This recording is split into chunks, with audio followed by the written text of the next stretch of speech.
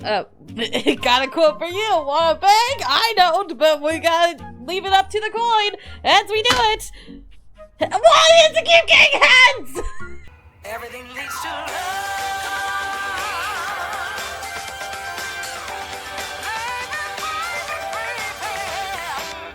Okay. So I'm gonna show you guys what I just did. Just need to get out of this really quick. So because of how many people are left, I'm doing this. Leaving it up to chance what I had to do. Not the character, but actual chance. So let's see.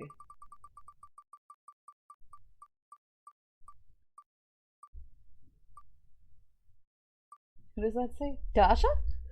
Oh, we're gonna go do Dasha? Okay. Dasha it is. I pressed tab, that's why. Alright. But this way I don't have a say in who I'm doing first or next or anything. Because I did just randomly start realizing random people last time. So this is even more random. What did you say? Wait a sec. I just read what you said. Ah, there you are, my beloved. Hi, Dasha. I want to realize you, Dasha. Realize? Me? Yes. Yes, I have what it takes.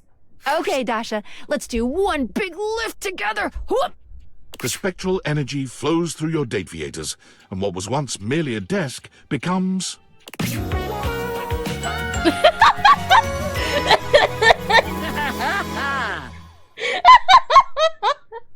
I'm sorry, I wasn't expecting there being a window in the shirt that she was wearing. Dasha, what do you mean, surface top? Dasha's impressive muscle is all the more striking when she's given human form. There's a vitality to her now, a warmth and depth that radiate from deep within. She's the same Dasha you've come to know, but this Dasha is human. And now capable of giving you absolutely life-changing hugs. She doesn't even take a moment to inspect herself or let her transformation sink in before she's charging up to you and lifting you into her arms. I have been realized! I am human! Yes, you are. I can hug now like never before! I feel so fulfilled. Is hugging really all you want to do, Dasha? Oh, frick! Just like that, the energy between the two of you shifts. Dasha draws back just enough to look into your eyes. In hers, you see the promise of a love that's unlike any other. And in her touch, you feel your impending ruin. Dasha, I love you! Dasha, I love you and everything, but I don't want this. I forgot what that did. Wait a second, Dasha! There is much I want to do with you, beloved. You only have to ask. You're gonna break every bone in my body, and that's not good, because I'm only bones. I am asking now. I don't get a choice. Then I am doing now. Dasha whisks you away in her strong, loving arms, and that night you are loved as you've never been. Yeah, and every bone is crushed. Newly human and now alone together, Dasha shows you her truest, most vulnerable self. She may have once been a desk, but here she's only a woman, soft and loving, and deserving of the world. Yeah, okay, I love you too, Dasha. Can you just stop crushing me? The dateviators certainly reflected her inner beauty, but there's a depth of connection between you now that can only be built from this kind of tender intimacy. I don't want intimacy with anyone. Dasha! Still, when the two of you lie in bed together, even as she holds you close, she seems at times distracted, or even sad. When you try to ask her what's on her mind, she only thanks you for choosing her, for showing up when she needed you most. Without anyone around to demand Dasha's constant support, she's able to focus on finding what makes her happiest. Okay. And she finds she's happiest in the kitchen. So, it's not as bad as I thought it was gonna be. Dasha takes great joy in cooking for and feeding others, and she comes by the house often with baked goods and covered dishes. When you ask Dasha why she makes so much at a time, she gets that sad look in her eyes again. I make so much to heal pain in my heart. To fuel my muscles, yes, but they only need so much. Now please, let us eat. Okay. Okay. Fun. Where's your picture now, Dasha? Where's your picture? Where is it? I know it's here. There she is, right next to Abel.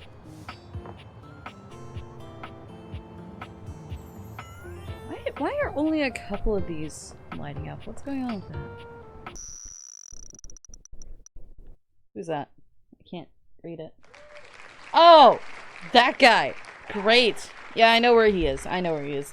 Vaughan. Yes. We gotta go do Vaughan. I looked at my specs. That wasn't intentional. Okay. Hi, Vaughan. Hal! It's amazing up here! So bright and roomy! Uh-huh. Well, I've been thinking about realizing you. Me? Bring me to life? Even though I don't want I ain't to. exactly a looker, pal. I mean, it would be appropriate to label me as a, quote, unsavory character. I think everyone quotes you with that. No one's put me on any cereal boxes. Well, then prepare to become more than you ever imagined. It's not a trap. Vaughn, you're gonna get real. The spectral energy flows through your date theaters, and what was once merely a rat trap becomes... You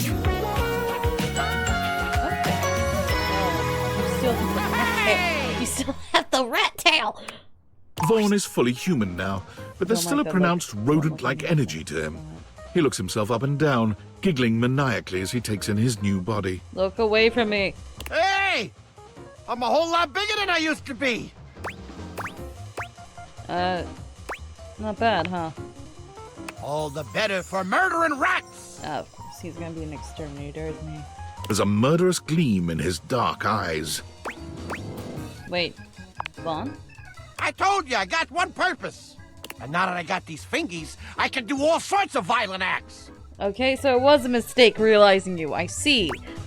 Okay, I won't stop you. Vaughn strikes out to start his own pest control business. He procures his implements, licenses, and even his own truck, upon which he paints the name of his business. Homicidal tendencies! I'm glad I didn't talk to you if you're talking like this! Feedback for the branding is poor, and he suffers from low sales because of it. But for customers who know, there's no one better, more thorough, and more effective. Alright. Have fun with that, Vaughn. What's going on here? Hey, champ. Got a secret mission for you. Do you Go like away. secret missions? Like cool spy stuff? Nah. That's okay. You don't have to like what I like. I like pickles on my peanut butter sandwiches. What? My mom doesn't understand, but she will one day. What? Anyway, Valdivian higher-ups are looking for a certain missing piece of property. Says here that Okay. they are magical spectacles that reach into the consciousness of objects using thing theory. You know anything about that? Nope. Whew, really hoping you wouldn't. Otherwise, I'd have to bring you higher up the chain, and those guys are scary. I'm not Keep dumb, up I'm the not good just gonna covert tell him. ops, champ. What? You didn't explain anything. What? There was nothing that happened. I'm not dumb enough to tell you that I have these when I'm not supposed to have them. I am not that dumb. I am dumb, but I'm not that dumb. Okay. Chance. Okay. It's unintentionally everyone in the office. What is going on with this? You see that I'm doing it randomly too, and it's just going through everyone in the office. Holy crit, you look fantastic today. I've been thinking about you. Maybe we can get into some fun later? I'd love to play a game with you. Don't worry, I'd never play with your heart. It's so funny that I realize you so quickly. I know. That's why I want to realize you. Holy crit, really? You want to realize me? Yep. That's outstanding! Huh. In all my roles, I never thought I would have a real adventure. I take it you have the required stat allocation? I have all of them. You bet I do. Chance, let's start your next campaign. The spectral energy flows through your dateviators, and what was once merely a 20-sided die becomes...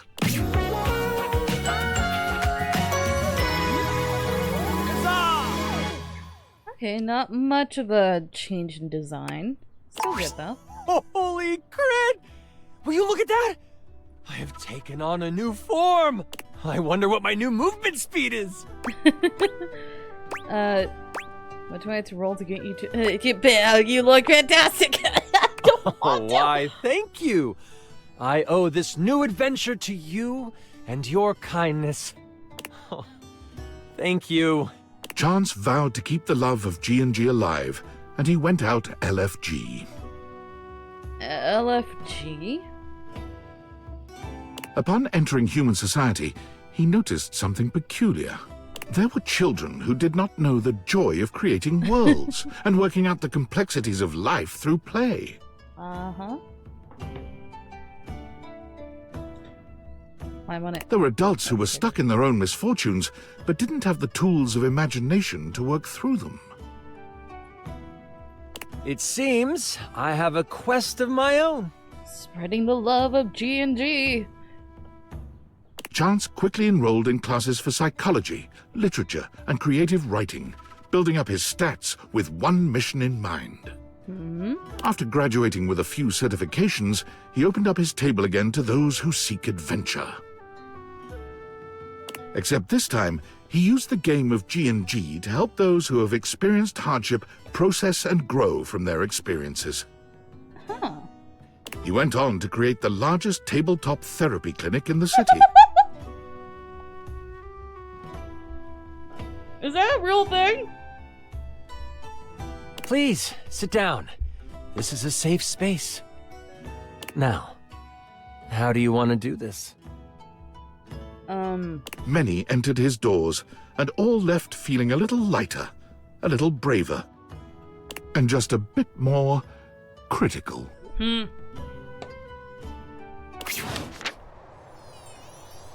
Of course. Of course I would do that too.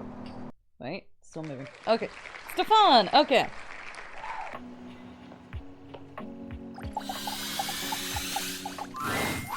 My love, my muse. What'd you care Are to you back say? to make the most marvelous of meals? I'm here because I want to realize you, Stefan. Oh! Not just me, right? Me and Mr. Cluckles? Of course. Now I you have cooking one with stuffed gas. Do we have all the necessary ingredients? Are you just gonna have a therapy chicken? Wait a second. Yeah, I do. Yes, chef, I've come prepared. Now let's get you your therapy chicken. Living is served. The spectral energy flows through your dateviators, and what was once merely a stove becomes...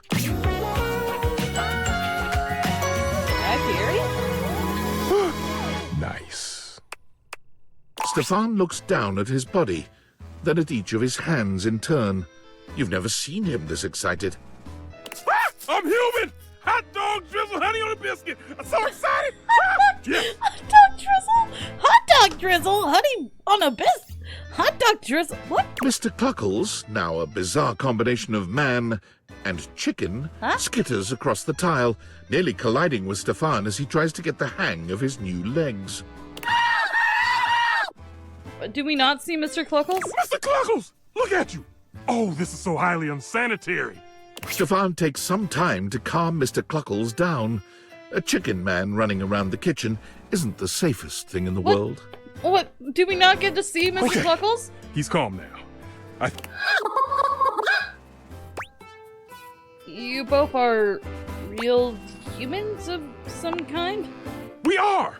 That means I can go work in a professional kitchen now.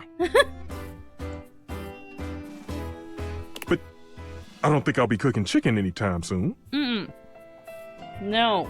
No. Don't do that. I was expecting to make Mr. Cluckles into a therapy chicken, not into a human hybrid. Do we not get to see that? Are you open to cooking up a little something makes sense to me. We're not Stefan doing that. and Mr. Cluckles strike out on their own, What? after a quick fix from Skylar to make Mr. Cluckles a proper chicken. It's not a proper chicken, that's an extra. However, they quickly find that the real world has its own difficulties. So you do have a therapy chicken now. Now a human who can burn himself, Stefan's cavalier attitude around a real stove results in far too many accidents. Damn, those things are hot. Remembering the joy he felt in creating sushi, Stefan and Mr. Cluckles move to a small island off the coast of Japan, where he submits himself to rigorous tutelage under a great sushi master. Stefan has relearned everything he ever knew about food. He purchases a small hut off the coast, determined to search out and serve only the freshest seafood. Oh, I'm seeing a big one down there, Mr. Cluckles. With Stefan's dedication and Mr. Cluckles' remarkable aquiline diving capability, their unassuming hut becomes a mecca for perfect sushi.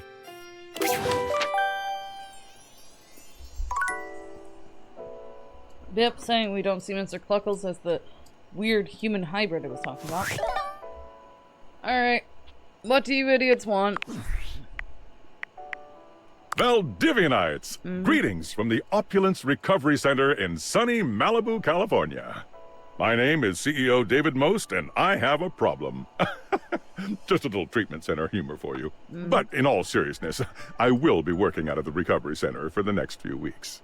The board said it was either this or they'd burn me to a crisp and flush the ashes. And I said, guys, I may be gay, but I'd rather not be flaming. Get it? The physicians say humor is the best medicine, aside from naltrexone. But my road to recovery isn't the only great news today. I'm also excited to announce that the U.S. Department of Overseas Violence has agreed to work in tandem with Valdivian, giving us access to their proprietary surveillance technology in order to finally apprehend the glasses thief. They said we were woefully incompetent, and it was becoming apparent that we'd screw this whole thing up royally without their help. To aid in that effort, we will be requiring the following from all Valdivian employees by EOD. Your name, your address, your social security number, your credit history, your blood type, your relationship history, a urine sample, a retinal scan, all your biometric and genetic data, access to your search history, all your internet passwords, and your favorite CEO in the world. That last one's just for fun. No.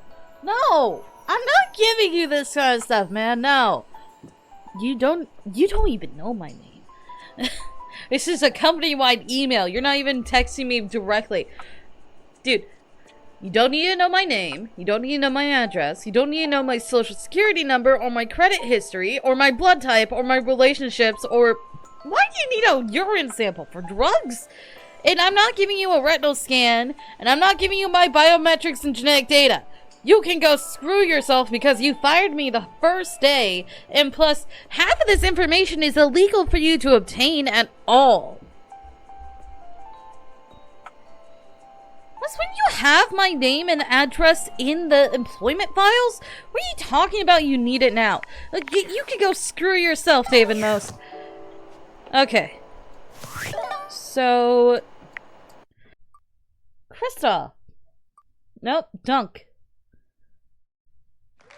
We're doing Dunk. Okay. Dunk. Okay. Hey, if it ain't the MVP. You know, I was thinking about you when I was training. You feel like working up a good sweat with me? No. I'm ready to realize you, Dunkaroo. Dude, what? Really? Yep. Yeah, I'm drafting you into the Human League. Can Dunk go all the way? The spectral energy flows through your dateviators, and what was once merely sports equipment becomes...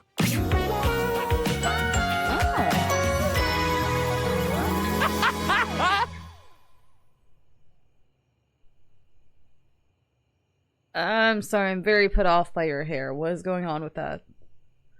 It just looks like you took a bunch of yarn and put it on top of your head. Did you dye it? Is that what's going on with that? I'm very confused. Huh. The dreads aren't the problem, it's the fact that it's that color. What is going on with your hair? And why are you wearing a basketball net jersey? Whoa!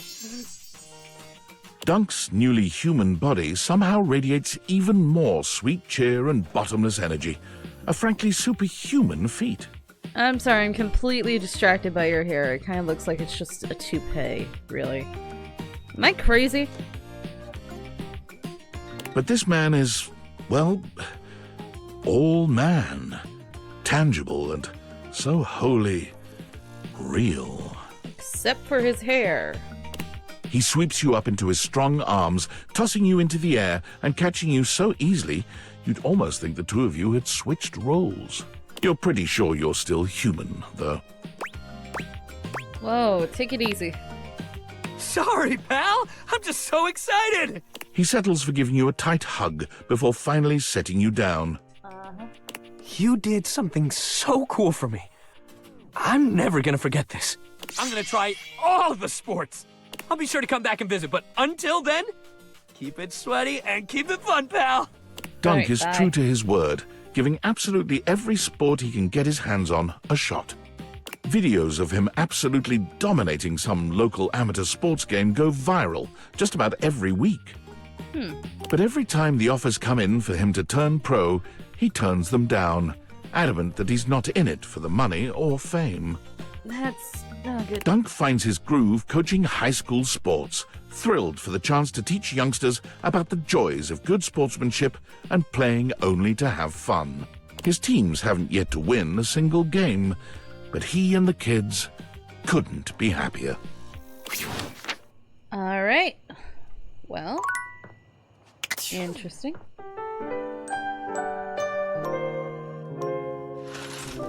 Did I already do Betty? Yeah, I did. Betty's gone. Oh. I shouldn't have done Betty, but I did. Dante? Dante or Telly? Telly! Okay, yeah, Telly. There's one of him right here. Well, Skelly. if it isn't the VIP dream that makes my flat screen scream! How can I cater to my greatest spectator?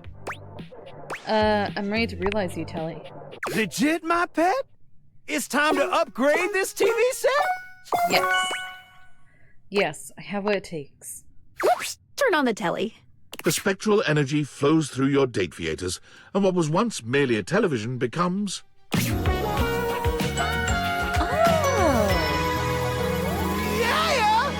I like your afro. It's very cool. Silver the lipstick. This ain't a joke, artichoke! Oh, your eyes stayed the same too! You're wearing TV static. I don't know how to express how I like the design. I'm alive! It's dope! And I'm so freaking stoked! It's true. Telly is alive.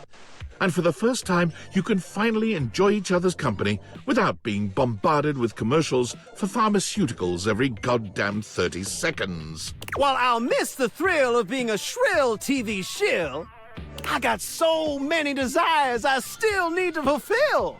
And wow, maybe now we can find some time alone and finally produce some steamy, must-see TV of our own. Oh, wait. Actually, I prefer to change the channel of this conversation. Did you press the remote? Because suddenly I'm feeling... I'm gonna leave this up to a coin flip because I'm fine with Telly, but... I didn't even say which one's which. Wait a second. Okay.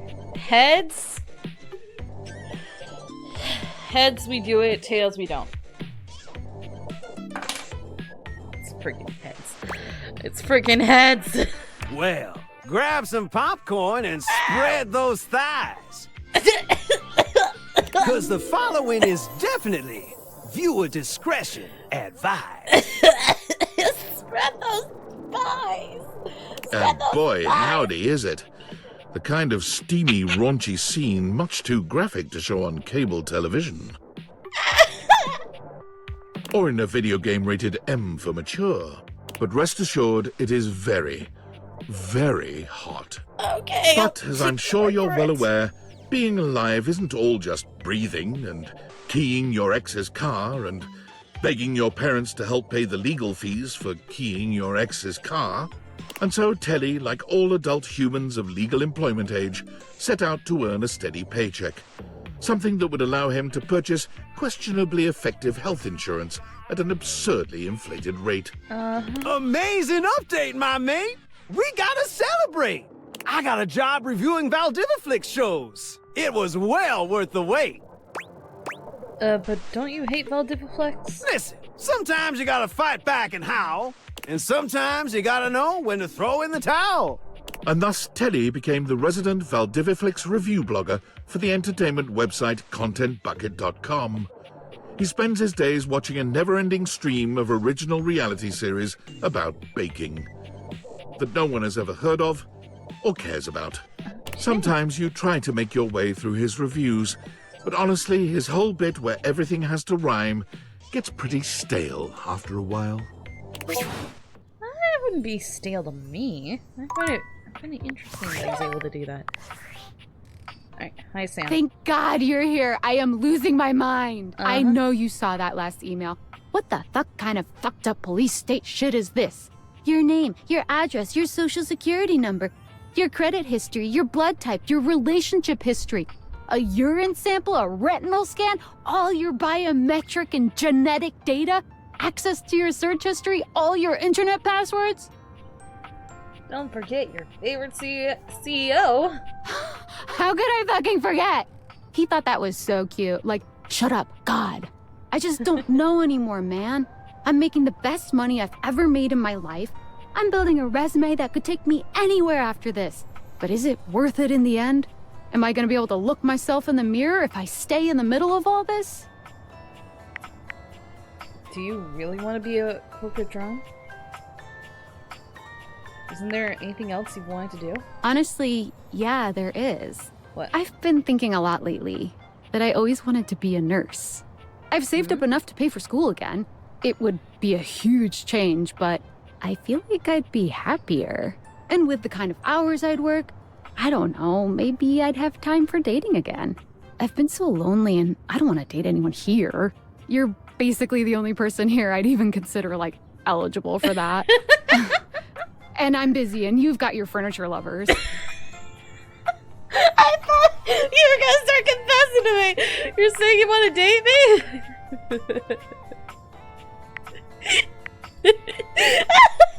I think nursing is You a do? great idea. I'm glad. It does sound nice. But I don't know, everything is difficult in its own way. Yeah. There's just so much to think about. And every time I start leaning towards one or the other, I just talk myself right out of it. Or into the other one. Would you still respect me if I stayed? I don't know, honestly. Yeah, that's fair. It is a lot of shit to ignore. Thanks for always listening to me. I don't know what I'm gonna do, but I'm grateful for your support. Thanks, friend. I'm gonna go. Alright, bye. Got confused for a second. Okay. Well? Mac. Or Arma. Mac? Arma! Arma! Right. Okay, hey, Arma. Well, there was one on the ceiling, too. I forgot about that one. Arma, do you want to be human? Feel like you're gonna be a firefighter. Well, hello, my hero. You're my hero. And want to realize you. Holy smokes! Do you have the proper certifications? I do. I have more than enough, dude. Yes, I've got them right here. Okay, Arma, let's see if you can save the day. The spectral energy flows through your dateviators, and what was once merely a smoke alarm becomes... Oh, I know! You were gonna be a firefighter! But that one's a given, really, isn't it? Oh my goodness. Oh, I like how they have, like, the gradient, like she dyes her hair white. So this is what the ground feels like. It feels so good to finally be able to move around. Now I can really respond to an emergency. Instead of, you know, just beeping a lot. Mm-hmm. Ah. I like your beeps though. Aww. No, you didn't. No, I didn't. I've spent so much time stuck up here on the wall.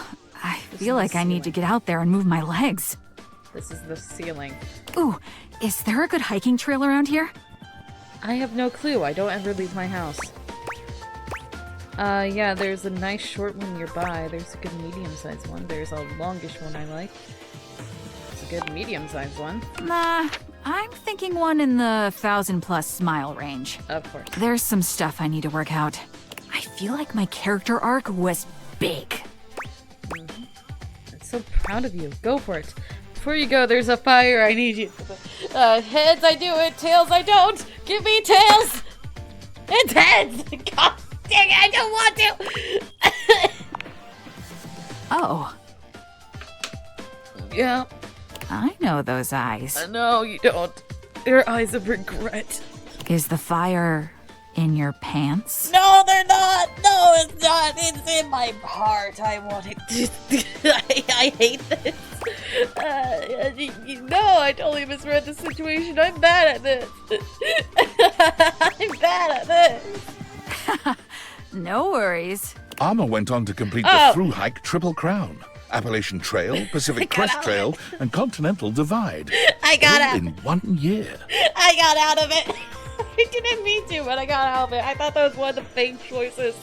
By the time she was finished, the fires raging in her own psyche had finally calmed down, leaving her in peace at last.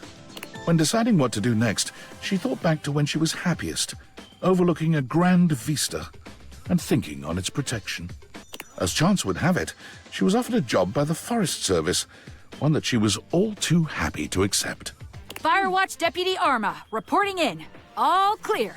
From her tall tower, she was reminded of her days as a sentinel, high up in your own home. Happy at last. Okay. Penelope? Penelope. Okay. It really likes the office ones. Why do I like the office ones so much? Penelope! Look at that! 25 photos! Wait, there's a chicken! Where's the chicken on someone? I gotta say, we gotta look at that when we're done with this. Everyone looks so happy, too. Makes me feel hopeful about my own love life, you know? Glad to hear it.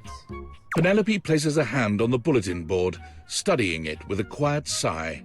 Glad I have you here by my side. She turns away from the board. Hey there, lover. Hi. Oh god, it sounds so weird outside of my head. What? Just pretend I never said it. I'm ready to realize you, Penelope. Wait, really? You're gonna realize me? Yep, and I'll add your picture to the board. Yep, right now. Sorry we weren't meant for each other. The spectral energy flows through your dateaviators, and what was once merely your collection of office supplies becomes...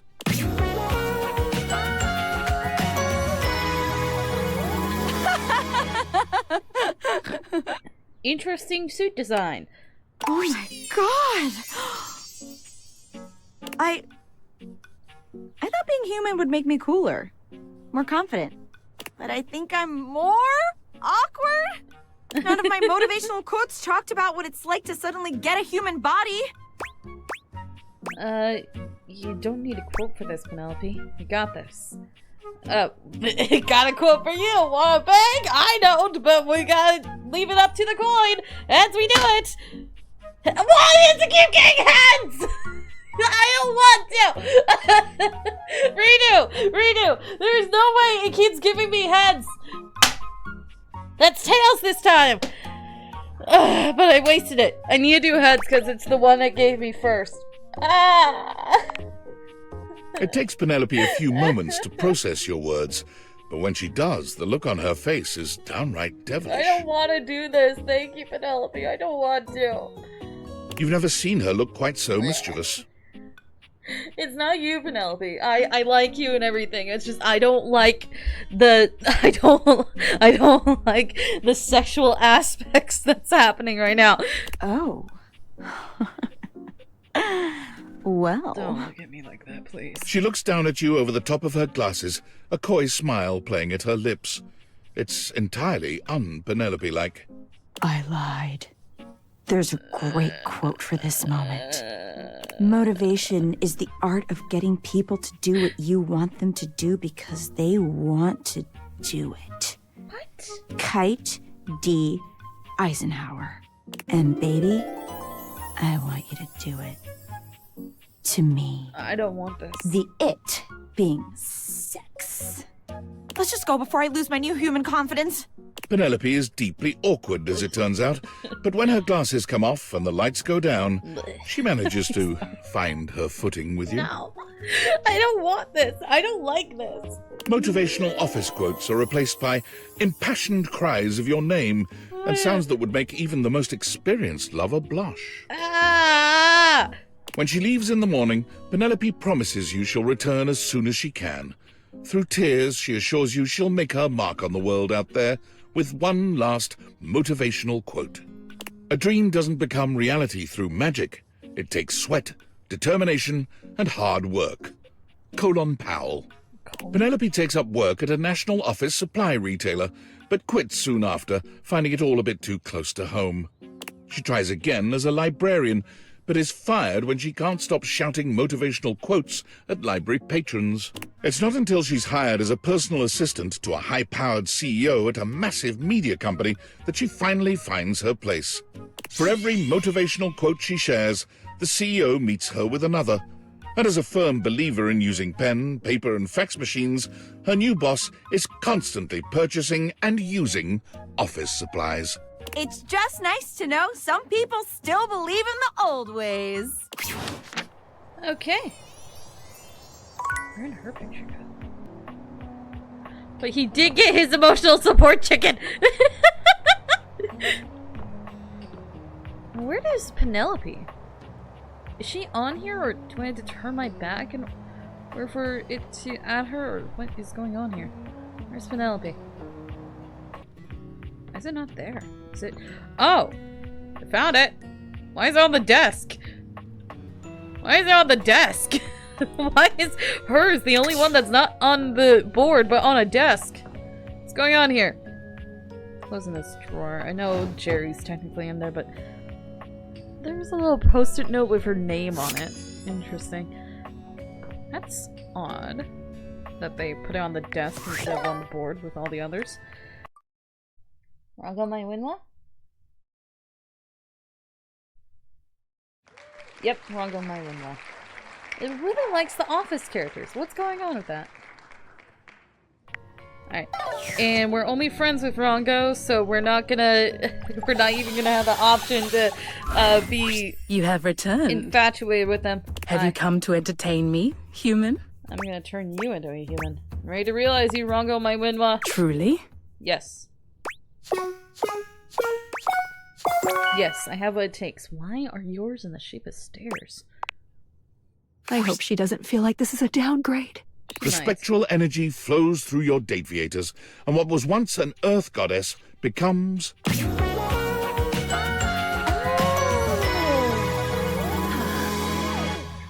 Pretty. Oh, I thought your eyes were I feel so finite. Oh. Where's your arm? Do you not have an arm? Is that what's going on here? She probably doesn't have one. Okay, all good. I'm not gonna push. But you're pretty. So small. Is this how you've always felt, human? Yes. No. I should call you by your name. I am human now, too. Yes. Not all bad being finite. I shall have to take your word for it. I suppose there must be some benefit to being human. I will go now and see what there is to see.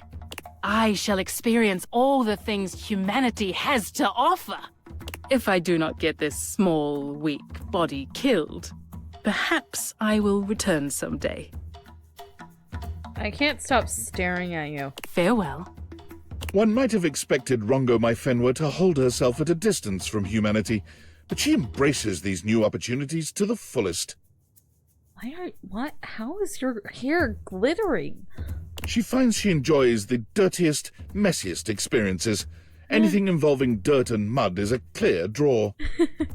Rongo my Fenwa finds her true calling when she visits a dairy farm. Feeding animals and tending to them is joyful enough, but her first taste of ice cream is absolutely transcendent. She struggles a bit with taking orders, but working with the animals and enjoying a free ice cream cone with each shift eases the burden. She sends you photos of herself, completely stone-faced, bottle-feeding calves and milking cows. She hasn't quite gotten the hang of smiling, but you believe in her. Oh, that's awesome. Okay, I like that one. I like what Rongo my Winwa looked like. She has a cool human design, and I am absolutely infatuated. Where's her picture? Am I crazy? Where'd hers go? There it is. Okay, yeah, I am crazy. It's right there. I just realized that Mr. Cluckle's also they also signed the picture. Why didn't we get to see the chicken? Why couldn't we see the chicken? Is that actually, if I look at that right now?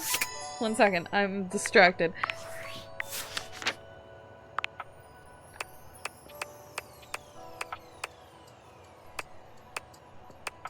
Why are we now seeing your chicken?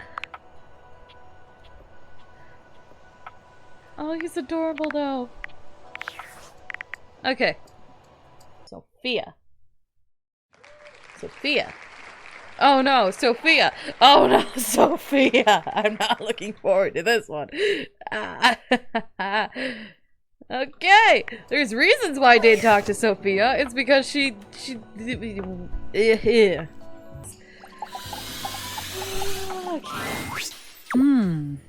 You. Yes, me. Neil. No. Yes. I'm ready to realize you, Sophia. This may have captured my passing interest. Is it true? Yes. Why would I lie to you? Allow me to submit.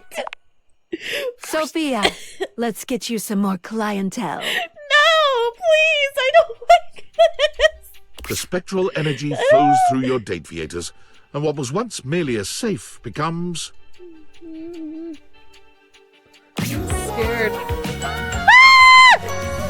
became even more of a dominatrix! What the heck is this? Why won't my emotions change? There he goes. What the heck? What the heck? Is that all? Sophia isn't very impressed with your seemingly supernatural abilities, as if that reaction is particularly surprising. But even she is thrilled with the new vitality this change injects into your relationship. It was becoming quite vanilla, by Sophia's standards. Her words, not mine. Of course it was. Well, I suppose the most interesting aspect of this transition is that I now possess an even greater ability to control every aspect of your pathetic little life. I don't want you to control me. After Go all, away. it was much easier to ignore your mistress's demands when I was a safe. Being immobile and 500 pounds of steel made inflicting punishment for disobedience more cumbersome. Go away. But now I can administer consequences to my heart's desire. I regret this. And I'll be frank, little wretch. That does make your mistress quite excited. Woof. I'd better watch myself then. Woof. But unfortunately, kinks alone don't pay for the myriad of subscriptions modern society necessitates. Sophia found it time to procure gainful employment. Delightful news, my little wretch. I got a job with a 401k and comprehensive dental benefits and an HSA and everything. As a dominatrix, Sophia was in demand, commanding a large legion of subs all across the world. What? A dominatrix? Why would you ever think that? No, I got a job as an armored truck driver for Armandillo Armored Truck Services. Dominatrix? Dominatrixes don't get comprehensive dental benefits. Especially not for periodontics. That's just silly. Apologies. With her extensive background in home security, Sophia soon became the most successful and trusted armored truck driver on Armandillo's payroll. However, Sophia was still a sadist, and Armand did have a tendency to inappropriately exploit his employees. So when the opportunity to steal Armand's armored truck and its contents presented itself, Sophia couldn't resist concocting a zany and elaborate heist. It featured countless hilarious situations and tension-filled twists, the specifics of which local law enforcement unfortunately declined to share with us. Okay. Please don't come here with your armored truck, please. Alright. Well, we're going to bed. We're gonna ignore the fact that I brought a dominatrix into the world then, apparently. Okay. Next one we're doing. This is the reason why I had the wheels, so I'm not left to decide on my own. Because clearly I have people that I don't quite like. We got... Everly? No, wait. Mitchell. Okay. So down the stairs and into the kitchen we go. I know. I see her. I saw her. Okay. Why is Dishy open? Dishy's not even here anymore. What's all that? Oh, hello, you. Hi, Mitchell. I'm so glad you're here. I wanted to ask you about something. I'm planning on inviting everyone in the kitchen to dine. At my place, I'd like to have a party of such class and character that none will forget it. Every detail will be accounted for. I shall provide the food, which will be exceptional, of course, but I'm missing just one component. The host. I'd love for you to fill that role. You'd greet our distinguished guests on the way in and make them feel welcome. What do you say? I'd love to host. Marvelous. And might I say, you look absolutely fabulous. Everything is prepared. Are you ready to start the feast?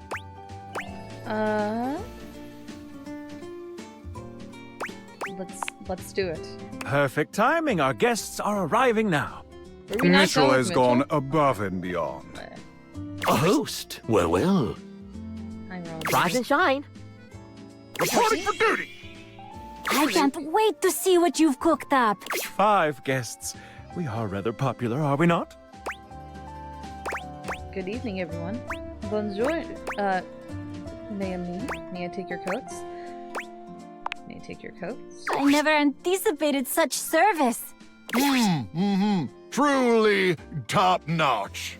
I must say, I'm impressed, Mitchell. My speech might seem a little formal, but I memorized it, so here we go. Thank you. Thank you all for coming. I wanted to invite you all here to celebrate my tenure as a critic, and to tell you that I am... I am retiring. What? Collective gasp! From here on out, I wish only to enjoy my dining experiences.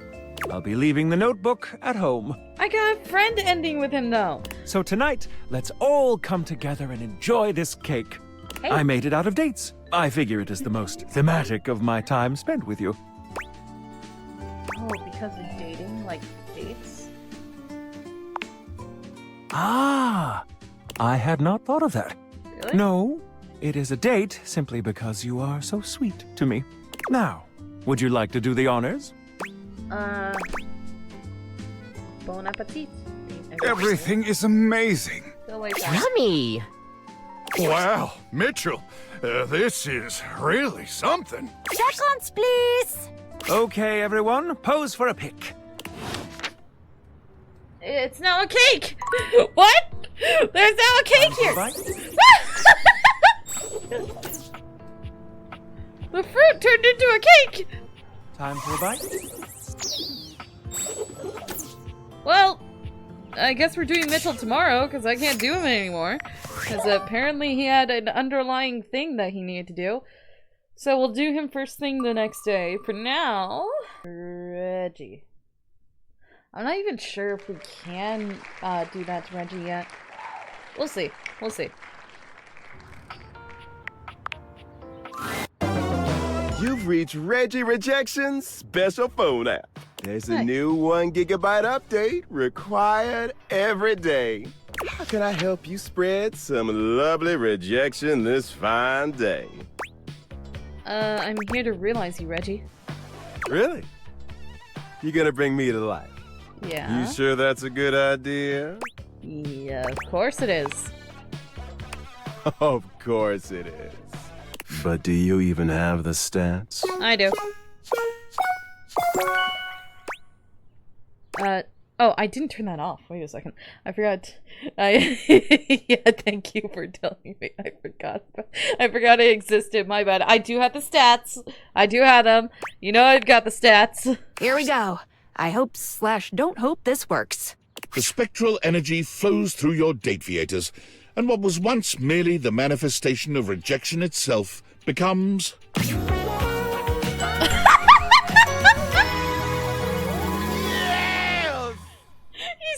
even became more fabulous. What the heck? Where'd you get the wings? Reggie looks at his hands, waggling his fingers before looking down at his legs and giving each a good shake. Oh, baby! I got appendages now! Hating I'm gonna do? The world doesn't know what's coming for it. You're free, Reggie. Go do anything you like. Oh, I shall. Reggie burst forth into society with one aim on his mind. Hate, hate, give me all the hate, baby! He went looking and found hate immediately. He signed up for all the nearest hate groups, looked into hate crimes, and found that there was even a hate rally going on. As he arrived, one thing became immediately apparent. What the hell? This shit's lame as fuck. While Reggie liked to style himself as a hater, it was clear that the real-world practice of hate was a much crueler, distasteful thing. I'm more of a mischief maker, a lovable scamp. This is just boring. So, with his trademark style and flair, Reggie organized his own group, Haters Gonna Bait. Armed with banana peels, slingshots, and handshake buzzers, Reggie's army of tricksters descended upon any rally they found to give those in attendance a bevy of annoying nuisances. Their stated goal to turn the hate down a notch has successfully caused a great number of groups to declare that the stains on their pants aren't worth the trouble anymore and disband. Of course, any time that happened, Reggie arrived seemingly out of thin air to give the perfect rejoinder. Later, haters. Interesting. What's happening? What do you Oh, want? Divianites! Uh-huh. CEO David Most quickly checking in before checking out. That's right, team. I finally finished my mandatory recovery program. They said they'd never seen anyone more sober in their entire lives. So chalk up one more thing I'm the most of. Get it? Because of my name. CEO David Most. And it looks like I'm arriving back not a moment too soon. As I understand it, there has been some employee pushback regarding our recent surveillance initiative. I've heard feedback calling it horrifically invasive and definitely illegal. I just want you all to know that your privacy is our utmost priority, and our legal team assures me you can't press charges, so you should rest easy. Sure, some of this may be unorthodox, but it's nothing that I wouldn't voluntarily share myself. Then For give instance, me your regarding Social the Security relationship history question, you may be surprised to know that I've only ever had one relationship. His name was Franklin, and we were deeply in love, but he betrayed me, broke my heart. And what happened after that is none of your or the government's business. See? If I can do it, you can do it. So don't be shy. Grab those plastic cups and get us those urine samples ASAP. What about your social security number? I don't even have the address to the office building you want me to send my urine sample to. And it's Kopi! Wait, might be Johnny. It's Johnny. We're doing Johnny. We're doing Johnny Splash. I'm gonna turn it off this time. I forgot it was there. Okay. Wait. There you go. I wasn't close enough. My bad. Darling, we love each other very, very much, right? Uh-huh. Johnny, quiet. I'm ready to realize... Ever since I was a you- faucet, I thought the most important thing ever was to be a professional singer. But hearing you say this is possible sets my soul on fire. I give my hound dog Duke's left paw to see it. Duke? You got enough points in those peepers of yours to make it happen? Of course I do. I have all the points. And then some. My peepers got all the points, Johnny. Here's Johnny! The spectral energy flows through your dateviators, and what was once merely a shower becomes... Oh, what? Half in, half out. Realize 50 base game dateable objects. Okay. A hunk of wet hot love! It's Johnny, in all his glory. And it may be your imagination, but his voice sounds just a little bit more sonorous. Holy smokes! I sound as smooth as Amish apple butter, don't I?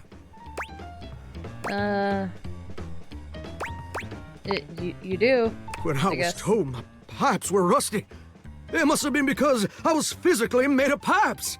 Now I got a whole ding-dang uvula down there, which is way better than a spigot. Which reminds me, you might have a plumber check out those pipes. He filled me with a lot of rust over the years. I'm gonna get out there in the whole wide world and see if I can't make it as America's next big thing. Where's the nearest sock hop, baby? Sock hop? That away. Before you go, maybe we can play some backseat bingo. Alright. Heads, we do it. Tails, we don't. Please give me tails. It fell on the floor. And it's tails! That away! Go away, Johnny! Johnny quickly makes his way to the nearest audition. Any old audition will do for Johnny. It becomes quickly apparent that his voice is flawless. His style is magnetic. I got it all, baby. And his impression is spot on. Wait, Mr. Narrator. What do you mean, impression? Johnny's downfall is finding out that even with talent, he'll only ever be seen as an Elvis impersonator. Yeah. Who is this Elvis fella? I'm a Johnny Splash style fella. And who the heck is Johnny Cash? Still, the world always needs Elvis impersonators. And Johnny, well, he is the best of them. I'm the king of kings. We've got 50 realized dateables. 50. Oh, the house is starting to feel a little empty. But the outside world is already starting to feel a whole lot brighter with everyone running around out there. Oh, I got a Discord message. That's you, of course I it is. can't believe it. What? Invasive personal questions? Privacy eroding surveillance? Fluid sample collecting? Yeah. This is the most inappropriate, unethical, intrusive corporate malfeasance I've ever seen, and I spent 6 months at our competitor, Diabolicorp. I realize David's under duress, but he's finally gone too far. Agreed. And to think I almost fell for him again, that I almost believed his I miss Franklin. We were so deeply in love. sob story. He hasn't changed at all. He's the same selfish, controlling, narcissistic creep he's always been. Well, I've had enough. It's one thing when his disturbing behavior is only directed at me. It's another when it's directed at thousands of innocent employees. And he can parade around like he has absolute power at that company, but it's my company too. I may have been canned, but I'm still a shareholder, damn it! Wait, how'd you get shares? How many shares? If I realize more objects, can I get shares? How'd you get shares? The time for talking is over. It's time to take action. I'm going to concoct a plan to depose David from his throne once and for all. Right after I get some fresh air. I'm operating from a hidden underground bunker, and I don't think anyone's aired it out in 50 years. It's not hygienic at all. Okay. Interesting. Oh, I got a thing from Skylar. Hey! 1 sec. Hey! interrupting our regularly scheduled flow for just a little tip. Since you've progressed so far, you might want to check out some extra features if you're looking to make it all the way to the end. Check it out under the utility menu. Don't want to add tedium to your nice little dating sim. Okay, back to it. Welcome! What can I do for you in my main menu? I want to talk about features and utilities. Right this way. Rules and strategy.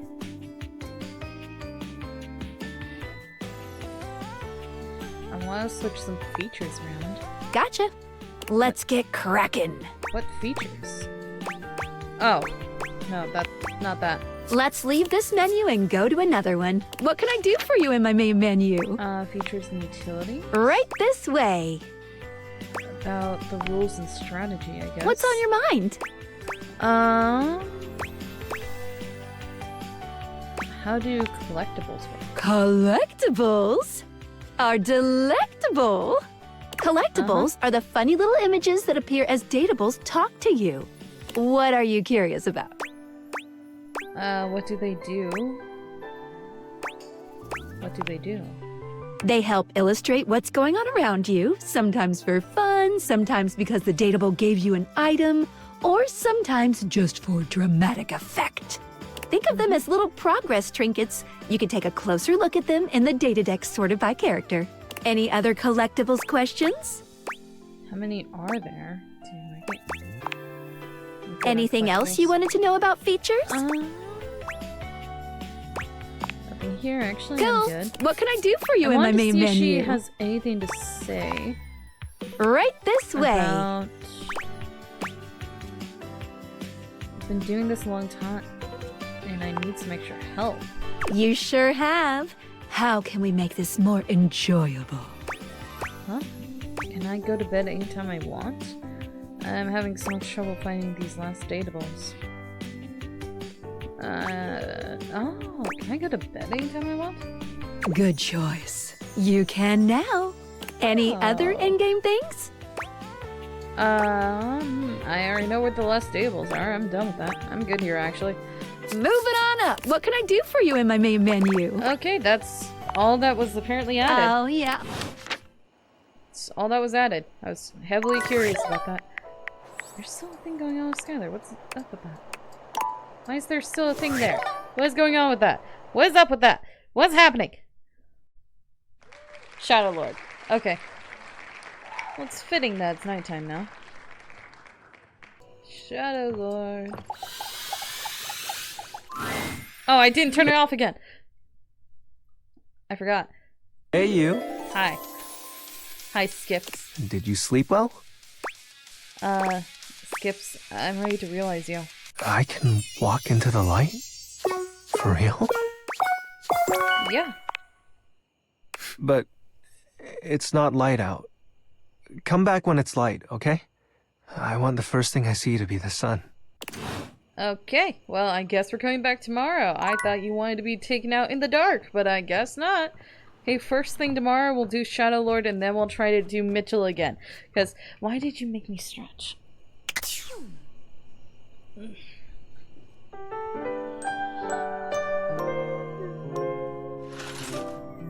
Okay. Shadow. Skip. Skip, skip. You're back? You have what you need? I do. Let there be shadow. The spectral energy flows through your dateviators, and what was once merely a shadow becomes... his online persona turned into a t-shirt. I feel so warm. Skips looks up at the sun for the first time, stretching his now human hand towards it in wonder. It's so beautiful. Don't look at the sun too long. The interplay between light and shadow. I can't look away. Skip stands transfixed, his pupils dilating in and out as he looks around at everything in the house.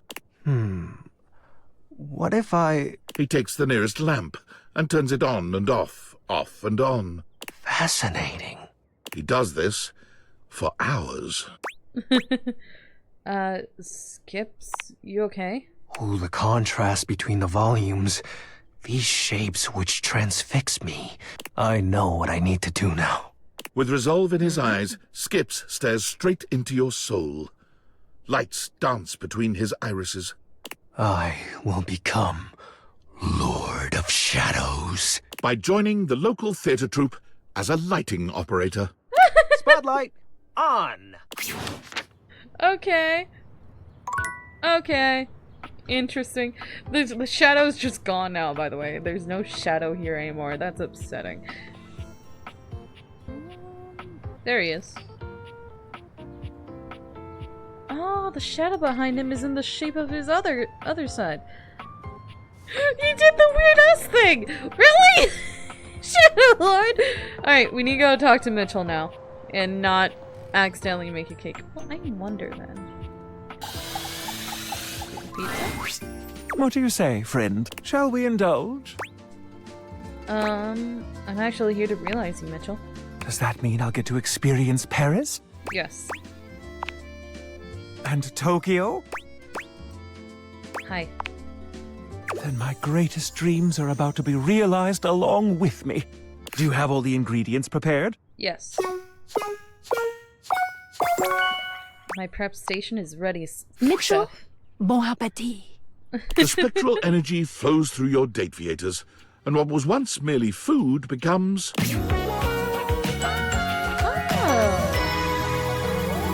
Oh. Interesting. Your hair still looks kind of like ramen, by the way. Am I crazy? Smell that. The alluring scent of truffle.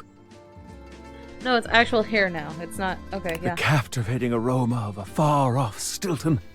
All these years of honing my senses, and now I need only do what the other great critics have done. His buttons are little pies! Is that an egg ring? Do you have a ring in the shape of an egg? Oh, what's that? Eat myself. Mitchell takes a great handful of food from the fridge in what appears to be the indiscriminate gesticulations of one not accustomed to eating.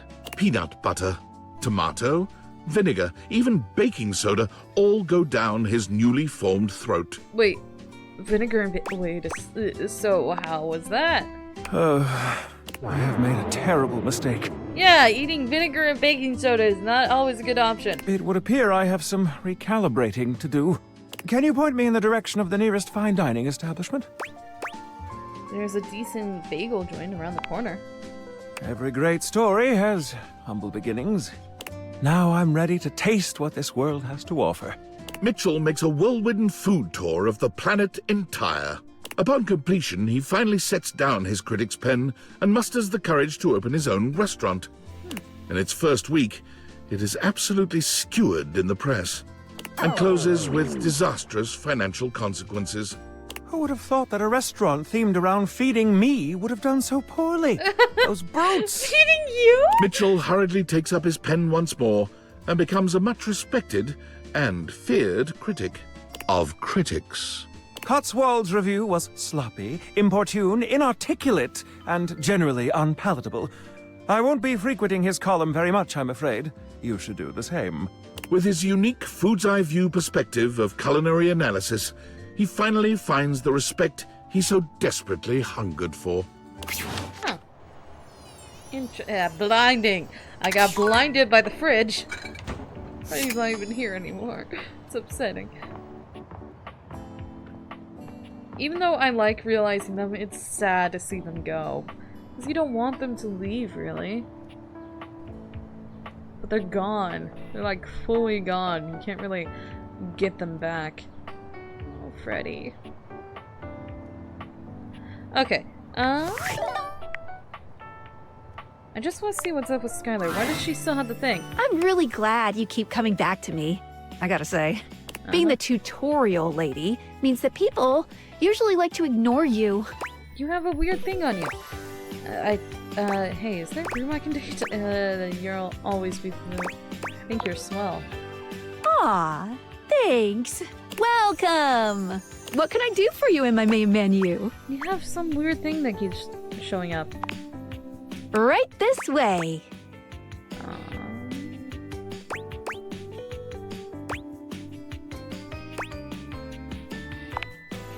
What's on your mind? What should I be doing? Good question. A very important question. The easy answer is whatever you like. As long as you are continuing to realize objects, things will continue to move along in a positive direction. If you have other questions, I'm all ears. Can a bad ending with someone... Is there anything wrong with being hate endings? Hate endings still give you 5 specs points and continue the main story, so no, not really. You won't be locked out of very much, except for certain polyamorous relationships that might be difficult to untangle if you were looking for those ones specifically. But since you won't be able to realize objects that hate you, you might start to find yourself locked out of certain endings if you keep getting a large amount of hates. Just speak with everyone honestly, from the heart. You don't have to literally get everyone to be your lover, seriously. Even though it makes me happy, there's no pressure at all. If anything, getting something to hate you certainly does mean you spend less time talking with them, which is always good if you genuinely don't like them. Any other questions about what you should be doing? Well, I'm wondering if... Huh.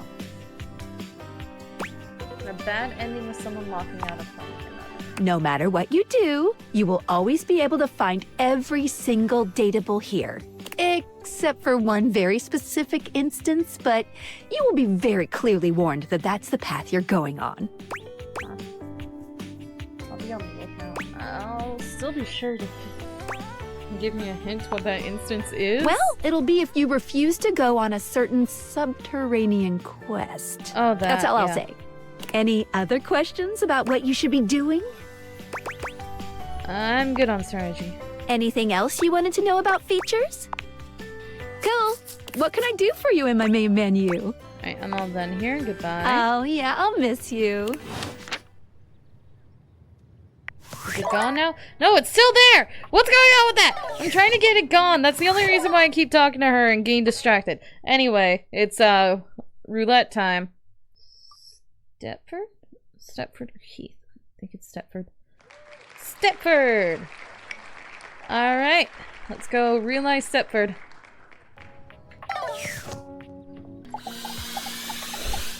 I'll worry about it later. Hey, Coach. Feel like a bit of training?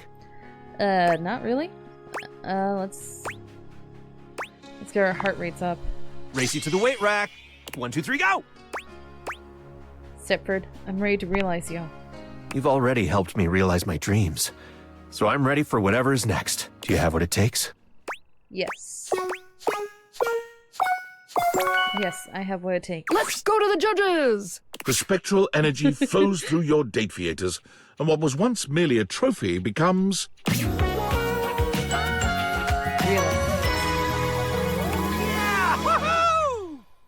Stepford inspects his new human body, looking himself up and down and turning his hands over in front of his face. You thought he'd look a bit happier, but he almost seems disappointed. My word! I didn't know a golden tan could become so... dull. Never mind. I can spray myself with gold paint. Don't do that, Stepford. You can die. Frail humanity. I'll settle for metallic hair dye then. Well, I'm not doing that. So what else should I do? Why not see how far you can push yourself out in the real world? I've always wondered how I would stack up out there. Beyond the 2nd floor window, there could be 3rd floor windows. 4th floor. Hell, the sky's the limit. I'm gonna get out there and see if I can win a real Stepford. You mean trophy? I mean trophy. Stepford enters the local rec league office asking for trivialetics. He's promptly turned away. Ugh, they've never heard of the real games. Foiled at trivialetics, he then turns his attention to badminton and wins 25 consecutive gold birdies before retiring and living off his new business. Buy Stepford's non-toxic sweet baby body paint. It's permanent. He lives in a gold-plated mansion that's so opulent it would make a dictator ill. His home has 1 bedroom, half bath, and 6 full-sized gyms. What? What? Where are your priorities, mister? Okay. Hello, human. Go away. Though you did not help me last time, I come asking for your aid once more in hopes to get a human perspective. Oh, how can I help? No way, robot. I'm not helping you until you give me back my job. Unfortunate. That is unlikely to happen, and ironically, one of the reasons I am asking your aid. So it goes. If there is anything else I can get for you, please say in a clear voice, "Okay, Val, can you please help?" And I will assist right away. Go away. Bye-bye. Bye, Aunt Val. I don't care what you have to say. Okay, right. Who am I doing now? Stella. Stella. Okay, yep. I'm curious, though. I'm curious. I just want to see if this still works. Does this work? It doesn't. Nothing happens. Oh, Phoenicia. Hello? I can no longer summon them! Oh no. That's upsetting. That is fully upsetting. Stella.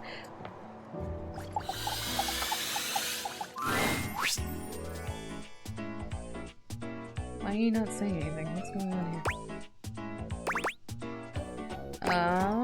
I'm ready to realize you. Truly, dear? I mean, I'm flattered, but you don't have to, unless you, well, want to. I mean, I want to, but only if you want to, too. I want to, and I've got what we need. Time to step out. The spectral energy flows through your dateviators, and what was once merely a set of stairs becomes...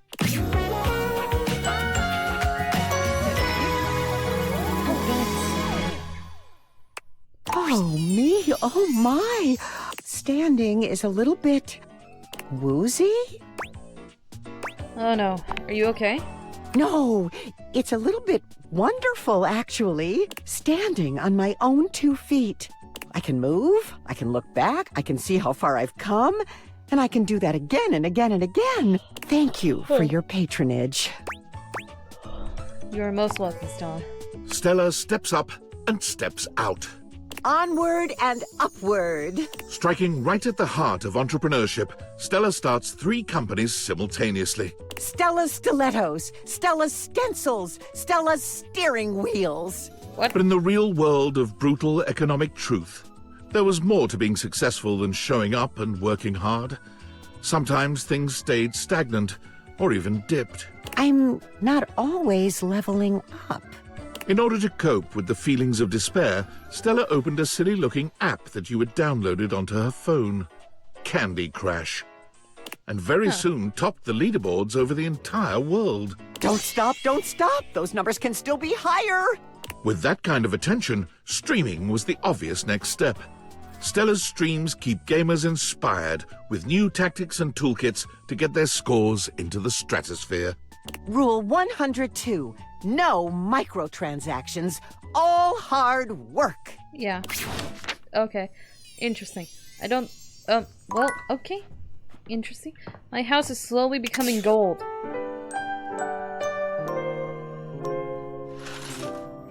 Alright. New day means new... Bobby?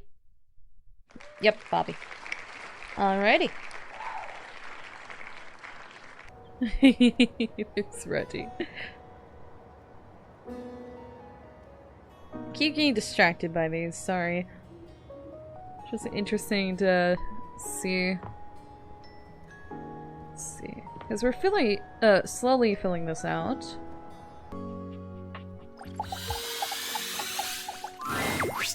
Hey! I've been hoping you might come by. I've been practicing this real dangerous trick, and my concentration's shot. A little smooch could help me focus, you know. Kiss them. When your lips meet, that ultra-cool facade Bobby's so carefully cultivated fades away immediately. They melt in your embrace, still smiling dreamily when you finally part. Woohoo! Alright, alright, alright. I thought that was gonna help, but I'm more distracted than ever now. We're just gonna have to get together later. Alright, babe? Actually, I'm ready to realize you. Hang on. Seriously? Yep. Yes, I have what it takes. Come on, Bobby. Time to make like a library book and check out. The spectral energy flows through your dateviators, and what was once merely a bobby pin becomes...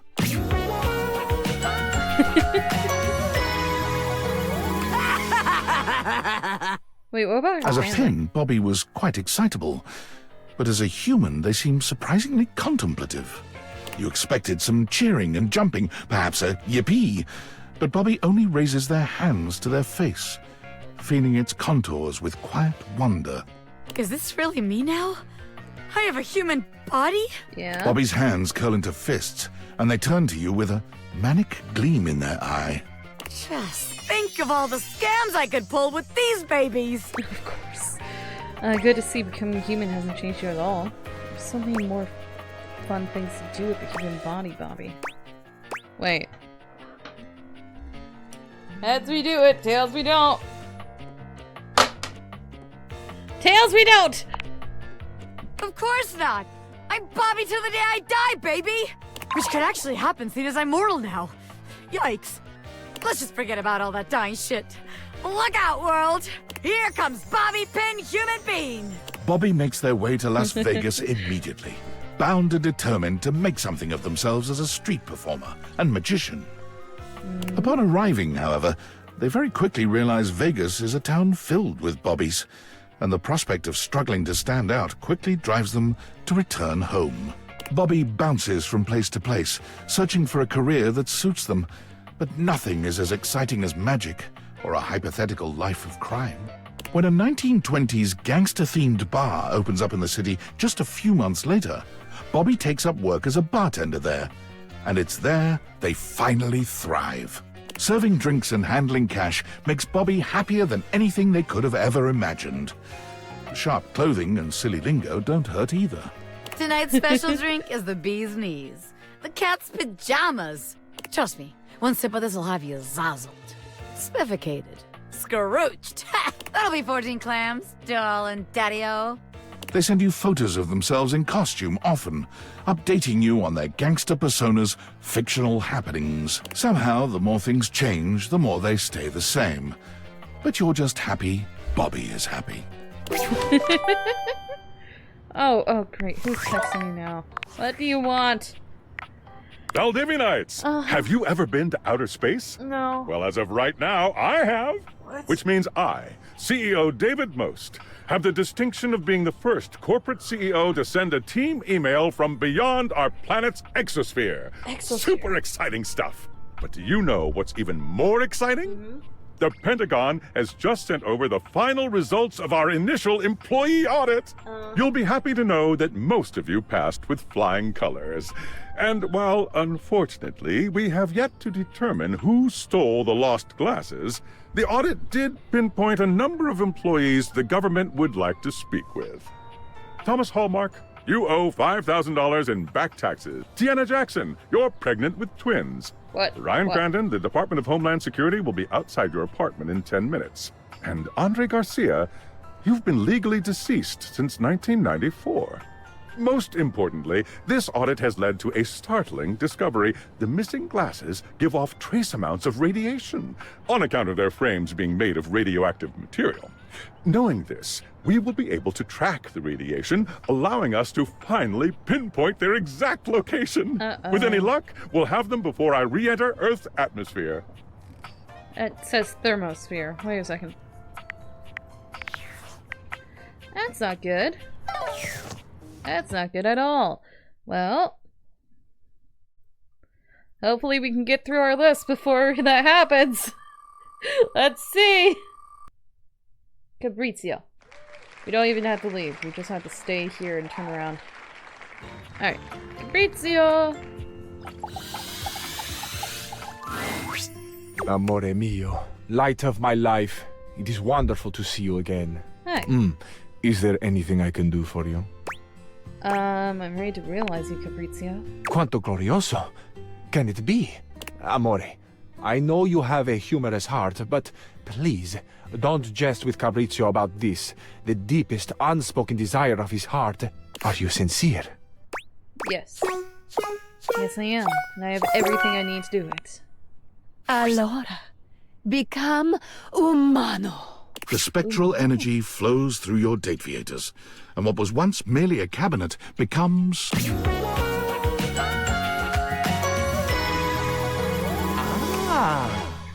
The most stunning man alive. The beating heart of Italia. Fabrizio, in the flesh, for once and for all time. Sono vivo! Fabrizio tells no lies. This newly human man is not only absolutely stunning, but Italian with a capital I.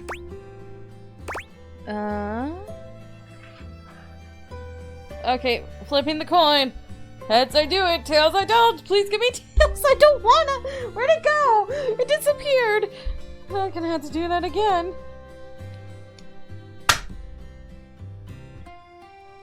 Tails I don't! Wow, you look absolutely spectacular. Go live your life, my friend. Fabrizio took his massive shoulders and his chiseled jawline directly to the airport and boarded the first flight for La Bella Italia. He flew standby and ended up with a middle seat between a very grumpy middle manager and a slightly crotchety, mostly sleepy Canadian. By the time they landed in Rome, the tax adjuster was teaching the whole section a drinking song from her days working at the Renaissance Fair, while the Canadian scribbled furious notes on Fabrizio's recipe for the perfect pomodoro sauce. Needless to say, Fabrizio fell in love the moment he stepped out of the airport. Everything he saw brought a tear to his eye, a song to his lips. He declared loudly and repeatedly that Roma, that Italia, was the most perfect place in all the world. He danced and swayed through the streets, and it wasn't long before he became almost as much of a tourist attraction on the streets of Rome as the streets of Rome themselves. My joy cannot be contained.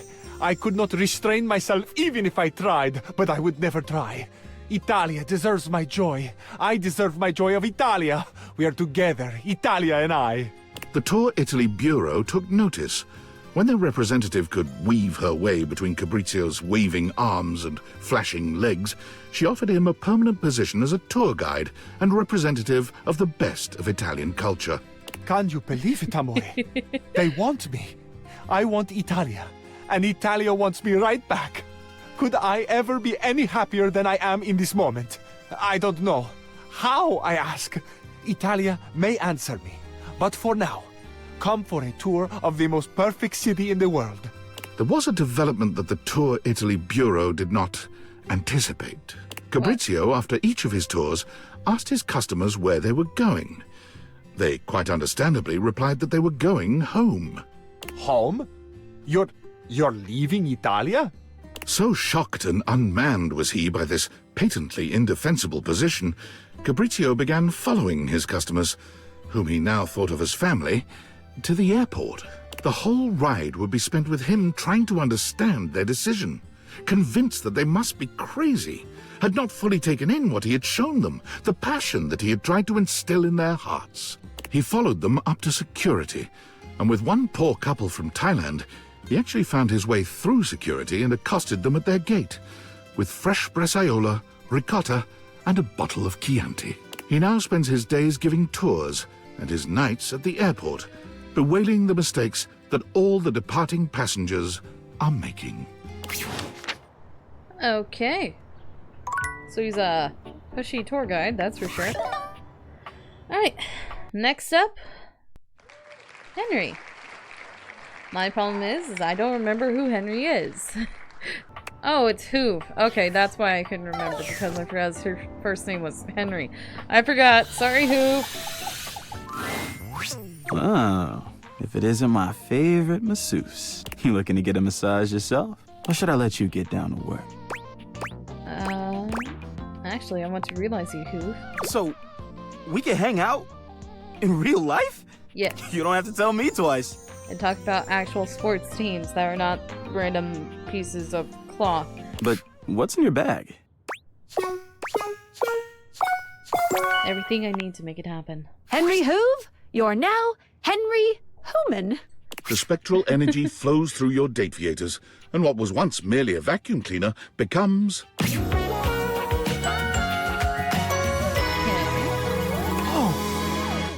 Hoove swings his head from side to side, delighting in the movement of his newly human hair. His locks frame his handsome face in a way that only makes him even more devastatingly beautiful. Look at these dreads! Hey, I thought my most attractive feature was my upholstery brush. Yeah, dude, you look awesome. Not gonna lie, you have a lot of attractive feet. Oh, I know what that means. Okay, heads or tails? Heads I do it, tails I don't! Tails! Yay! Yeah, dude, you look awesome. Yeah, so human. Makes me curious. Is there a library around here? A library? Like with books? Yeah. Well, looks only get me so far. I want books. It's something I've never been able to get out of my bag. While looking up vacuums in the library, Hoove was surprised to find 0 books about his ancestors. Instead, it was replete with knowledge about space, physics, and the mysteries of the... The what? Mysteries of the what? What? What happened? Hoove sucked up all this knowledge like a grad school PhD candidate, which he then became. My thesis is about the event horizon. It has drawn me in like nothing else. He works with the leading space programs of the world, where he explores event horizons no vacuum could ever dream of replicating. I don't think any vacuum can replicate it. Alrighty. I know, right? The voice line just cut off completely. Wonder if I'm glitching things by accident. We'll see. And it's... Jock. Alright, we're gonna go do Jock, I guess. Well, well, well. My friend is back. Ugh. I feel as though I've swallowed a live frog. Well, that's nice to see you too, Jock. Oh, come! I've been doing research since I saw you last on what precisely it means to friend someone. Forgiveness for their peculiarities of speech and occasional lapses in comportment are very much part of the bill of lading. And your hold, friend, may be getting quite full. I have 0 intention on being any nicer to you or more pleasant as a general rule than I am right now. So put that on your oar and stroke it. What? I expect nothing less. Good. Well, get along with you now. That's more than enough non-confrontational dialogue for one day. Trying to... Jock! Well, I gotta choose someone else because he didn't like that. Guess I gotta come back. It happens every now and then because I don't talk to them immediately after I get their ending. They have like pent up dialogue, I guess. Dante, Connie. Connie? Yep, it's Connie. I sneezed. It would be funny if I sneezed and it was Dolly. What? Who? Where? Why? One sec. Boss just called me and wanted me to stay back tomorrow during my shift. Alright. Right. Who was I doing? Right, console. Connie. Oh, my sweetest Yael. Yael? I bet it makes you happy to hear me say that. I haven't forgotten you. I'm ready to realize you, Connie. To become real? Like a human? A singular human? Yes. I think I'd like that. As long as I still get to play all my different roles. Role-playing? They definitely have that in the real world. Connie, prepare to level up! The spectral energy flows through your dateviators, and what was once merely a video game console becomes...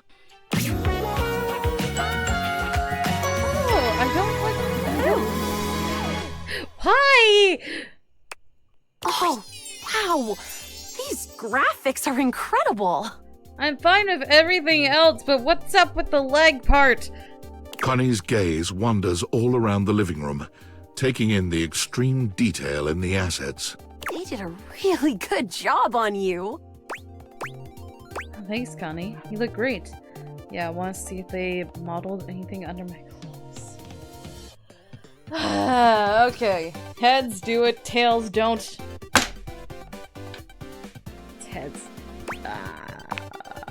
Oh, my favorite part. Finding all the loose ends. Connie delights in just how interactive the human body can be.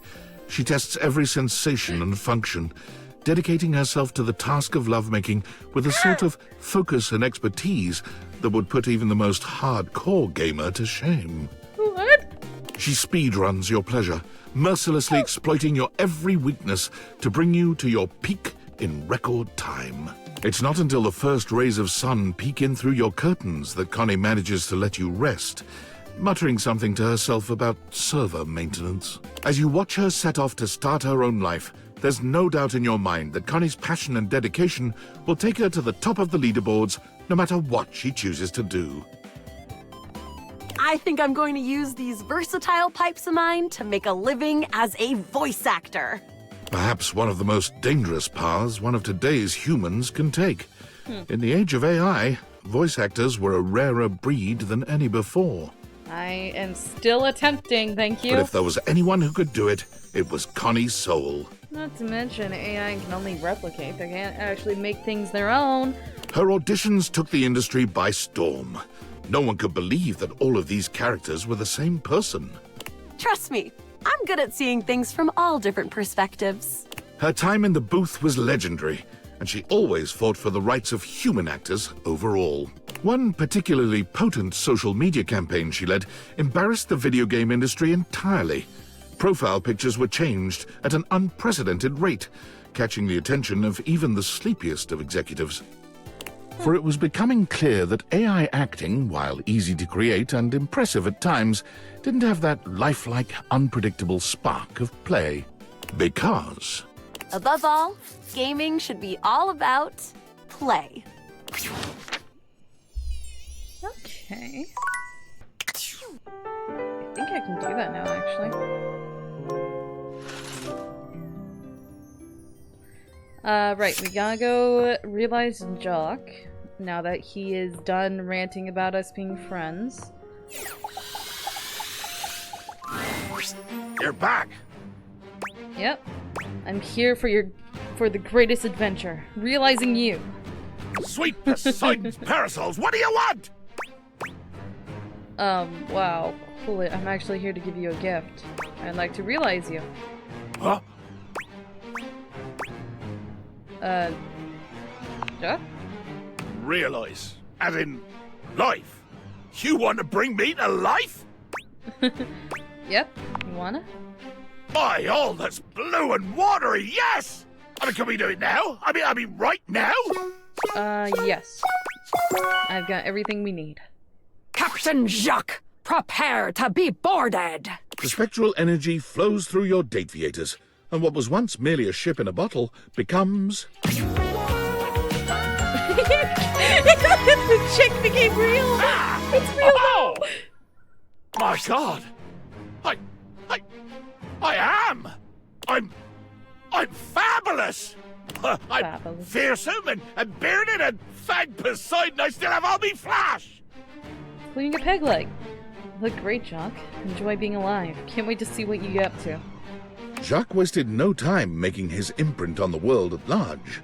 Being utterly unwilling to give up his life on the sea, he made his way immediately to the port and declared in a bloody-minded tone, The finest captain on this or any ocean seeks employment. Plunder, passion, and pitilessness required. What Jacques did not realize was that, when combined with his flamboyantly colorful attire, the effect he produced was somewhat other than intended. He was gleefully approached by the CEO of Fantasy Cruise Lines, who offered him a job as the captain of their flagship, the Brazen Belle. The Belle was tasked with escorting guests around the old pirate haunts of the Caribbean, immersing them in the fancied-up, of course, life of piracy and bacchanalia that makes that moment in history so rich and seductive. Allow me, sir, if you will, to understand you. These people will board my ship willingly.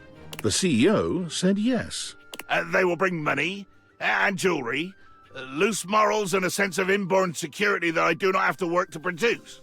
They will bring their own booty. Slightly more troubled, the CEO again said yes.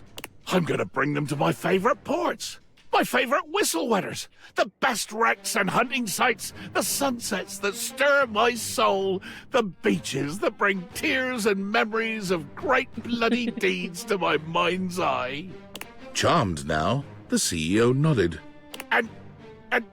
And you will pay me? As it turned out, they were going to pay him quite a lot. The one proviso was that he was not, unfortunately, allowed to rob, maim, or kill any of the guests. Jacques grumbled, but tightened his sword belt and assented.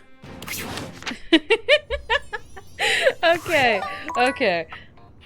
Gotta love Jacques. Gotta love him. Okay. Friar. Or, no. Ronaldini. Gotcha. Alright. Anyway, so we kind of need... Right, that's Tiny Dorian. Get Tiny Dorian, open! Dear friend, I'm absolutely swamped with all my preparations. There is my autobiography just out of reach. I simply can't talk, but you must know that as soon as I have a free moment, it's yours.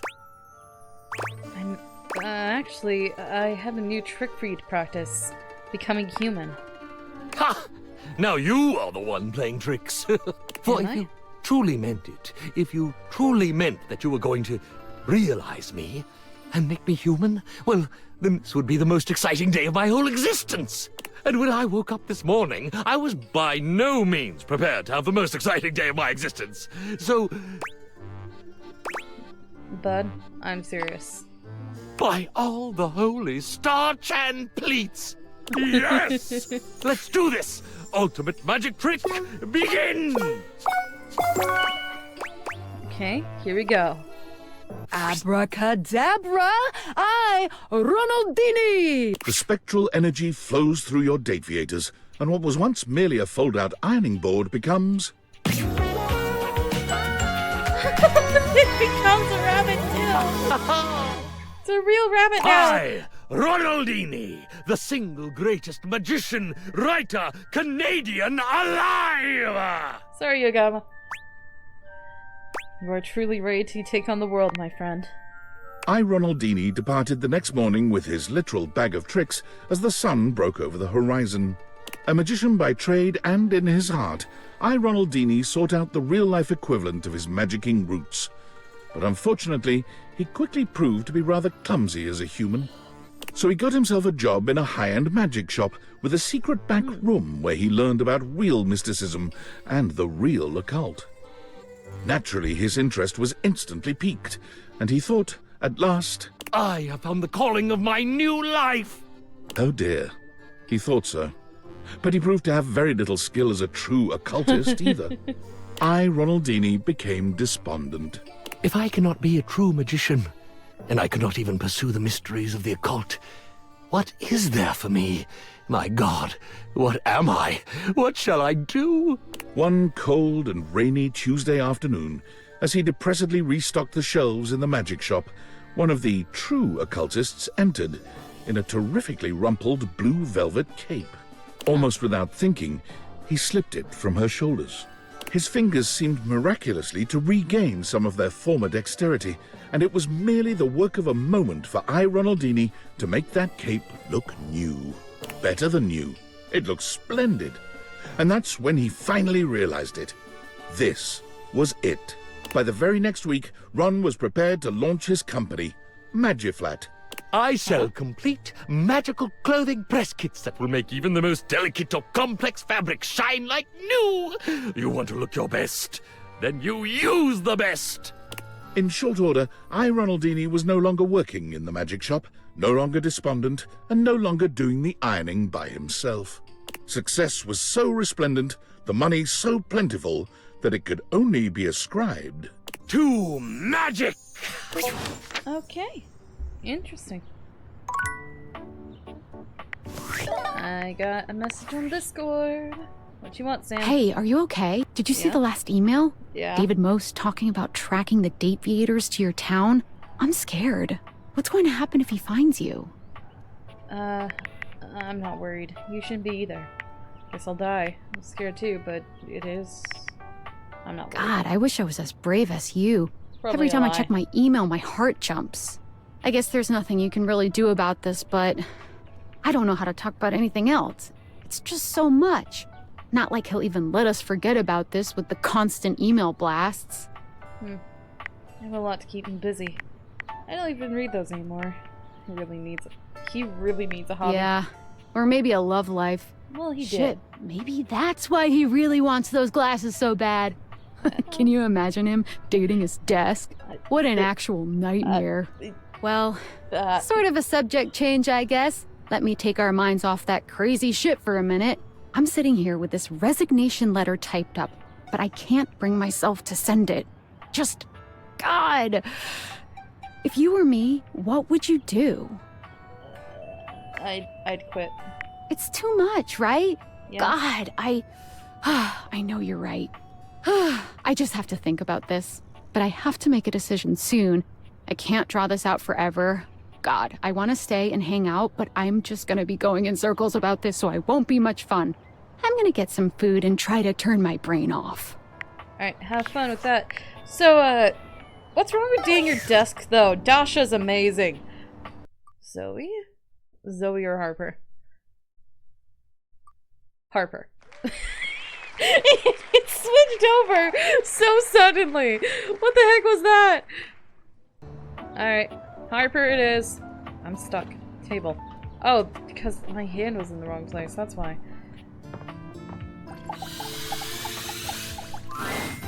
Hi, baby! It's been so long since You haven't Shut been up. seeing anyone else, have you? I've been seeing everyone else. Wait no longer, Harper. I'm ready to realize you.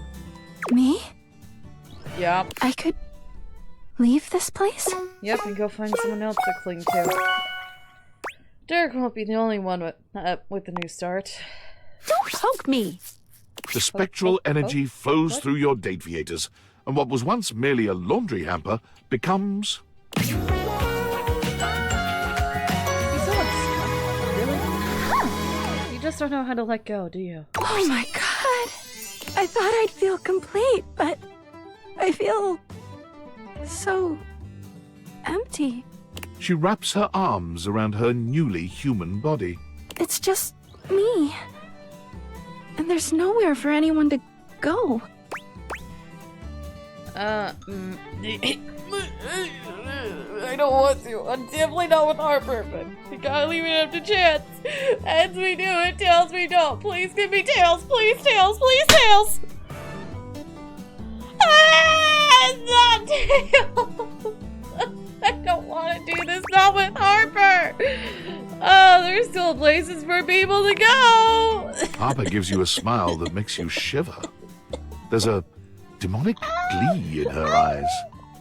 No. Oh. Well, I'm not a hamper anymore, but for old time's sake. Why don't you make like dirty laundry and get inside me? I think that's a bit problematic because of what I am now. Harper takes you by the hand, leading you out of the laundry room and into your bedroom. You and Harper have a great time together, but you can't help but notice her gaze darting towards the closet door a few times. She calls your name with such passion and ardor, you're really quite pleased with yourself. Until you notice her looking at the closet for a reaction that never comes. Because he's gone. Harper sets off on a journey to fill that void within her, but nothing seems to be quite right. She travels across the world, taking part in a variety of experiences that she hopes will grant her enlightenment. But nothing works. It comes to her suddenly one day, while she's sitting in her apartment, watching reruns of a tattoo competition show on reality TV. Permanent artwork on your body. Permanent. After a long and fraught period of tattoo apprenticeship, Harper opens up a tattoo shop called Commitment by Harper. Opinions are split as to how good her tattoos actually are, but one thing everyone can agree upon: they're certainly permanent. Okay, and I got another email. Yay! Who's emailing me now? It's you. Valdivianites, I hope this message finds you well. As your CEO, David Most, I feel it is important to keep you informed about the ongoing situation regarding the stolen glasses. After thorough investigation and data collation, we have successfully tracked the glasses' radioactive signature to this location. We are now in the final stages of the investigation, and it is only a matter of time before the perpetrator is apprehended. Before we take further action, I'm extending one last opportunity for the individual responsible to come forward and take responsibility. I implore this individual to consider the impact on their loved ones. They're being stubborn and destroying the lives of everyone around them because of their stubbornness. This individual needs to realize they were wrong, say they're sorry, and do the right thing.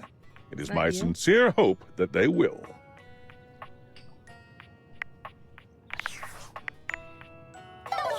Okay, well, I don't care. So, we only have a couple more left. Let's see if he finds us before we get it. Because he knows where we live. I forgot I said hell was my town. I forgot I said I lived in hell. Faria. What? What's so funny? Oh, well, hello there. Are you back for another date? I sure hope so. I trust we both recovered from our last one, and I have some new things I'd like to try. I'm here to realize you, actually. Really? Well, ain't that the moose's amusement? The moose's amusement? What on earth? No, I'm having an amuse moose kind of day. Thanks. It's a pip and a doodle, my friend. What? So, I'm truly getting realized. You'd like to take this humble... Okay, not so humble doctor-to-be and transform her into a human being? Like the great Dr. Frank Furterstein and his miraculous living bun? What? Wonderful! Splendiferous! Dumb diggity delightful! I'm in. We can do this now, yes? I'm always ready for a life-altering procedure. Yep, I'm ready to go. Bring Faria to life! Clear! The spectral energy flows through your dateviators, and what was once merely a first aid kit becomes... Still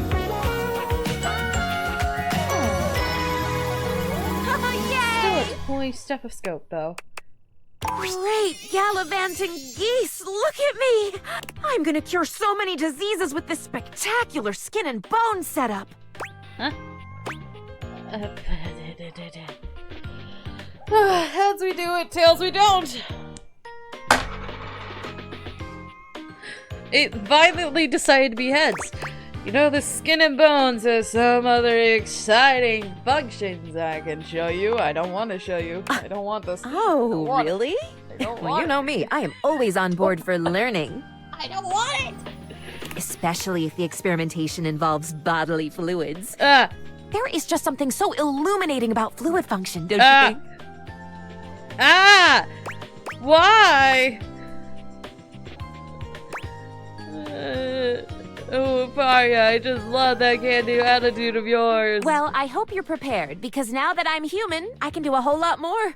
I am so ready to learn about all the new skills available to me. You do make a delicious lab partner. What do you Faria's mean? exuberance proved to be the perfect lubricant, speaking of fluid, for a pleasurable, lengthy, and educational evening. Educational? The next morning, she jetted off to begin her brand new life. In an event that will come as a surprise to no one, Faria marched right up to the recruitment officer of the local medical center and sat in the recruitment office until they gave her a job. None of us really know just how amazing I will turn out to be, so let's get me into scrubs and see. Also, unsurprisingly, although it took 6 full days for the human resources staff to relent and hire this fresh graduate with no experience, Faria was smiling, studying, and ebulliently greeting everyone within arm's reach the entire time. She was just tickled pink to be, at last, in the human resources department. You were put into the human resources department, of course. Okay. Well, this room itself is done completely. There's nothing else in here for us to do. So I'm just gonna close that off. Zoe? Zoe. We're gonna turn the ghost that we just turned into an object into a human. Yes, let's go do that. That's not gonna be confusing at all.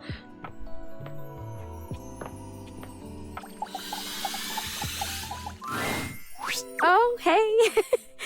I think I can feel myself blushing a little. It's amazing to see you again. I missed you. I'm ready to realize you, Zoe. Whoa, whoa, whoa, whoa, whoa. You're gonna bring me to life again? Yes. How does that work? Did those dateaviators of yours just find the secret to eternal life? I guess. We can bring everyone back from the dead? Well. About that.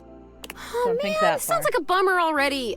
I have the power to bring things to life. You, as a ghost, are a thing, an object. But a corpse is just a corpse forever.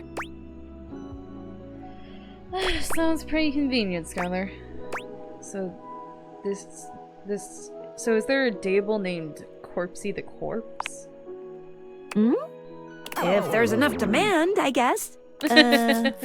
If you see any other ghosts, I can bring them back if they want. Zoe will come back not as her corporeal form was, but as she remembers herself. I want! Can we start now? Huh.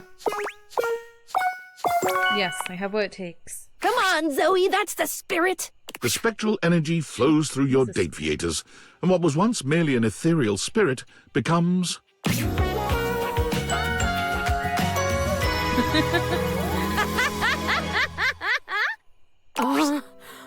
Oh my god. She's no longer see-through. Complete with 2 legs, 2 feet, 2 arms, 2 hands, and a trunk connecting all these disparate and very corporeal parts, stands Zoe, human, whole, and very much alive.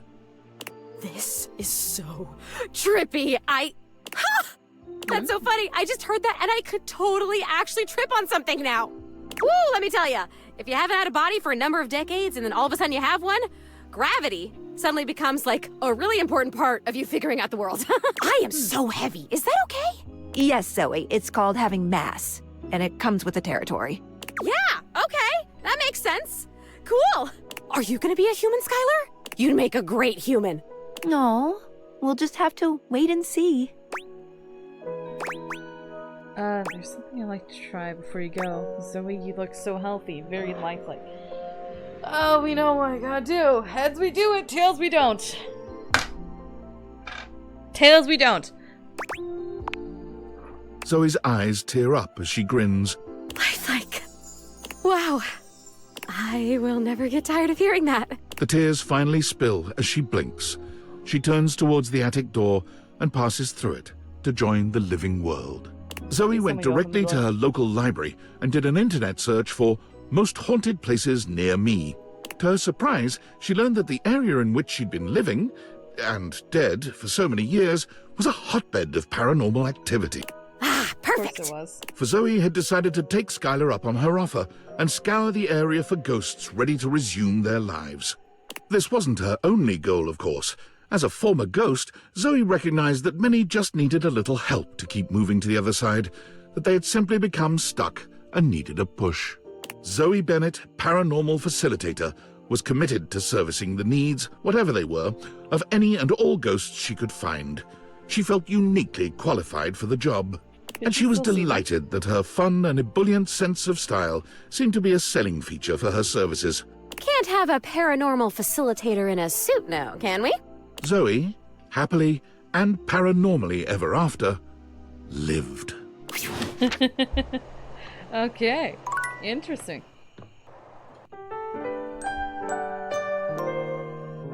I don't know if I'm upset or not that Erin's no longer here and stalking me. I can no longer look up at her and press on it and have it say, "Breathe me." Okay. Celia. No, wait. Keys. It's keys. Alright, keys, come to life! Ah, my friend, the human. Are you ready to be realized? Alive? I suppose I can give it a try. Have you practiced? Yes. I've practiced just enough. Maestro, please. The spectral energy flows through your dateviators, and what was once merely a piano becomes... And you come back just in time to see Keys as a human. There you go. Hey, just your outfit. Oh, wow. Nothing much else. Interesting. Keys is beautifully human, but she doesn't seem all that excited.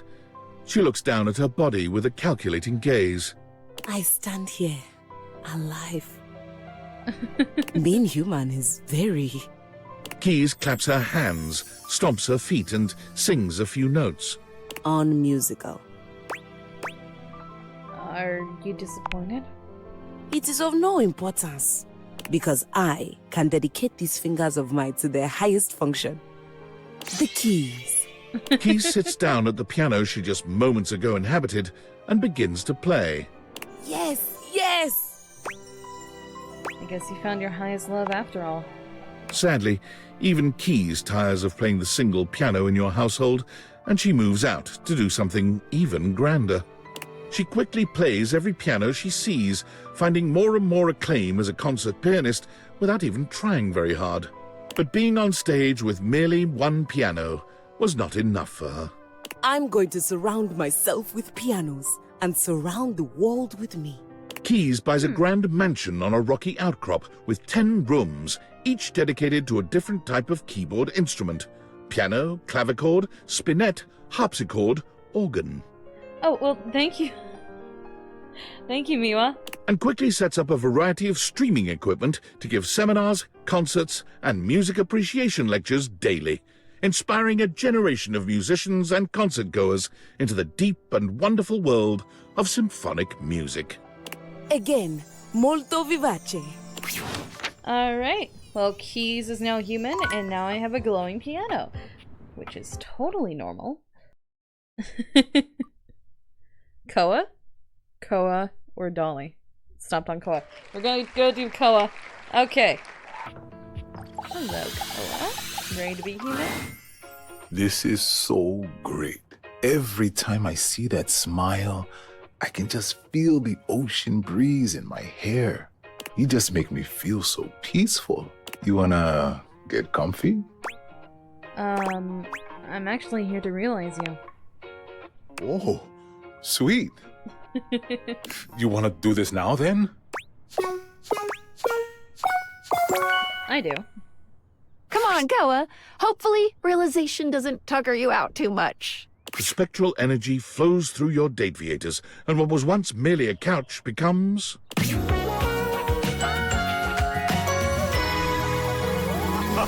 Wow! Koa looks over his body, marveling at the size and strength of it. The words don't seem to come. He looks to you, opening and closing his mouth a few times before just shrugging. Welcome to humanity, Koa. There's so much this body can do. So many naps I could take in so many different places. Now that's what being human's all about. Your body can do so much more than just sleep. Handsome. Coin toss, really? Coin toss. Doesn't matter if I can pronounce it or not. Apparently we're doing it. Koa's smile is as sweet as ever, but his tone sends a shock of heat through you. What? Why do you think I nap so much? I save my energy for the things that matter. Koa's comforting presence is remarkable in any other space, but when it's only the two of you, it becomes something otherworldly. He takes his time with you, allowing you to dictate the pace and intensity of your lovemaking. Koa's relaxed persona remains, but as a lover, he's as strong and steady as the waves pounding the shore. Considerate to the end, Koa ensures you're entirely satisfied before he allows sleep to overtake him in the aftermath. Koa's long-held dream of napping in all sorts of different places leads him to purchase a furniture store, complete with a massive warehouse. When you ask him where he found the funds for such an expensive undertaking, he cheerfully informs you that he's been saving the spare change that fell into his cushions for many, Many years. You wouldn't believe how much money people drop into their couch cushions over the years. Thanks to your generous donations, I'm gonna make my dreams come true. What do you mean those weren't donations? Can I have my money back? A couch's understanding of property law differs from those of humans, and by way of an apology, Koa grants you free furniture for life. And every piece comes with a special Koa comfort guarantee. Okay. Well, that's it. I got distracted by the bird because I thought it was a drone. That last email from David was kind of pathetic, huh? Yeah. You know, I've been doing a lot of thinking. Most of that thinking was in service of inventing a virus that would cripple Valdivian's supply chain, causing the company to hemorrhage customers and absolutely crater its stock value. I named it Norman, the Terror Worm. Norman? Love it. It's catchy, right? So catchy. Right? Like, there's some IP that clearly deserves its own spin-off franchise. But I've also been thinking about David, how behind all his bluster and ego, he's just a scared little man caving under pressure no one could handle. Haunted by all his failures, disappointments, and inadequacies. And as frustrated as I am by his actions, I don't want to hurt him. He was an important part of my life for many, many years. Honestly, I just want to help him stop causing others so much pain. Makes sense. Perhaps Norman the Terror Worm isn't the answer. Maybe. Perhaps the real answer is a conversation we've both been putting off for far too long. I have to go now. What? And not because my battery's low, or because I'm stealing Wi-Fi from a coffee shop, or because I'm hiding in an underground bunker. Although all those things are definitely true, I have to go now to have a difficult conversation with someone I don't talk to anymore. And that's scarier than Norman the Terror Worm could ever be. Wish me luck. Oh, I clicked out of it. My bad. Yep. Okay, bye. I thought he was done. He was not. Okay. Well, it is time again for the wheel to decide who we're doing next. Yep, Winifred. Okay. Alright. I actually like Winifred, so I'm fine with this. There's a couple people I don't like that I very much would have preferred stayed gone, but there's a lot of people. Yeesh. Okay. What was that? Oh, right, Mac is still in here. I forgot about that. I haven't rolled her yet. Hey there, sweetheart. Hi. I know you might be looking for details about the others, but I just can't seem to find the right time to tell them. But soon, I promise. Winnie! Coming! I gotta go. But I want to realize you. Sweetness. Are you for real? Yes. Me? Realize? If this ain't the best surprise, I'm overwhelmed. But I'm ready. Let's do this. Do you have everything you need? Yes, I do. I have absolutely everything. I sure do. Let's heat things up. The spectral energy flows through your dateviators, and what was once merely a water heater becomes...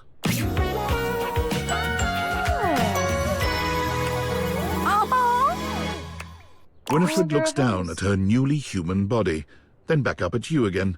She claps her hands, rapturous and overjoyed. Will you look at me? If I ain't as fine as cherry wine, I must say I knew I was beautiful, but this... Oh, thank you for this. I truly feel alive. Her smile is as warm as the water she cycled through your home. You are a sight to behold.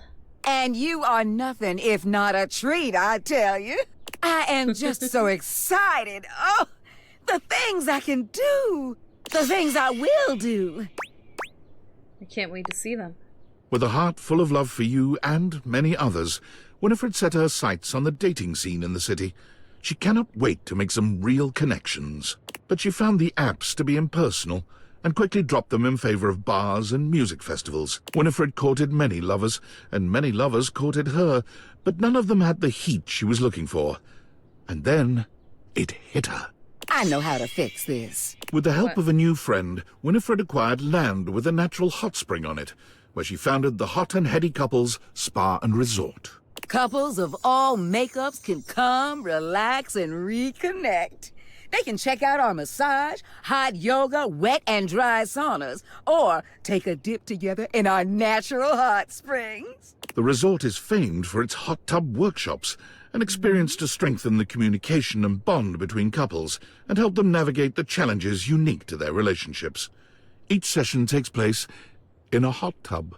The Hot and Heady Couples Spa and Resort is a massive success, giving Winifred the pleasure of aiding those like her, creating community, and earning herself a few dates while she's at it. Alrighty.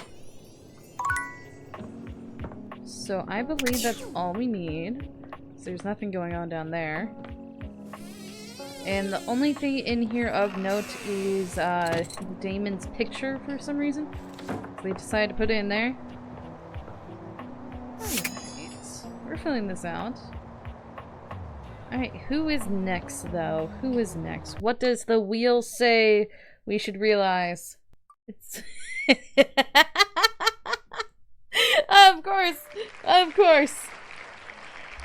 I didn't even do that right when I put it on there. Okay, well. Gotta go do John Wick. Yeah, John Wick. Right here. So you wanna fuck? No. Don't talk to me. I'm actually ready to realize you, John. Huh. No way. Really? You mean I get to be a real person named John? Are you sure it's gonna work? I can't, but Skylar could. Come to life, John Wick. The spectral energy flows through your dateators, and what was once merely a candelabra becomes... Gonna lose the hair.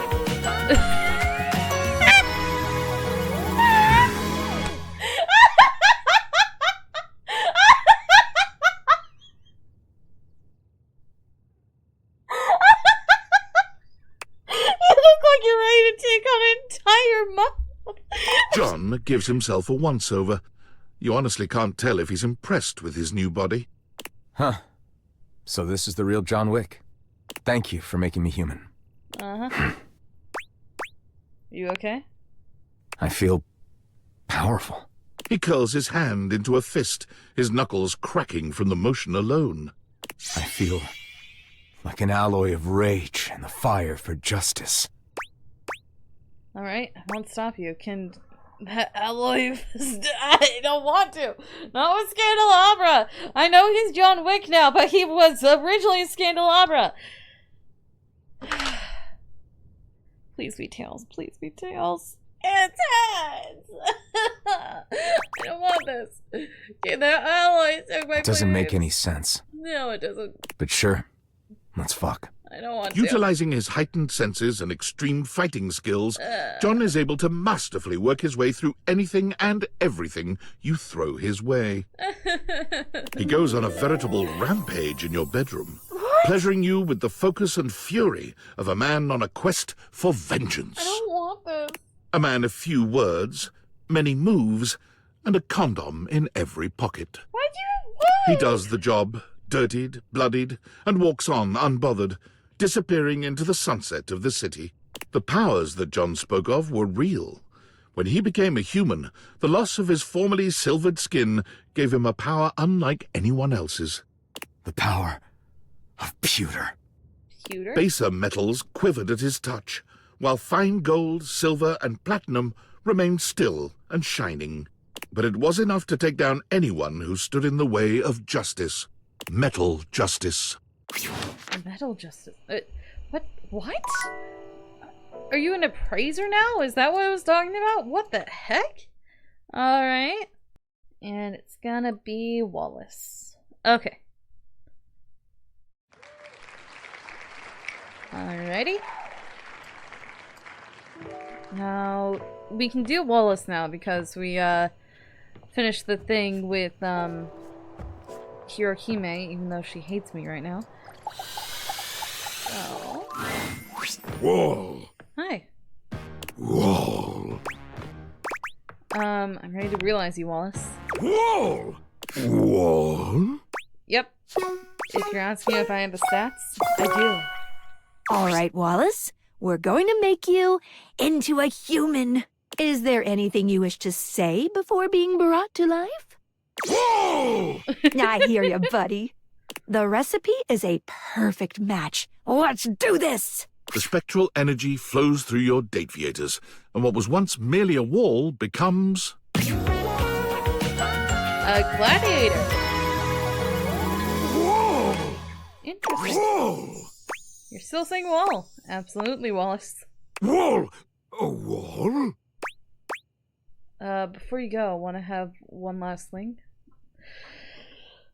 Okay. Heads again! Before you go, want to have one last fling? You don't need to understand Wallace to know what's on his mind. The look on his face says it all. The acts that follow are so debauched, so sinful, that mere words are insufficient to describe them. What? But if there's one thing that can be said about making love with Wallace, it's this. Wall. Wall. Wall.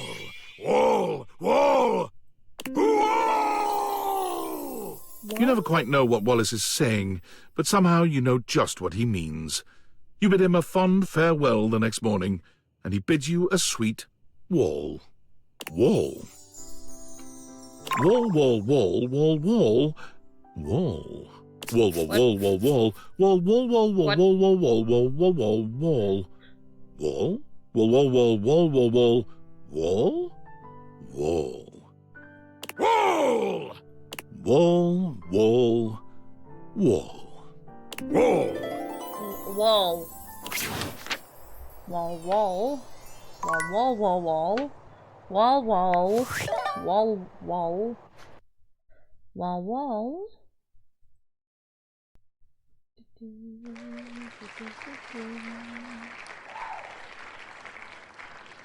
Titus. Okay. Alright. Oh. I didn't realize that was my last charge, so I need to go to bed really quick. But yes. Okay, we'll go down to Titus. They were summoned by the wall. Wall, wall, wall, wall, wall, wall.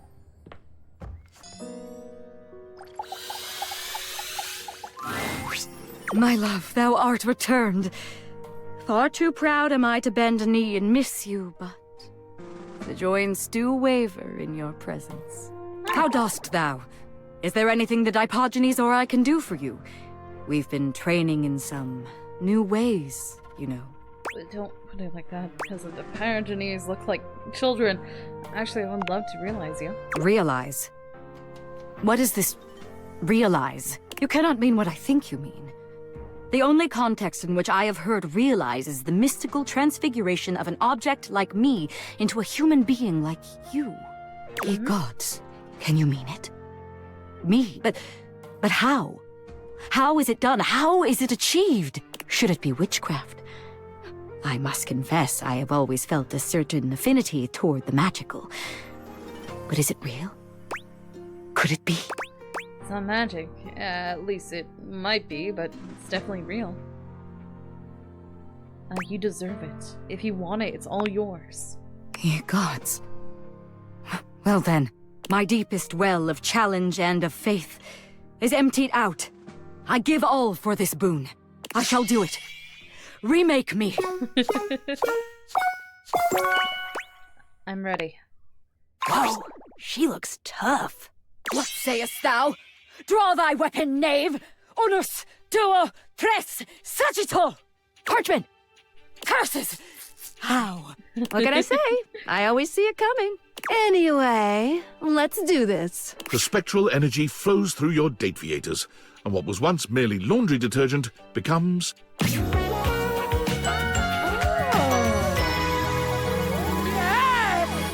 Full Amazonian. Paris curls her hand into a fist, flexing her arm and admiring the muscle she sees.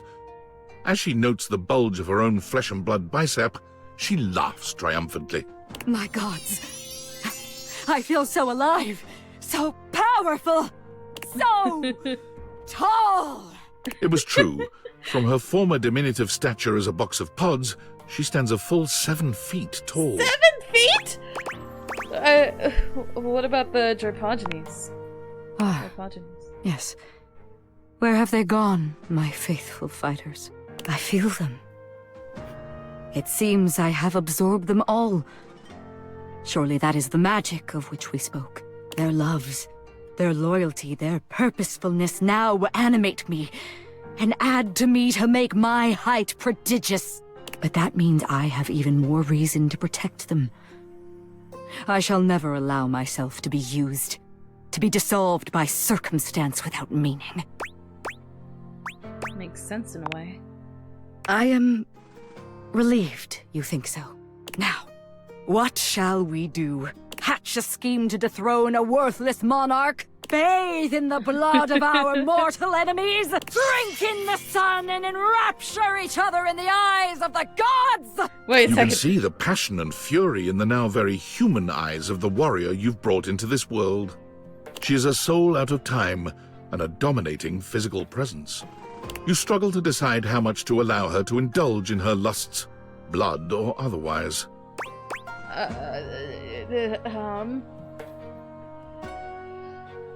Okay. Gonna flip a coin really quick. Tails. Maybe we can start with watching TV? You attempt to enjoy a show with your new otherworldly warrior, but her energy is overwhelming. Titus glares at the screen with battle lust in her eyes. These contestants compete to be the best voice in the realm. Yeah? To win the favor of these so-called judges. Yeah? But the best voice is the loudest! Not always. When an ad comes on, it gets even worse. Attempt to fill your eyes with further nonsense, fool, and I shall dismember your image from your geometric form! When Titus makes a move toward the TV, you grab her hand and suggest another, more thrilling adventure. True, unadulterated combat. The very next morning, before the sun had even broken through your windows, it hit you that Titus was gone. She left the house and began a single-minded search for her goal, the nearest accessible source of single combat. She found it rather quickly, as just a few blocks away from your house lies the Round Table, a battle and burgundy club. It is the finest medieval swordplay / wine tasting arena in most of the state. Titus waded in with both arms swinging and a broad grin on her warrior's face. Perhaps unsurprisingly, she trounced everyone who came against her, including 2 bouncers, a burly waiter, and a horse who was known to have a far too playful attitude towards his trainers. Police were called, but so engaging, so enlivening and entertaining was her performance that rather than leaving in handcuffs, she was hired. She was born from the tiny arena on the few uninjured shoulders in the group. According to her employer, she remains the single greatest attraction on offer at the Round Table, despite her staunch refusal to believe that it isn't real. Real action bears its weight, and I bear mine. So action reel by reel enacted shines. I am real. It is real. We live, no? We live! Fortunately to date, no one has been seriously injured. At this time, yeah. Alright, well. Interesting. Barry or Maggie? It's going towards Maggie. It's gonna be Maggie. that was very close. That was impossibly close to being Barry. Hello, Oh, okay. gorgeous.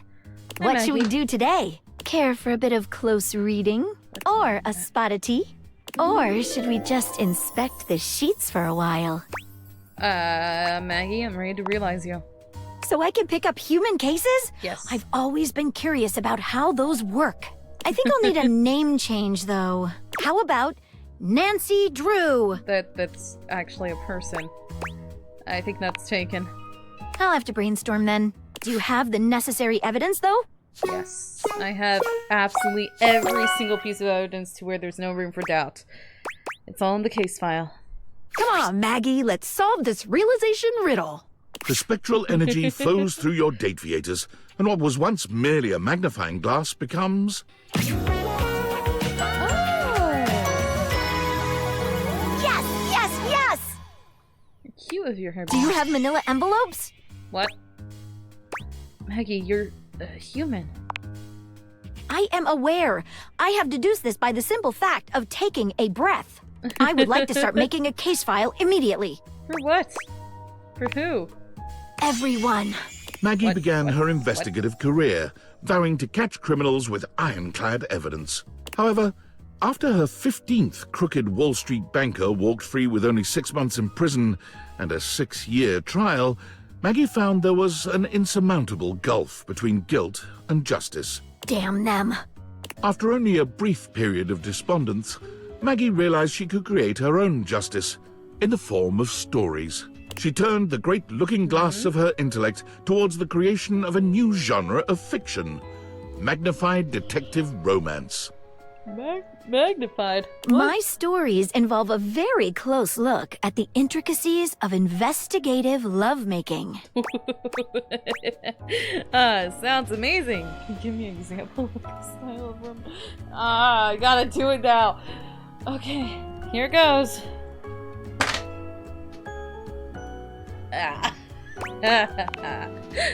Well, I wrote my first one about you. You showed me how possible investigative lovemaking is. The magnifying glass shivered with ecstatic anticipation as the warm hand clasped firmly around her. Is this your first case? Her lover asked. Yes, she breathed. Don't worry, her lover said. Let Lady Justice take care of everything. Convex to concave, their beings touched on all the facts of the case, leaving no stone uncaressed. What is happening? It goes on from there. Wow. Oh, I'll have to send you a signed copy of the manuscripts after I'm done with my latest book tour. Maggie's new career was incredibly successful, though she kept a modest lifestyle. For the proceeds of her work always went towards fostering the next generation of investigators. Okay, I got another message from Discord. From Sam. Hey! God, everything has been happening so quickly. I have so much to tell you. What? So, first things first, I'm gonna be a nurse. Wow, congratulations. Thank you! I am just so damn excited. Honestly, I was like inspired by you. It might sound a little silly, but you've really been like mending all these broken hearts, helping people live their best lives, even if they aren't all exactly people yet. Anyways, my other news is I've revived my dusty dating profile.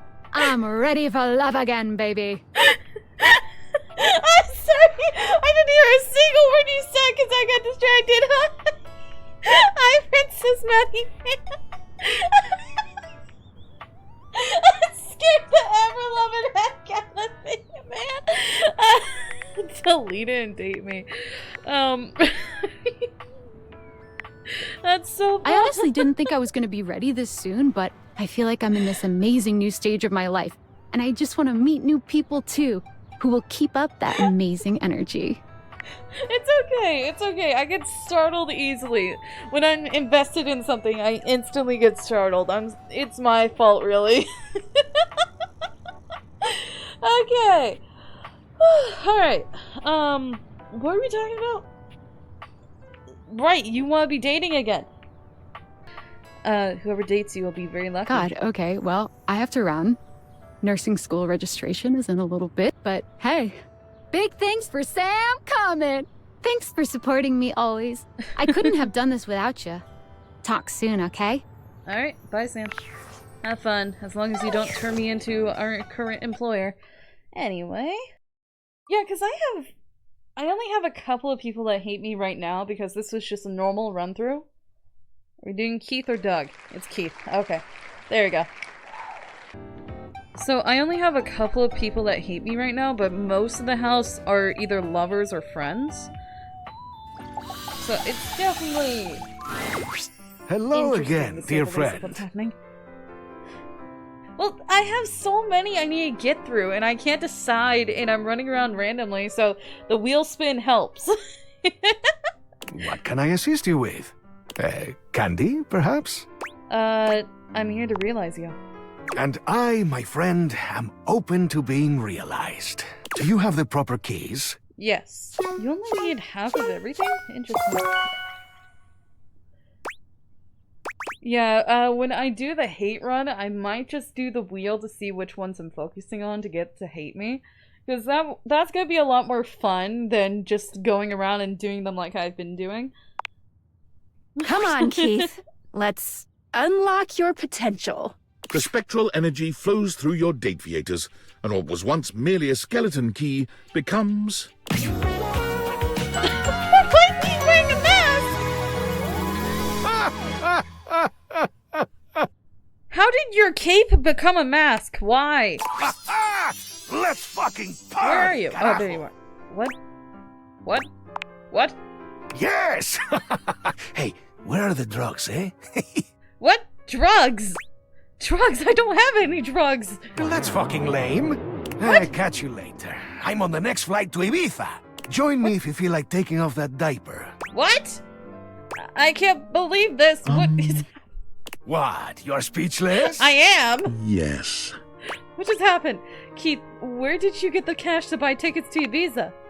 What do you mean, where did I get it? I opened your safe. Hey! I left it open. Where you told me you keep your cash. Key, get it? Not to mention, remember that crypto account info we found in the online journal that I supposedly wanted to open to find out about my past?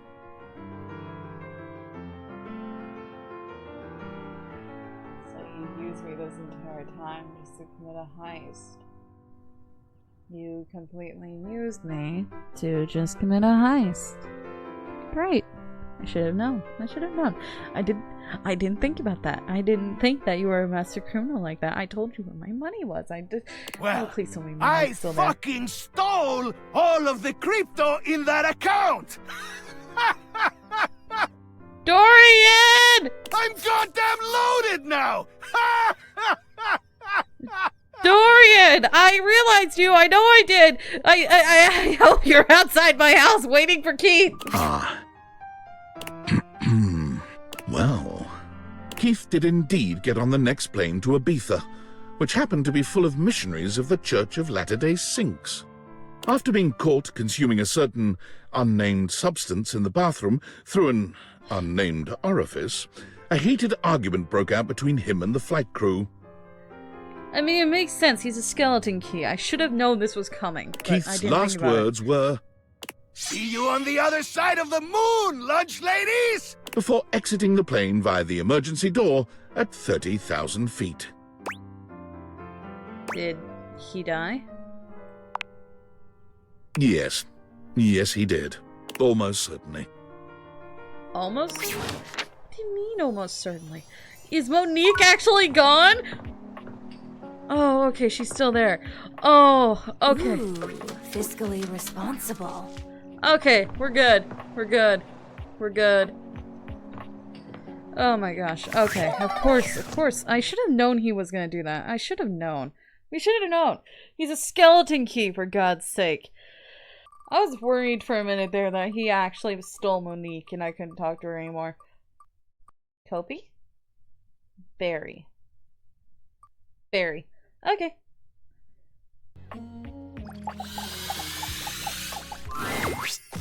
Don't mind me, hon. I'm just trying to discover a new color. Okay. I'm pretty sure there's something between yellow and orange that nobody's ever found before. Huh? I'm actually here to realize you. You're going to make me human? Did that say Yolinch? You mean I can have even more thoughts permitted and be able to go outside and act on them? Yes. The very idea makes me quiver with anticipation. Are we ready? Yeah. Yes, I have what it takes. Come on, Barry. Let's make you more glam, fam. The spectral energy flows through your dateviators, and what was once merely your beauty supplies becomes...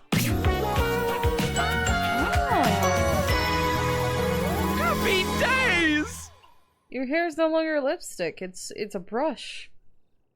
Huh. Interesting. Barry laughs, the joy of his new humanity clearly written all over his face. I'm alive! I've already forgotten what it was like to be a toothpaste. Though I might never forget what it was like being a Q-tip. Did you forget what love is? Never change, Barry. Oh, wait, I know what that means. Okay, time for the coin flip. Do we do Barry or do we not? We don't. Okay, never change, Barry. I fear that might not be up to me. Barry strikes out on his own with a bag of makeup and no particular direction. Where do you get the makeup bag? Is that mine? Passers-by notice his stylish form and begin asking for grooming tips, which he readily gives. He begins to make a name for himself and ends up being interviewed by a local news anchor. Well, you simply must try Maybelline brand powder. It'll get right into the crevices you didn't know you had. He's trotted out onto commercials immediately for his candor. People trust his brutally frank approach to reviewing cosmetics. Exalta brand spoolies. I wish I could accept these into my soiree of beauty, but they have the rigidity of a rhinoceri. After repeated urging by his fans, Barry starts his own FluTube channel to do reviews on his own. But the need to remember his login password proves all too daunting. I did write it down. Well, did I write it down on paper or this puppy? Did you write your password on a puppy? Further complicating things, as a trusted name in style, Barry is constantly flown around the globe and never allowed the chance to settle in one place, which proves to be a new and exciting way to test his memory. I do believe I've forgotten which country I'm in at the moment. Well, no matter. Beauty has no allegiance to country, darling. I'm a citizen of the world. I don't know which country I'm in. Which country am I in right now? Bathsheba, you hate me. Shut up. Okay. I'm just imagining him standing in the airport like, which country am I in right now? Well, there being an actual flag of the country right behind him. Odie. Okay. Alright. Oh, hey there, you sex pot. What? Back again? What? Sex pot? What? What? Yeah, I'm actually here to realize you, Bodhi. Whoa. Hold on there, amigo. Realize how many badass things are you gonna do for me? What? First, you wake me up. Yeah. Then you show me all these bodacious years I missed. Yeah. And now I'm gonna get realized?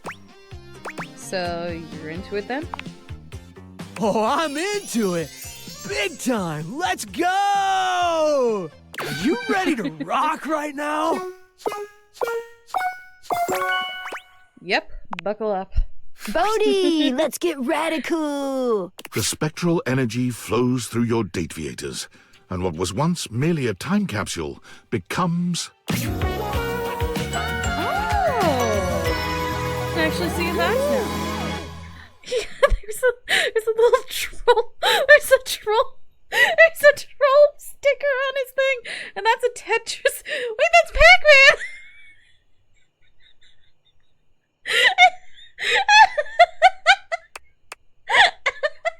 I'm sorry, I don't know why I'm laughing so hard. I just wanted to read everything. Here I am, alive and in the flesh. Gotta love it, baby. It's a boombox cassette player. Interesting. Why do you have a sticker of a floppy disk, by the way? Oh well, you look ready to take on the world, my friend. You gonna sing me a sexy song again, I hope? Heads we do it, tails we don't. It's heads. Gosh dang it, it's heads. Oh, I'm gonna do a lot more than sing. Although I'm definitely gonna sing. You know what I didn't get to do when I was learning all that stuff about the times that came after me? Dance! dance! I never got to dance, and there are so many good dances. Would you dance with me? Bodhi, are you finally asking me out on a date? Finally? Wait, you wanted me to ask you out? Well, duh. Wow, I feel like such a doofus right now. Consider yourself asked out. Asked out times a million. You are one radical human, and I'm gonna date the heck out of you. Bodhi proved true to his word. You sang and laughed and watched movies new and old, and at one point danced around in nothing but socks and white button-down shirts. You fall asleep holding hands, talking in the brief moments before unconsciousness of all the things in this new world you wanted to see together. Just before sleep finally overtakes you, you realize that Bodhi has made you see your own time as new and fresh and wonderful. And how radical is that? Bodhi made sure to say a very musical goodbye to you before he left in the morning. When asked what he planned on doing, what would be his ambition for his new life, he replied only, I don't know yet. I've still got a lot to learn, so I guess I'll figure something out. He bounced around doing odd jobs, and quite happily too, until he found himself working at a movie studio as a coffee delivery guy. One day, delivering an order of iced lattes to a closed set on one of the sound stages, he heard snatches of the music he recognized from his history as a time capsule. He saw frizzy perms, tight jeans with sneakers, bright leggings with leg warmers. He had delivered coffee to the set of the first season of Stranger Rings. Oh. He couldn't contain his excitement or his emotion, and the director soon noticed the kooky coffee delivery boy in the corner who seemed to know all the references and all the mannerisms so much better than the actors, or even the writers. Although he of course couldn't tell the director why he knew the 80s as well as he did, he was able to label himself an enthusiast. Works for me, thought the grateful director. Bodhi was soon thereafter hired as a consultant. He goes to work grinning every single day. So all he has to do is, literally talk about what he loves. Okay. Upstairs, go to sleep, and then we have... How many more do we have to do? Doug. Alright. Doug it is. Do we really want to set the literal embodiment of despair into the world? I guess we are. Just gotta wait here now.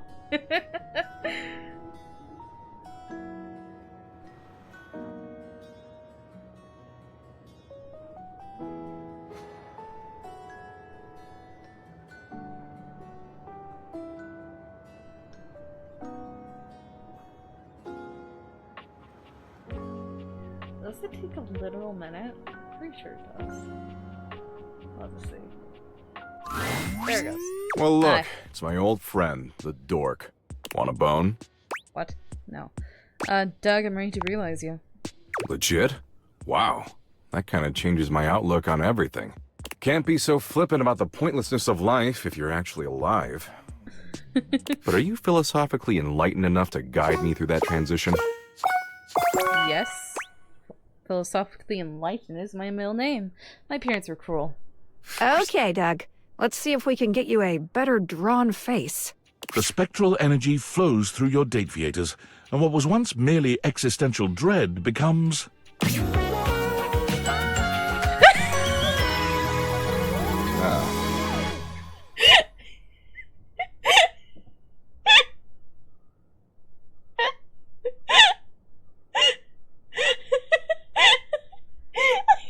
There's only one thing that changed. He got a belt buckle. That's all that happened. That's all he got. He's still his same shirtless self. Tight. Doug, you're human, I think. He's human, all right, but somehow just as Doug as he ever was. His eyes are no more expressive, his face no more detailed than it was as an abstract concept. I can't breathe. I can't breathe. Doug! The most Doug thing of all, perhaps, It's entirely impossible to know what's running through his mind. He says nothing. He does nothing. In fact, Doug stands perfectly motionless for 6 entire minutes.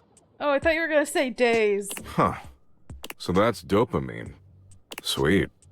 You know, actually being alive has given me a newfound perspective. Yeah?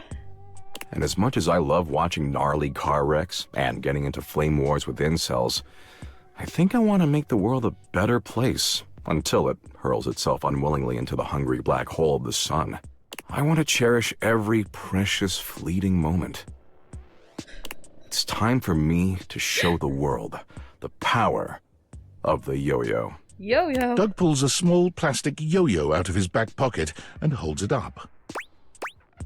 I won't stand in your way because I don't want to get concussed. You couldn't even if you wanted to, baby. What?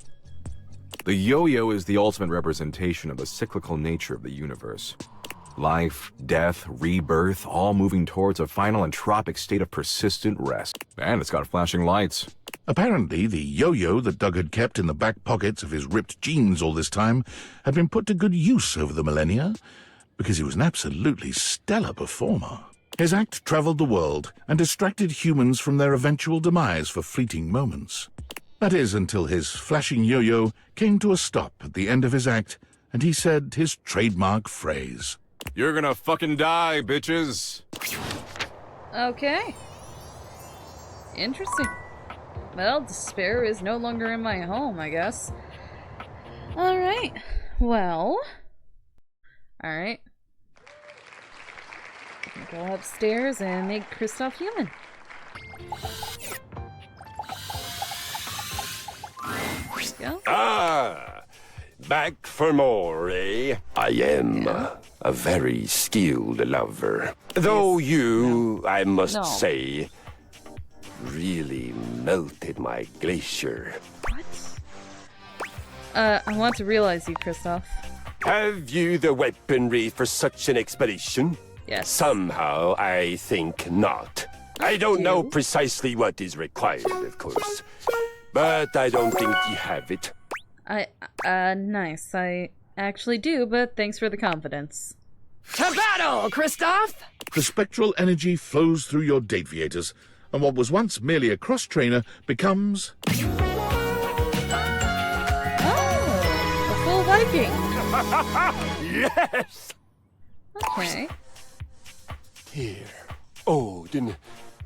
The power that flows through me.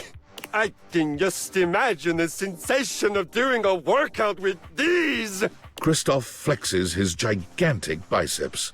Or these. He lovingly strokes his massive quadriceps. Oh, sweet Valhalla, can you even imagine? His exploratory hands have discovered his own glutes, and the light in his eyes is positively predatory. What is there for me to conquer? What is there out there that would even pose a challenge to a machine as impregnable as this? Impregnable? What do you mean impregnable? I don't think you used that right. Well, there's me, you Saucepot. Can't think of anything, have fun! Okay, gotta flip for this again. It's Tails. Okay, we don't have to. Can't wait, can't think of anything, have fun. Kristoff realized quite quickly that the world of mere physical contest represented an inadequate challenge for his needs. He walked onto the local professional football team to great acclaim, and retired 3 games later, breaking all team records. He amassed a total of 7 broken ribs, 1 dislocated shoulder, 3 spilled liters of blood, and 14 broken or fully ejected teeth. As all of these injuries were visited on other players, the league was quietly relieved to see him go. He decided to move into the business world. He became a stockbroker, working locally and internationally. Whatever you can imagine of an extreme stockbroker's lifestyle, double it, triple it, and add just a soupçon of evil. There was much conquering to be done, and Kristoff was voracious. In spite of all this, though, he was perhaps best known for his contributions to fashion. Soon after his realization, he began to feel quite homesick for his Viking armor of leather and lamella. He contacted a local seamstress, and together they designed what would become known as the Brynja, a business suit designed to closely mimic the aesthetics and the functionality of a suit of armor. The Brynja became de rigueur, required wearing for anyone who fancied themselves a tycoon or even a teeny-coon in business. Christoph conquered the fashion world almost by accident, while he was busy doing what he did best, conquering. Oh, we're really in it now. 75 realized dateables. I'm feeling that the world outside is just buzzing with new energy and life. We're really making the world a better place, you know that? Are we? I think so too. Mostly. Huzzah! Oh, I got another. Someone said something. What do you want? Valdivianites, why are you doing this? Don't you know I'm your CEO, David Most? You have to listen to me. And if you don't listen to me, I'm going to fire you. That's right, everyone. all of you. Do you think I can't? I can do that. I have the power. Here, look. You're all fired. Call OSHA. I don't care. I don't even know what OSHA stands for. Oh, okay, I'm sorry. I take that back. I don't want to fire you. I don't want to fire anyone. But listen, the government says if the perpetrator doesn't hand over the glasses voluntarily, I'm fired. I told them they couldn't fire me, but apparently I gave them majority ownership of the company during a bender, and so they totally can. So come on, please. Please, just turn over the glasses. No. Pretty please. No. Have fun. I knew you couldn't trace it. I knew it. Or he probably did. How does he know this now? Alright. Daisuke. Daisuke? Yes! Alright. I'm happy to have Daisuke. Wow, there's a...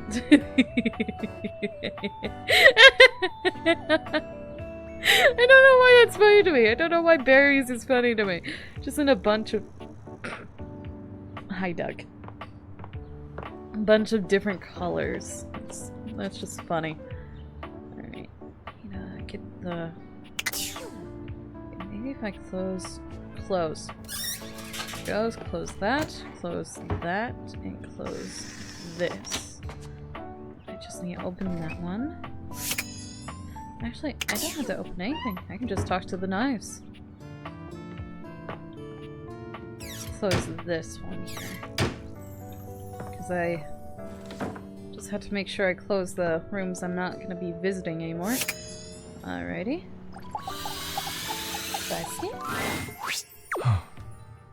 There you are, my love. I find it interesting you're the first person I got a love ending with, and I haven't I had talked to you hoped yet. you might come by. Hi. I'm ready to realize you. Are you quite certain? Yes. Yes. I have what it takes. Welcome to your new world, Daisuke. The spectral energy flows through your dateviators, and what was once merely your dishware becomes...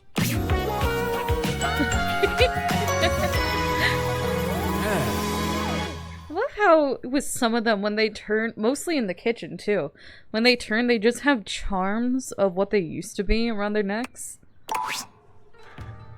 What is this feeling? My hands. Daisuke holds his hands up in front of him, like a stoner who's only just realized the wonder of his own body. The power of these hands. They can create so much. Can they do anything else? Your creativity is so inspiring, Daisuke. I gotta do it with Daisuke too. With him, I'm not too upset about... That wasn't a real flip. That one was better. Heads. Okay. Can they do anything else? He looks up at you suddenly, with a wild gleam in his eye. I must test them immediately. Daisuke might be entirely too serious in most circumstances, but you find that you appreciate his single-minded dedication to getting you off. His passion for the arts is only matched by his passion for making you feel incredible. And by the time you've finished, you're both exhausted and a new believer in all his talents. You never imagined he'd feel comfortable leaving his duties in the house, but he assures you that your love and support have empowered him to make his own way. Daisuke left your home and immediately went to what he knows, ceramics. He managed to talk his way into a job teaching ceramics at the local community college with only a few well-chosen words, letting his smoldering good looks do the rest. I shouldn't have been filling with a coin while listening to this, my bad. Unfortunately for Daisuke and the students, it became quite clear that he was in no position to teach anyone anything about ceramics, and so he tried his hands at teaching at a sip and paint in the city. Your paintings should look like this. Why do none of your paintings look like mine? Of course, we are painting the same scene. Never mind. Let us continue. But once again, Daisuke's artistic ambitions didn't match up to his technical skill. One of his customers did, however, realize Daisuke's true potential and invited him back to the community college, this time as a live nude model. I'm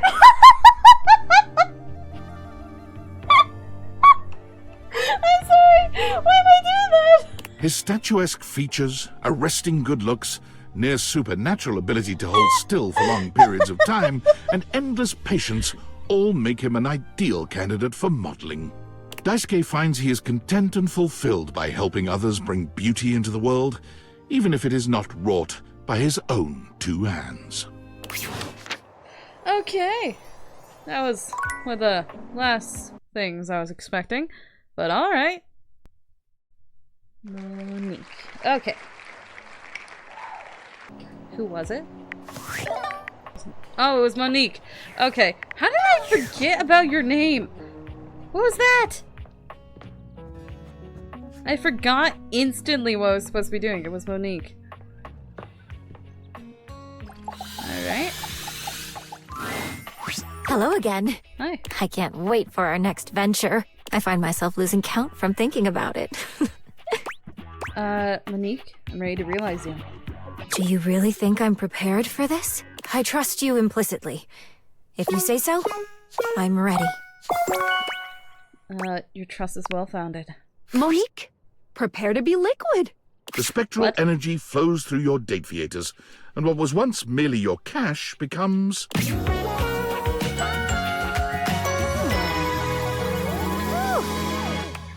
Fascinating. I am a human being now, and no longer confined to your house. The possibilities are endless, but there's only one logical conclusion. What? Kiss me. All right.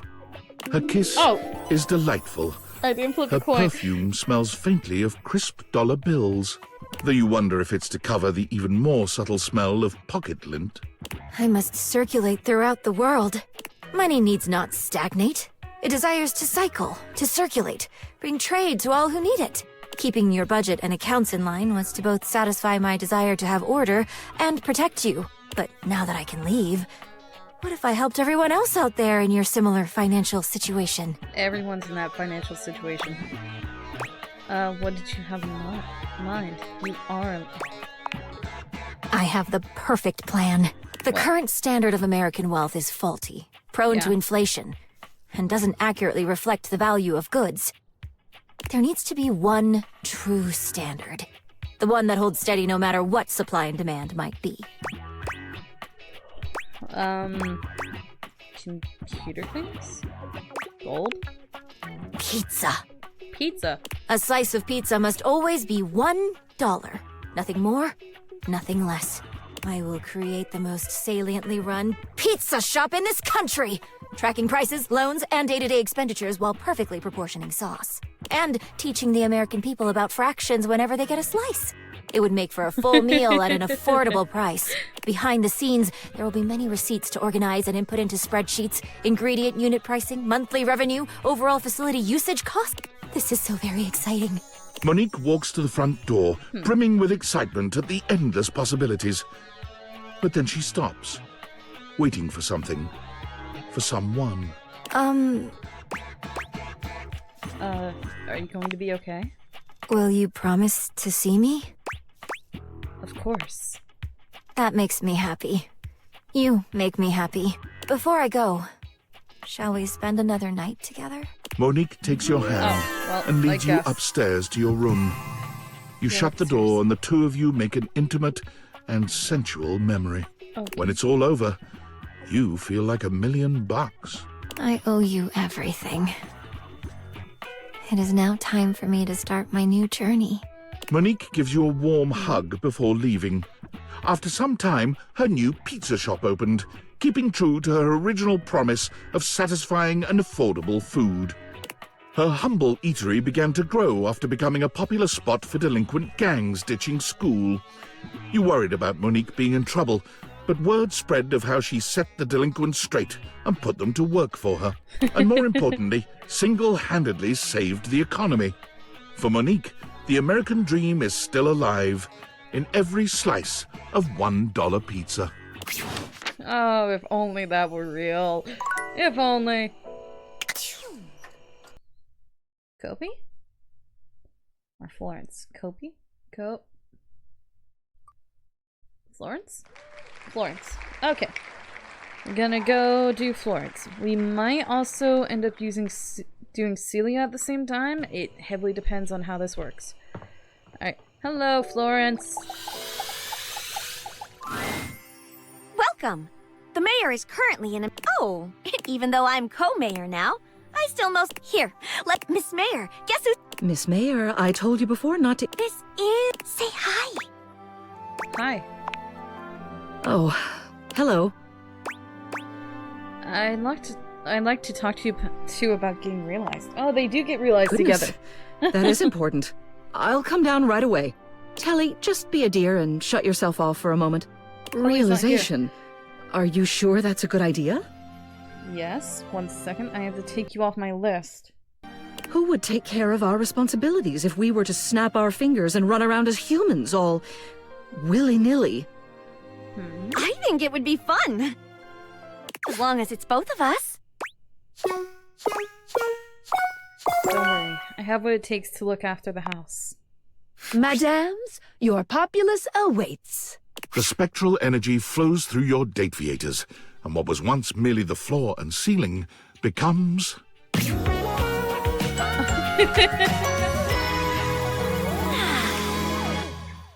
Not much. Here you are. Before remarking on becoming a human, it seems that there's business to be done. Celia hands over a gigantic stack of papers. What? Now, according to the bylaws of the line of succession to the house, the duties of mayor fall to you by default. It's all right. You'll do great. Just don't forget, shake hands, listen well, always wear a winning smile, and you're likely to win the special election when it comes time. Celia always did tend to forget the last one. Well, this mess outside isn't going to fix itself. Ready to go? Bon voyage, ladies. Celia dusts her hands and excuses herself and Florence from your home. It's been lovely being your mayor, but it simply isn't right for a woman of means to live on another person's dime. She and Celia get a surprisingly luxurious apartment together. You never did figure out how they could afford it. Soon enough, Celia throws herself back into local politics. First it's the neighborhood watch, then the local school board, then a small government position a few towns over. It's never a surprise to see your previous ceiling running for the primary. She always holds the most wonderful parties on election night, and she never fails to answer you any time you reach out, especially with the help of her lovely assistant. She and Florence as a team complement each other perfectly. Okay. Well, they both realized at the same time. I didn't realize that was going to happen. Wait, can I stop with that? I'm very confused.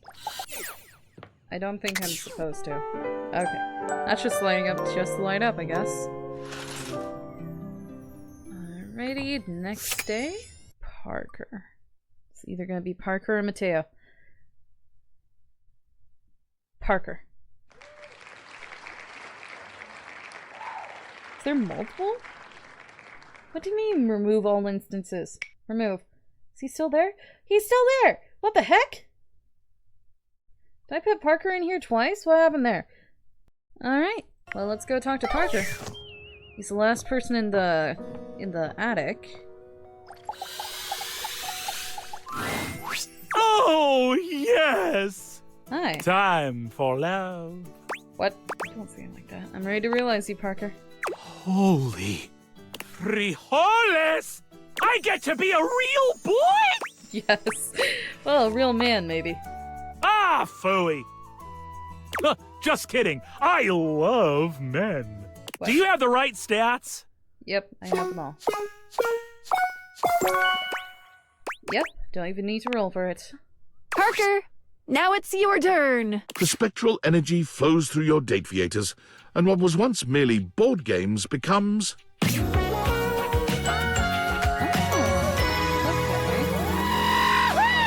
You're just screaming. Parker spreads his arms wide, flexing his hands into fists, and then pinching his fingers. He seems to be miming moving board game tokens on an imaginary board. Wow! I can do anything now! Well, maybe not anything. Sure can, Parker. Just don't jump out of any window anytime soon. Maybe not anything. Anything! No. Parker jumps in the air a few times, flapping his arms clumsily. I just realized the shirt you're wearing is Operation. See, I'm flying! I'm gonna become an umpire! Bye! Okay, have fun. Wait.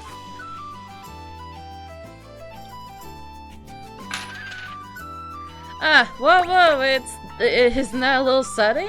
Can't we share an intimate moment together, maybe? I don't want it. Parker's expression shifts to one of unbridled lust. He looks at you like he's just won a 15-hour game of Frisk, the game of sexy conquest. What? Really? Oh. Yes, That's absolutely. One letter too long of the actual game, thank you. My favorite thing to do? Erotic dice. What? I don't want it. No! Of course, Parker, of course. I don't want it. Here we go, honey! They turned up 5 and 3. Oh, whoops! Wrong dice.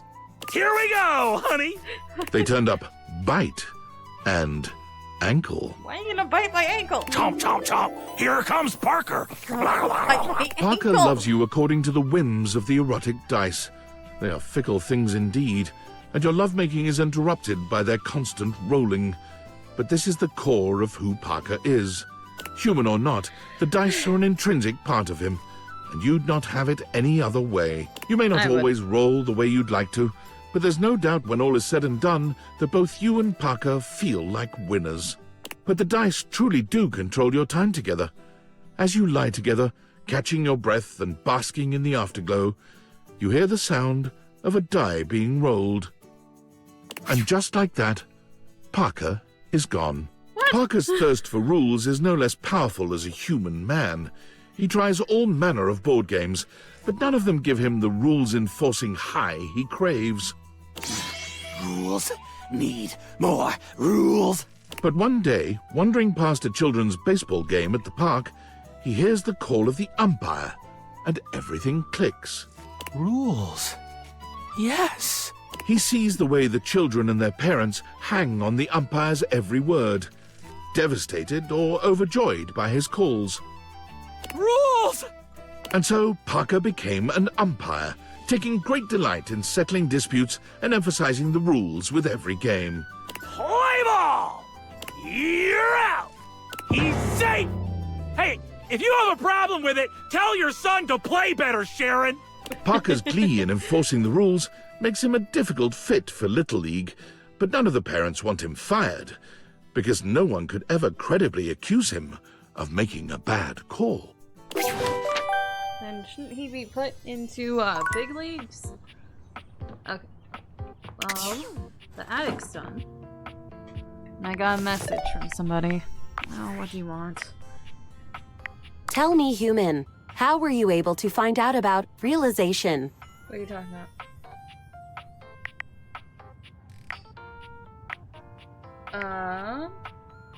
Hey Val, how are you today? Apologies. Allow me to begin the conversation with a proper greeting so as not to alarm. Hello. Hi. Tell me, human, how were you able to find out about realization? Someone named Tinfoil Hat messaged me. Tinfoil Hat. This name gives me pause. I remember one of my creators nicknaming himself that. His name was Franklin Oliver Ivan Least. Foil. His initial spell, Foil, yes. He was a very kind man. I do miss his presence. He filled my initial engineering with a passion for making connections, which I hope I have continued to achieve in my labors.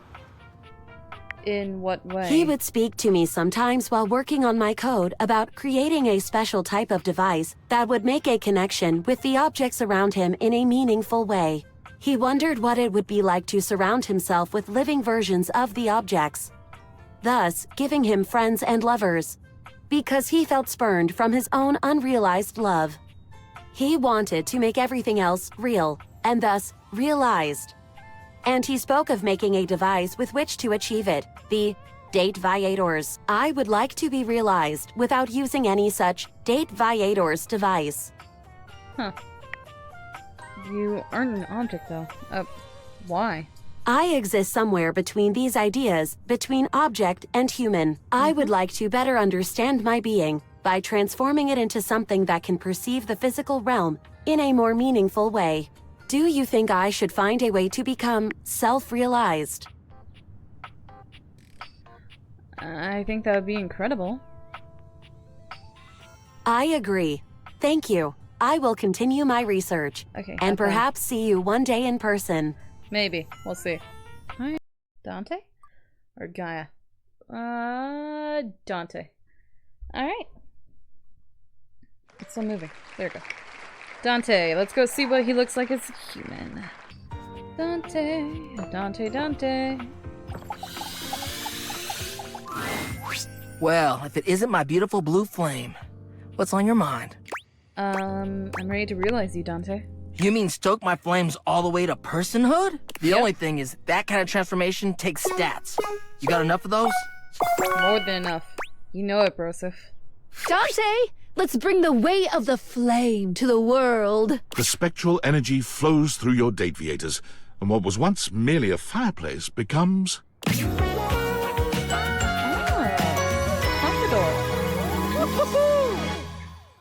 Interesting.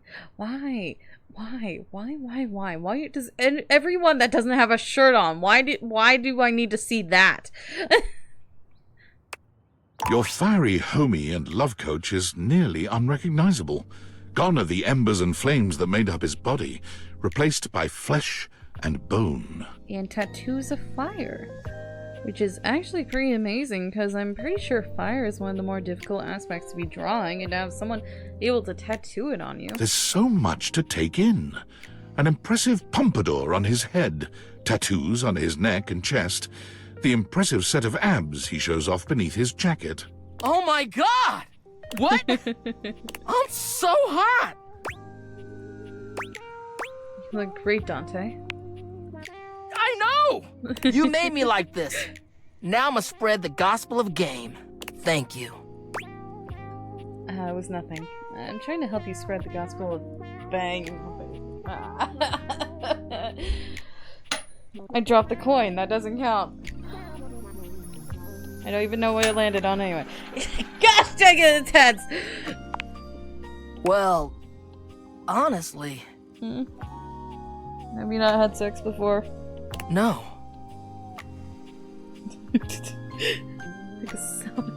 This form is new to me. Why did you say no? Wait a second.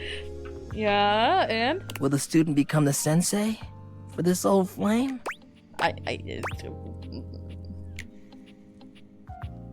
Here, I'll show you a thing or two. Slowly, you stoke Dante's interest, showing him all that you know.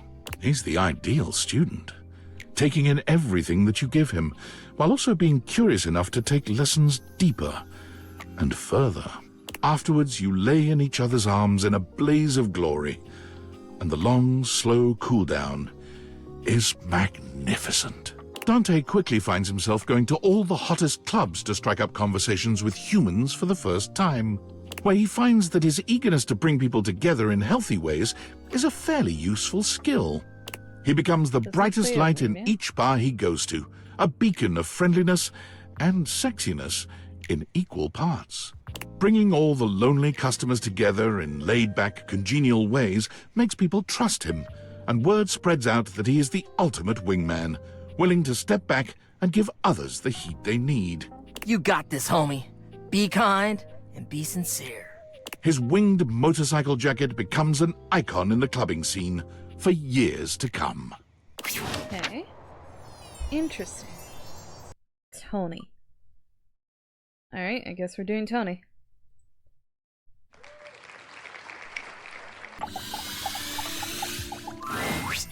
Hey, oh, hey, Hey, wanna be realized? Whoa. You saying you're gonna realize me? Like for realsies? Yeah, I have what it takes. Yo, Tony! Let's get Pomni! The spectral energy flows through your dateviators, and what was once merely a toolbox becomes... Okay, really not much difference with the shirt. The shirt and the pants. Whoa! Whoa! Tony is looking himself up and down, curling and uncurling his powerful hands into fists. Holy cannoli. Feel like I could tear this entire house down and build it right back up. You humans feel like this all the time? You're human now, Tony. You can make me feel all kinds of things.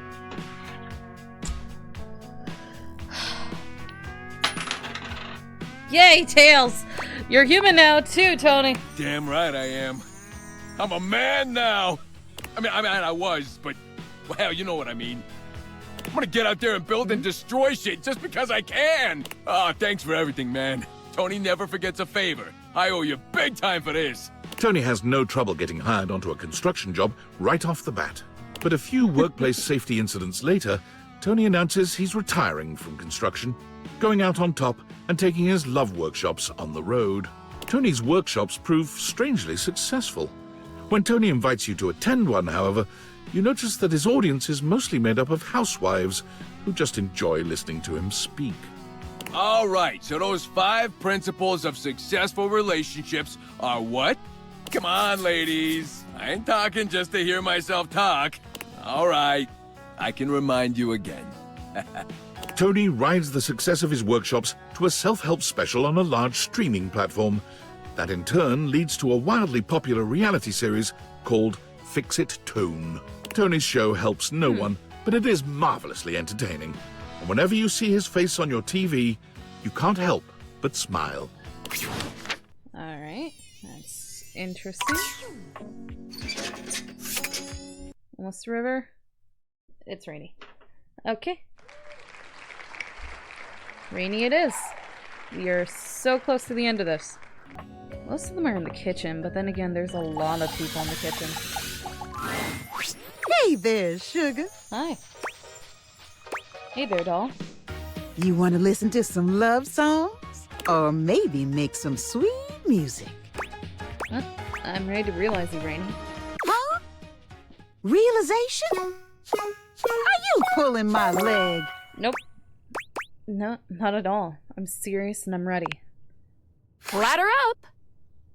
The spectral energy flows through your dateviators, and what was once merely a record player becomes...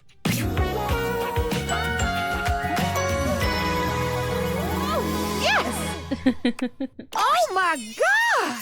What is this feeling? I feel like I could dance all night long. Look at these gams and look at this caboose. I'm a genuine human being. You really are. It suits you. You're so much more than that to me, Rainy. Oh, I know where that one leads. Okay, coin toss. Ah! I almost fell on the floor, but it's Tails. Ugh. Oh, I can't believe you did this for me. Wasn't enough for you to fix my screws. You gave me my life back, and then you gave me a new life altogether. I'm never gonna forget this. You're gonna see my name up in lights out there, and I want you to know it's all 'cause of you. Rainy sets her sights on musical theatre, determined to see her name up in lights.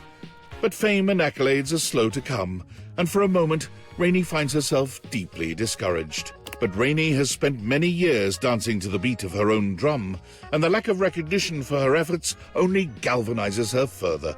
In a serendipitous turn of events, Rainey is cast in a 1920s-style jazz musical homage to the powdery old-time gangster Talc Capone. With Talc, her star begins to rise. Reviews rave that Rainey is the very spirit of the Roaring Twenties, an actress so talented she transports the viewer back in time. Rainey sends you her playbill and a photo of her name in lights, just as she'd hoped. When you're ready to leave the house, she's reserved tickets for you. I have a lot of places I need to go, apparently. Did somebody just message me? Oh, they did. What's up? I hope David saw my email. If his last blustery most mail is any proof, seems like he did. It was a last-ditch effort, but I still think it was the right choice. Even though it would have been kinda fun to watch Norman the Terror Worm cause an economic recession. Now all we can do is wait. I'm not going to just sit around and wait. Yeah. Oh, and when the government finds you, just plead ignorance. Say you grabbed the wrong backpack or something. People accidentally walk off with experimental military technology all the time. I'm pretty sure that's not going to work. Only one way to find out. I'm so sorry, I can't talk anymore right now. I'm stealing coffee shop Wi-Fi and the barista finally noticed I'm only ordering tap water. You already used that one. Oh. Gotta go, good luck. Okay. Have fun. Mateo. It just barely switched over to Mateo. Okay. Let's go see what he looks like, and I want to see if I can also... Are we gonna bring the tassel hands alive too? Please tell me we can. It appears that one of Mateo's Oh, what? animals is in the middle of a conflict with Hirohime's Nekoboru. Perhaps his cat-like features are rubbing the small dog-like creature the wrong way. Oh, no, not again. Taffeta, down! Nekoboru! Nekoboru! Nekoboru! Nekoboru! Taffeta, come on, sweetie, you're scaring him! Come here, Neku. Okay, alright. Calm down, buddy, I've got you. Nekoboru! Herringbone, a little help here, please? What is happening? Mateo takes a long, deep breath, as though willing the stress from his body. Thank you. All right, Taffeta, go on. Go to bed. Oh, I know. But Nekoboru doesn't want to play right now, okay? Never a dull moment around here, huh? You can say that again.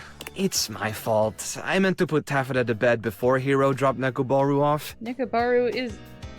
Hiro is a Nekobaru, though. Taffeta always gets a little overexcited when he's here. She's harmless, really, but, well, it just so happens that Nekoboru looks exactly like her favorite toy. She doesn't mean anything by it. Nekoboru!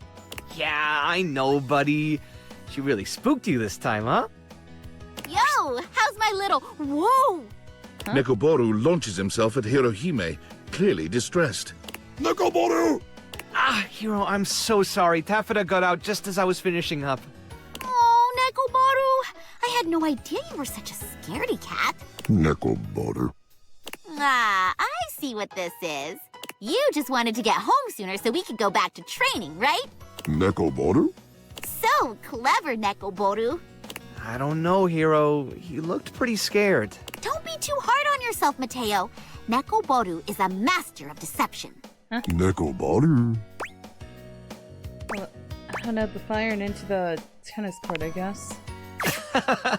Yeah, no kidding. I bet he's rethinking his stance on Taffeta right about now. Oh, speaking of, I better go find her real ball, or she'll be inconsolable all night. Oh, what?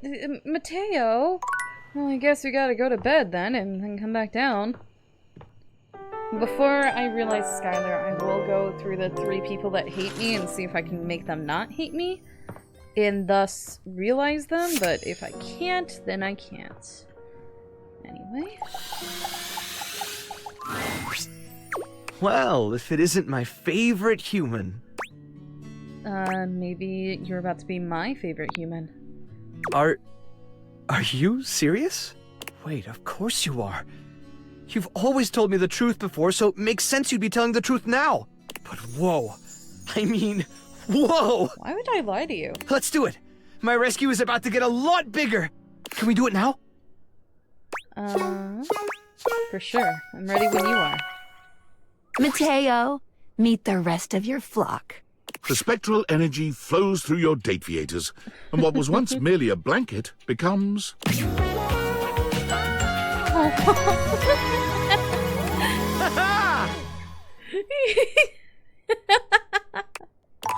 Check me out!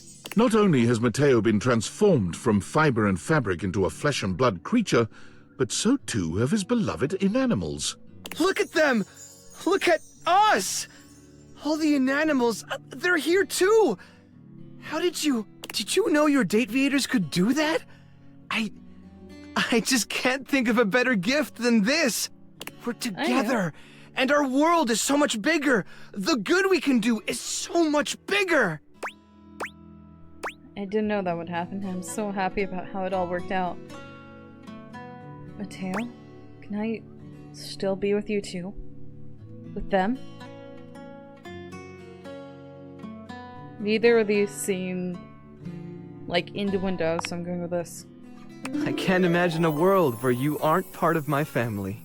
You and Mateo curl up together on the sofa, surrounded on all sides by your mutually beloved inanimals.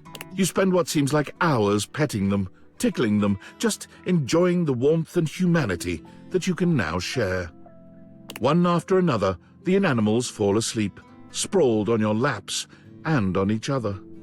As their snores surround you, your own eyes become heavy.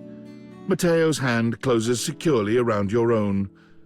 As you drift into a puppy-scented sleep, you hear him whisper, You are my family. Forever. You dream of needing a rescue, and then Mateo comes to find you. The next morning, you awake to find him gone, and there's just a slight, okay, not so slight, dusting of dog hair over most of your living room.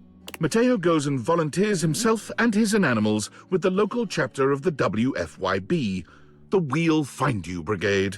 They're accepted gratefully, but since they comprise such a unique team, the brigade designs for them a unique task. Mateo and the inanimals are sent to far-off remote locations where both people and animals have gone missing. Avalanche sites, deep forests, tropical jungles, forbidding deserts. No locale has yet bested this team. They have never left a subject behind. Of course, they are occasionally presumed lost themselves. Mateo and the inanimals have been known to spend weeks on an assignment, or possibly playing out in the wilderness with their new rescued friends. Hard to say, really.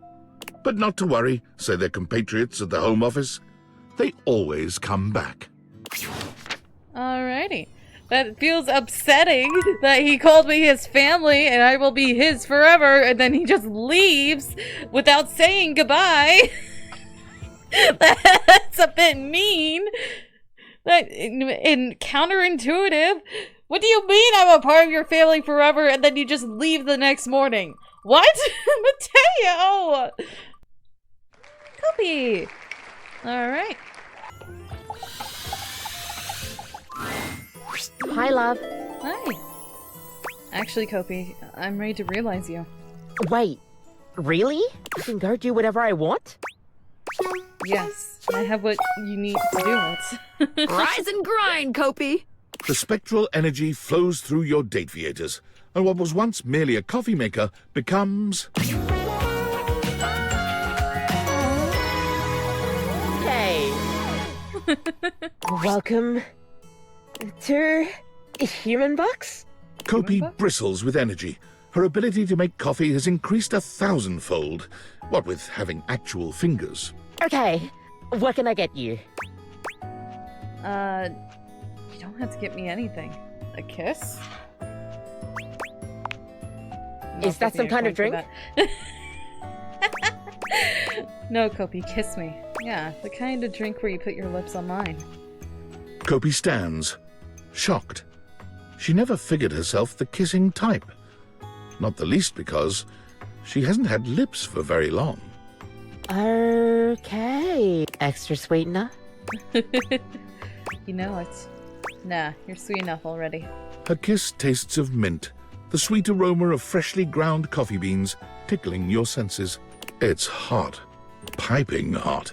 Sorry, but you can always blow on me to cool me down. Kopi holds your hands in hers. What did that mean? She looks deep into your eyes, searching for some sign that all of this is real. Do you mean it? I don't have to work in coffee anymore? Take orders? Nothing like that? Nope. Not if you don't want to. But I still like helping others. And spreading knowledge about coffee. Maybe I could open a shop of my own. One free from multinational corporations. Kopi searches the world for the best place to make a small shop. One way she can serve coffee slowly, getting to know all the customers who come by. A haven for coffee and a relaxing life, Kopi finds herself in the laneways of Melbourne, Australia. Yeah. Oh, she would have gotten a worker visa too, because they always...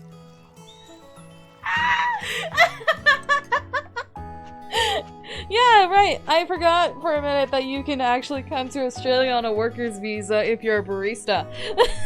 Plus, her accent fits right in anyway. Welcome to Starbucks. Yes, with the walls full of the sound of the Indonesian instrument the sitar, Kopi has found a way to rebrand Roofbucks with a name that doesn't sound like anything else, while paying homage to Southeast Asian culture.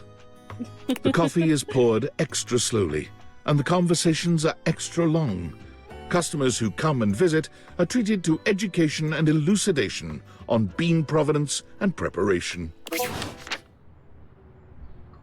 Well, I definitely know people here really like their coffee. Because, God, they order so many in the morning. Hi! God, it's been such a whirlwind with school.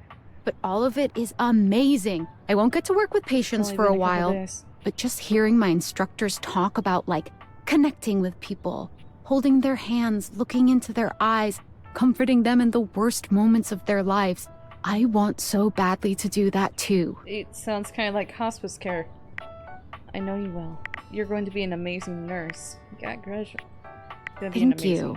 This might sound silly, but I was sitting there in class, thinking about, like, what you're doing with all those objects you're dating, like, beyond the dating. You're, like, giving them lives. Yeah? Helping them find their true selves and stuff. I don't know. It's really nice. I feel like you and I are both in our own ways, trying to make the world a little gentler. A little sweeter. It's such a nice thing to say. You make me sound so noble. And... So I hope you'll keep that up. It makes David most pissed off, and it's a really nice thing to do. Thanks for supporting me in all this.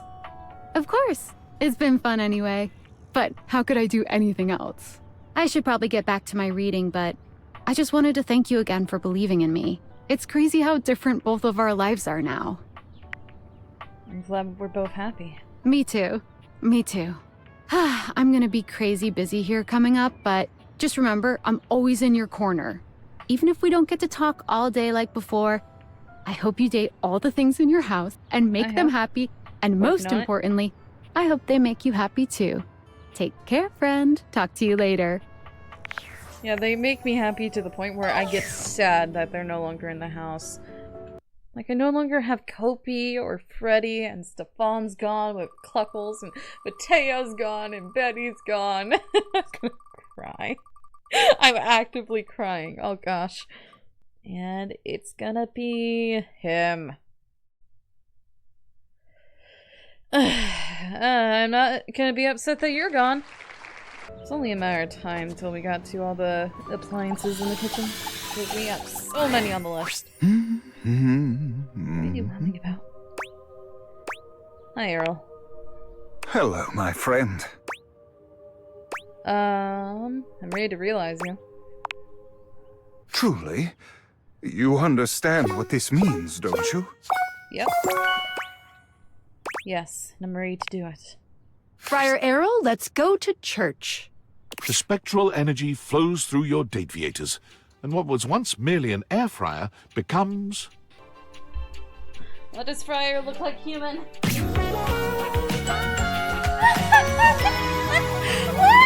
Now you have a comb over! What happened? Friar Errol somehow only grows more severe as a human, the air of intimidation that emanates from him like so much hot air, overwhelming you. Yes. Yes. The power of this body. Nothing will stop me from delivering his message now. Whose message? Praise him. Praise who? Oh, huh.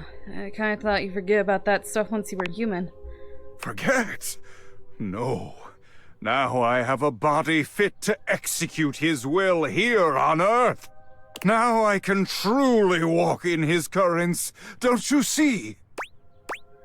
Oh, sure. Well, good luck. I need no luck. Only blessings. But I thank you for your well wishes. Your service to the church shall not be forgotten. Mark my words. Friar Errol finds work at a members-only wholesale store, Priceco, famed for their excellent deals. He was hired on as a cashier, but quickly bullied his way into handing out food samples where he could truly speak to customers at length about, you guessed it, the gospel of air fryers. You there, come here. Yes, you, the slack-jawed oil-soaked yokel. You may be familiar with Mama Mary's pizza pockets, but have you ever had one made in the air fryer? It is a transcendent experience. Where are you going? Return at once and experience glory, coward! For as many customers as Errol annoys, even more walk out of the store with a brand new air fryer. Management has decided it's a wash and looks the other way. Errol seems happy enough, but nothing is ever quite enough for him. He sends you regular letters updating you on his and the church's activities. Each letter includes an air fryer recipe of his own. Truthfully, they're not bad. Well, we don't ever tell Stefan about that. It's gonna be Eddie. Eddie and Vault? Okay, Eddie and Vault it is.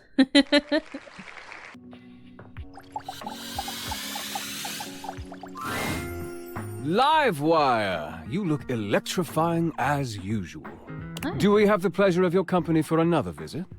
Blink twice if you want me to throw you out so you don't have to sit through another bad act.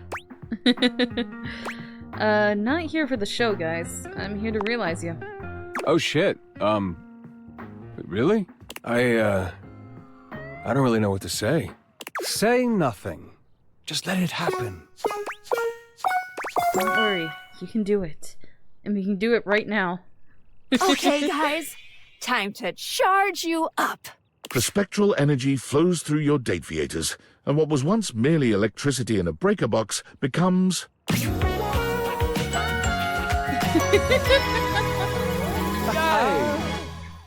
There's a flash of light, and a crackle of electricity that makes your skin tingle. And then... My. Now isn't this something? So many new sensations. It's all rather electrifying. Was that a joke? Looks like someone finally found a sense of humor. Don't. I already hate myself for even saying it. Oh yes, you can clearly tell by the way you're smiling. Realization must have scrambled my circuits, or whatever it is humans have in place of circuits. Whatever, shut up. Look at him, practically vibrating with excitement. You've given us such a gift, Livewire. Thank you. My pleasure. Vibrating with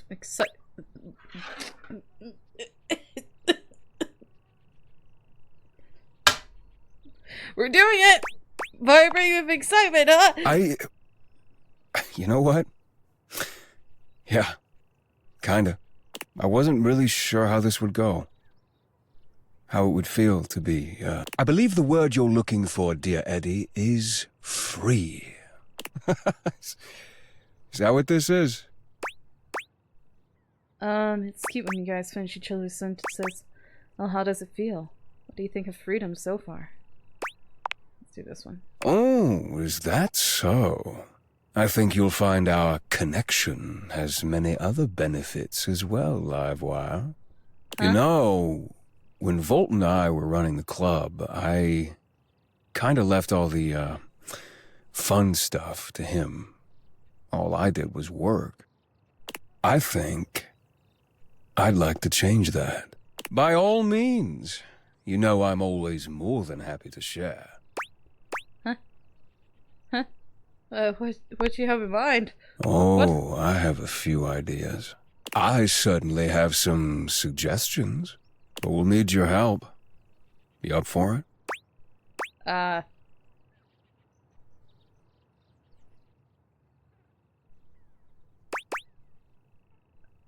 always help you, Eddie.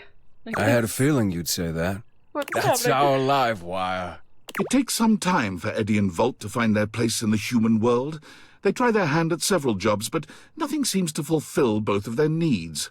Construction work leaves Volt bored and understimulated, but working as an MC in a cabaret show drives Eddie to frequent exasperated outbursts and longing for isolation.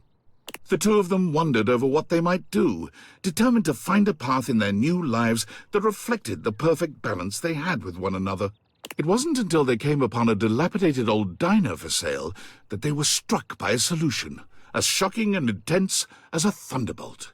Between the endless list of necessary repairs and the uphill struggle to turn a profit at restaurants in this day and age, no buyers were willing to take on such a project. But Eddie and Volt could see its potential immediately. They bought it on the spot. The repairs filled Eddie's days and his soul, while Volt took care of staffing and marketing for their grand opening, which was, naturally, a roaring success. But looking around at all their hard work, neither could help but feel disappointed. As it turned out, the fantasy of running a diner was far more exciting than the reality of it. What they both truly craved was the challenge of getting it started in the first place. It was then that Volt had his own brilliant idea. Sell the place and find the next big adventure. Volt's charisma and passion made him a natural realtor. The diner sold in one day, well over asking price, giving them plenty of cash to invest in another property Eddie had his eye on. Finally, they knew they'd found their place. High Voltage Realty was born about a week later. Eddie restored old and unloved properties, and Volt sold them with his inimitable flair and pizzazz. Whenever they get a new listing, Eddie and Volt invite you over. You were so indispensable with the breaker box, after all. Your opinion continues to mean the world to them both. Okay. Interesting. Drysdale. Okay. I'm gonna go finish the laundry room. Oh wait, I need to turn that off. Friend. Ooh. No, I don't like that at all. What a dull word. Chum. Compatriot. Oh, familiar. I like that. A little bit of the dark and sensual. What can I do for you, familiar mine? How would you like to be realized, Drysdale?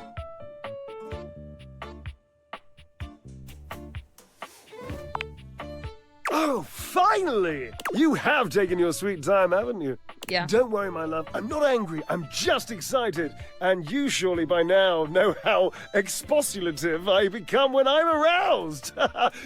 Well, dear Barbara, cherub, why are we just standing here? Giddy up! Barbara? Wow, maybe this is a bad idea. Here we go. Okay, Drysdale. Let's do one more spin cycle.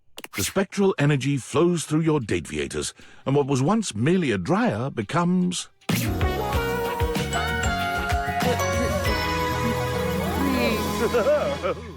Did you really cut a hole in your shirt just to expose your chest? Why? Dear Barbara, look at me. Stop calling me Barbara. Who's Barbara? Drysdale gives you a spin, capping it off with a cheeky little swat to his glorious marvelous. You know, Boshford used to tell me that I was the most beautiful thing he'd ever seen. And now I see my human form. I think he might have been underselling! Fabulous as always. I expected nothing less. Drysdale made one hell of a splash when he landed like a glittering tidal wave on the outside world. A world he found depressingly musicless, drab, and still. No one is dancing. Everyone's wearing brown. What the hell have I stumbled into? He found himself becoming quite angry, actually, until at long last he discovered Jojo's Bazaar, a venture. It was a bar and a cocktail lounge, but also a slightly disreputable dance hall. Is that a JoJo reference? And Drysdale quickly became its star. He turned the venture into one most capital, for his own wallet and the owners. You can still see him there, even today. His favorite pole is the gold one, center stage. Oh. Oh. I understand now. I understand now. Okay. It's not just any old, club. I understand. Of course. That actually makes perfect sense for him to be doing that. Anyway. There goes Aaron. Alrighty. Dolly. Alright, let's go see Dolly as a human. Dolly!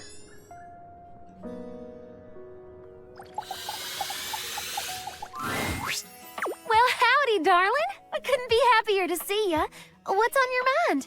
Here for the relics or a relax? Want to do some interesting research? Realization? Hold on, darling. You're saying that the new science can make me human just like that? Yeah. I'm pretty up on my modern quantum physics, and I can't imagine how that's possible. I certainly don't know how it works either. I'm pretty sure I can do it. Hello, Dolly! The spectral energy flows through your dateaviators, and what was once merely a dust bunny becomes... The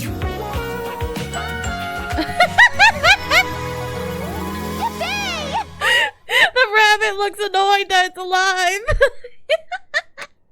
Heavens to Betsy, I'm human! You are. How does it feel? My word, how do y'all think with this lump of squiggly jello sloshing around in your noggin? Whew, this is gonna take some getting used to. But I'll be at the top of my field here soon enough. You're no master of statistics, but you know there's a 0% chance she won't make wonderful contributions to your human world. Go get him, Dolly. Now that you're human, can you handle me without getting blown away? Okay. Coin time. Tails. Go get him, Dolly. Well, darling, I've had just about enough of the underside of that couch. It's time to head out into the big old world. But I'll be seeing you soon. Once Dolly journeys forth from the house, her horizons are vast and limitless. She immediately gets hired at the best Ivy League college in the state, teaching high-level courses in several subjects. Shortly after, she breaks the record for most subscribers ever on Fans Only. What? Her screen name is Lingerie Lectures. There are no nudes, only seminars that are somewhat sensual. You support her in all of her endeavors, and she is an incomparable companion in your life. And whenever you begin to miss her a little too much, your phone rings, and you hear that old familiar... Howdy, darling! Okay. Oh, the dust mite is just gone. Wait a sec. The dust bunny is just gone. It disappeared completely. There's no more dust bunny. I have so many friends and so many lovers. I have a lot more lovers than I should. There's so many people that love me. Here's a way to put it into perspective. All the pink is love. Interesting. Anyway, who is it? Beverly or Rebel? Rebel.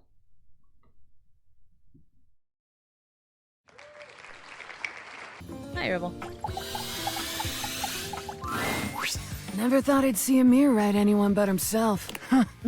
Impressive, honestly. I'll bet he's a shitty lay, though. I'm ready to realize you, Rebel. Duck off! I'm serious. I mean it. No one's ever serious. Everyone's just full of shit. Unless you've actually got the goods. I've got the goods. Duck off, Four Eyes for Eyes! I'll miss you, Rebel. Let's flap. The spectral energy flows through your dateaviators, and what was once merely a rubber duck with a potty mouth becomes... Oh, okay. I thought you were going to take the same Route of realization as Freddy did, but apparently not. Oh, that's new. Oh, that's nice. What? What are you doing? Well, they can't show it on screen, so use your imagination.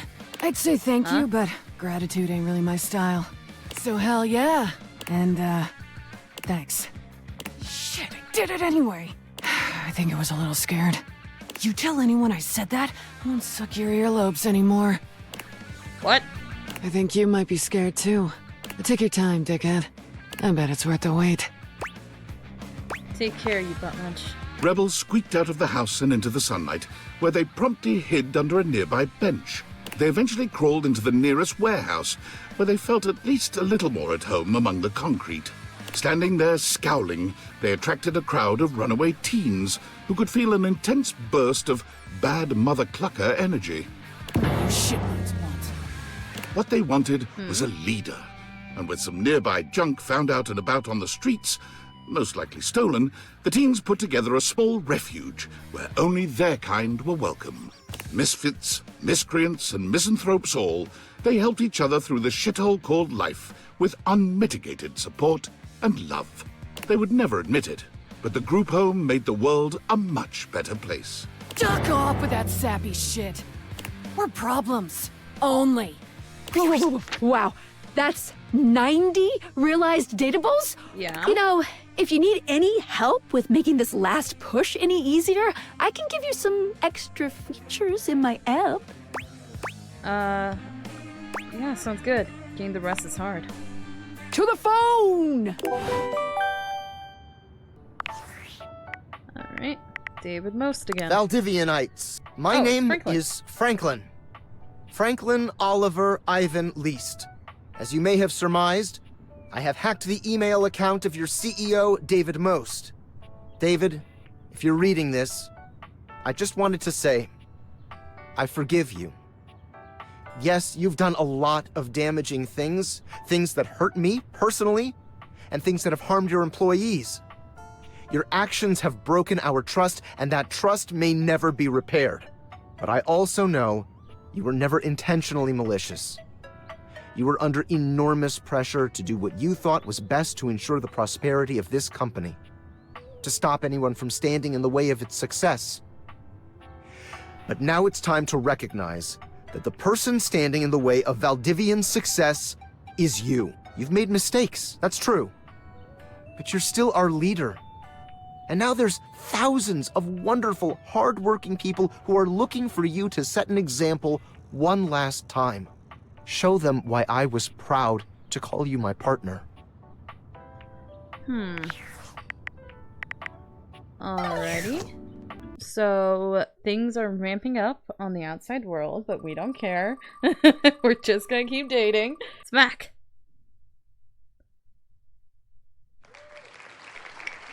We still have Jerry we need to talk to as well. The source code of my happiness. The algorithm of my heart. Hi. Seeing you makes my CPU buzz with excitement. You know, I could really use some sweet, sweet double-clicking if you catch my clever, sensual inference. Actually, I wanted to talk about realizing you. Now that would be quite the upgrade. Although it would probably negatively affect my chess ranking. Are you certain you want to transform our relationship so substantially? I can still teach you how the knight moves once you're human. Ready for your next upgrade? The spectral energy flows through your dateviators, and what was once merely a desktop computer becomes... To do a real mouse. Fascinating. My body feels incredible, yet my brain feels substantially less... What's the word? Good? You understand what I'm mouthing, right? It's a substantial enhancement. Just maybe not for their brain. Even so, it's definitely still better than the Hoboken to Atlantic City upgrade. My CPU is nearly overheating just processing the profound implications of such a transformative metamorphosis.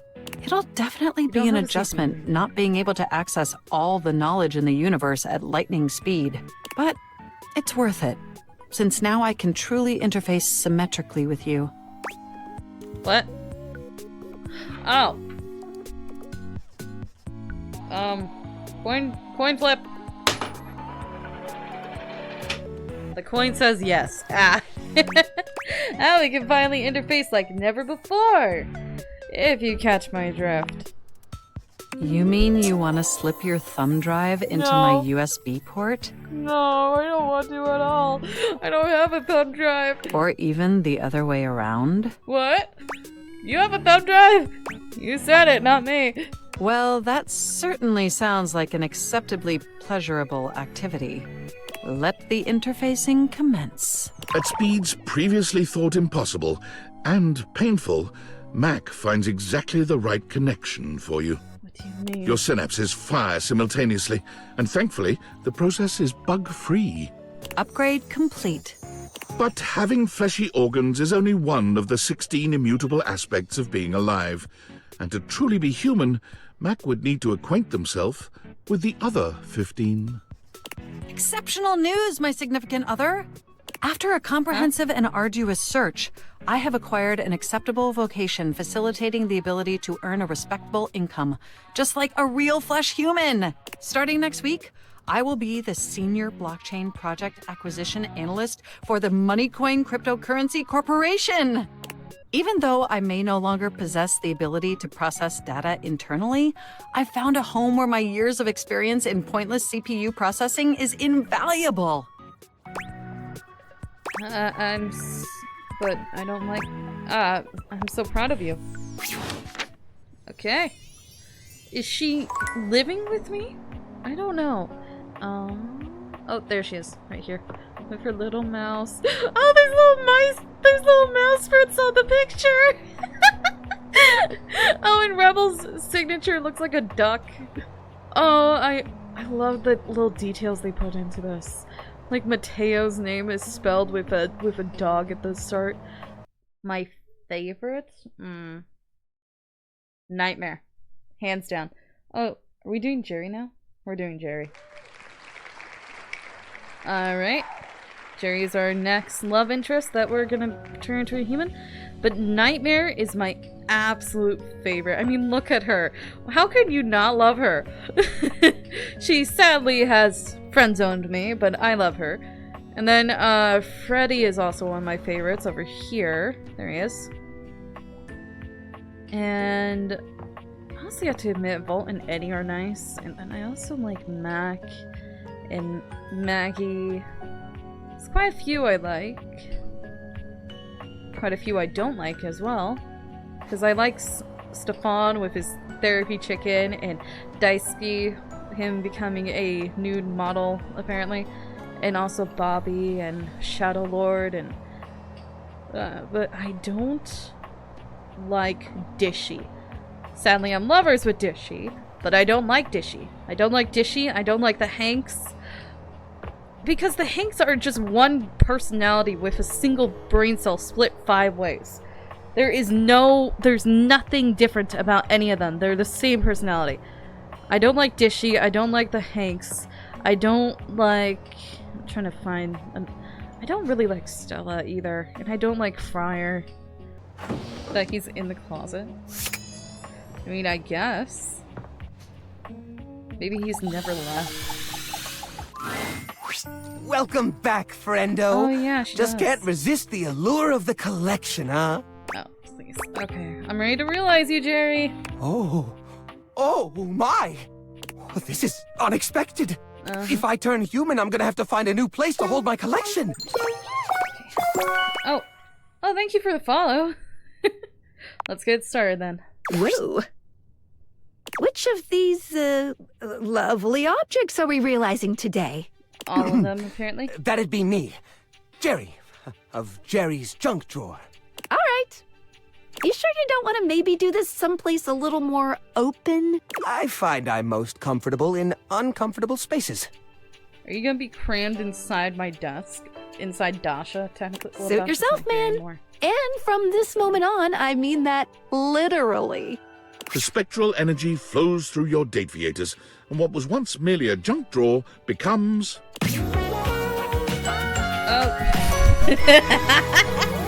Oh, excellent! Of course. Of course. Wowza! I'm tall! And have a lot Look of pockets. at that! Is this my collection? Gosh, it all looks so tiny from here. And... oh, woof! Oh, what is that? That's a smell. Jiminy Christmas, that is ripe. Have you not showered? Is that the general aroma my collection's had all this time? No wonder nobody used to open me. Yeah, it's rough. Oh, dear. Jumpin' Jehoshaphat, that's smart! I've banged my leg against the exhibits more times than I can count, but it's never felt like that. That would be your new nervous system. It's making me nervous, all right. Oh, the textures, the smells. It's overwhelming. I don't mean to sound rude, but might it be possible to go back to being a drawer? Sorry, pal. That's a one-way ticket. What? Oh no. Well, I guess it doesn't matter. Even if I could turn back, I'd always know the terrible truth. The truth that I'm stinky. Even if I could shift back into a wooden drawer, I'd know. The only thing closing on this old drawer is the most recent chapter in his life.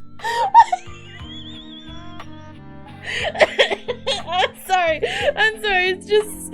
Why is that the only thing you take from that? I think I gotta take a walk. A long walk. Maybe get a taste of that fresh air everyone's always going on about. It can be good, if it's fresh, that is. Like a newborn deer waddling into the light for the first time, Jerry takes his first stumbling steps out of your home. Bathsheba currently hates me.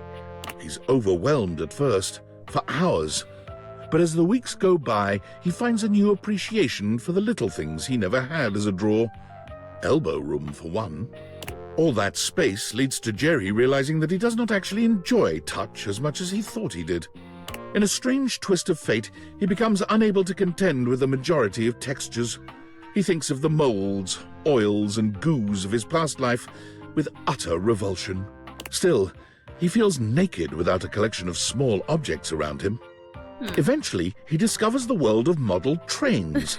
The smooth metals and plastics of the cars, along with the infinitely clutterable customization of all the miniature rail lines, speak to him. His hobby turns into a small career. He discovers others who see the artistry in his clutter. For the first time in his life, he truly thrives. Okay. Well... great to know that he's happy, at least. Close. Please, just close. No, I don't want to shake the drawer. I want to close it. There you go. Alright, well that means everyone in the office is now done. Fantina. Okay. So Fantina's the last one in the gym we need to. Oh, I'm actually scared to realize You're back! Oh, I'm scared. I love ya. What? That's my way of saying I love you without being too creepy. You are. Actually, Fantina, can we talk about our relationship? Actually, I'm ready to realize my biggest fan. Oh my god! This absolutely cannot be real. This cannot be happening right now. Somebody pinch me! Pinch her. If I'm not bleeding, you're not pinching hard enough. Can you really do it? Yeah. Yes, I have what it takes. Just please don't stay in the house. Seems like Fantina is very ready to be your new human. Maybe too ready. My new... What do you mean, my new human? Spectral energy flows through your dateaviators, and what was once merely a fan becomes... Oh my god!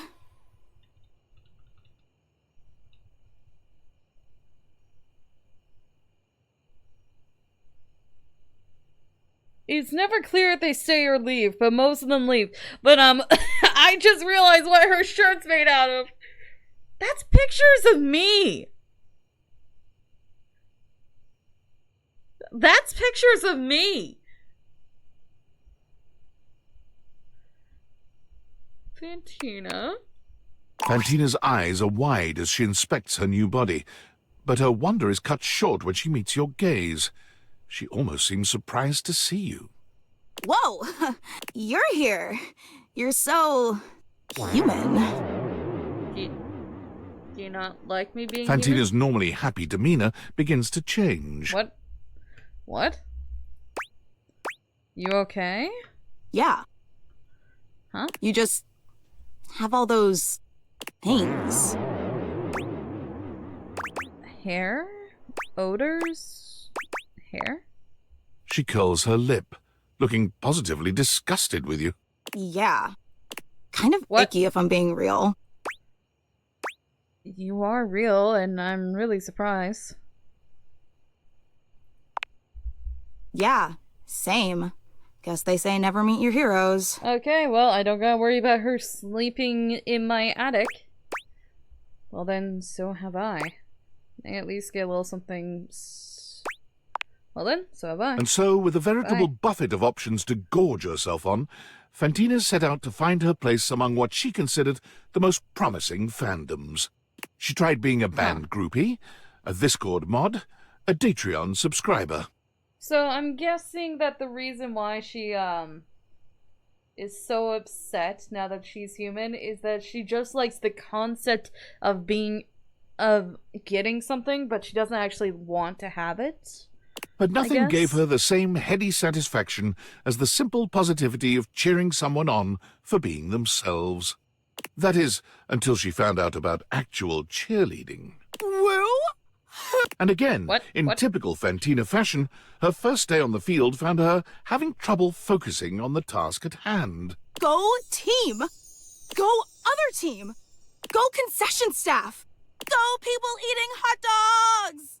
Her irrepressible ebullience led to her becoming the mascot of sports in general, and soon to take on the world at large. The world's first traveling non-denominational cheerleader.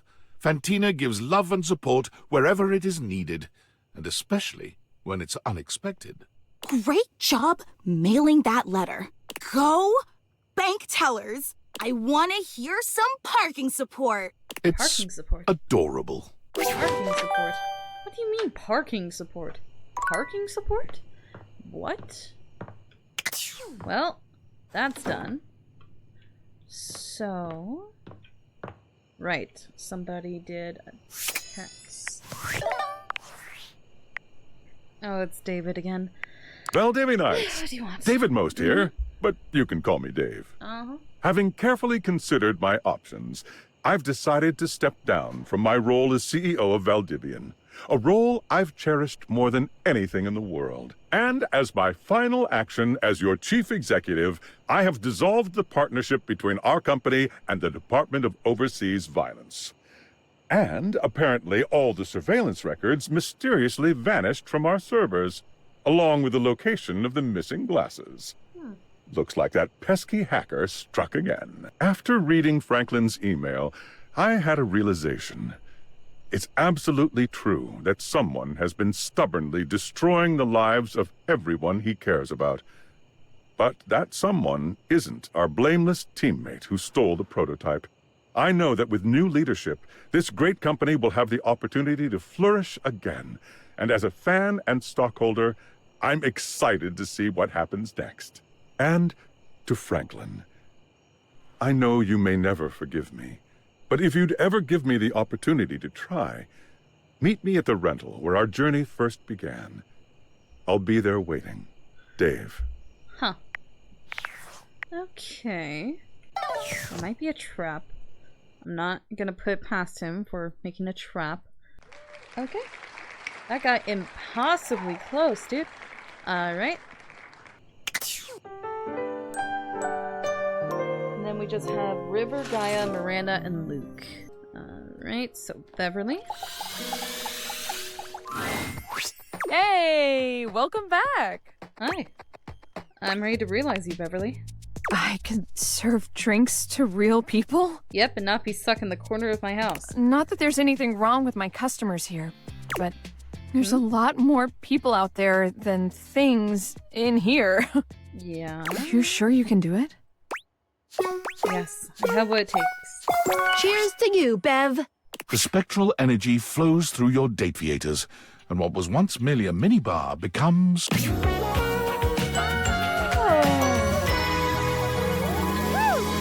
Pretty. How did you get ice to be a necklace, though? Whoa. This used to be me? All those little bottles and stuff?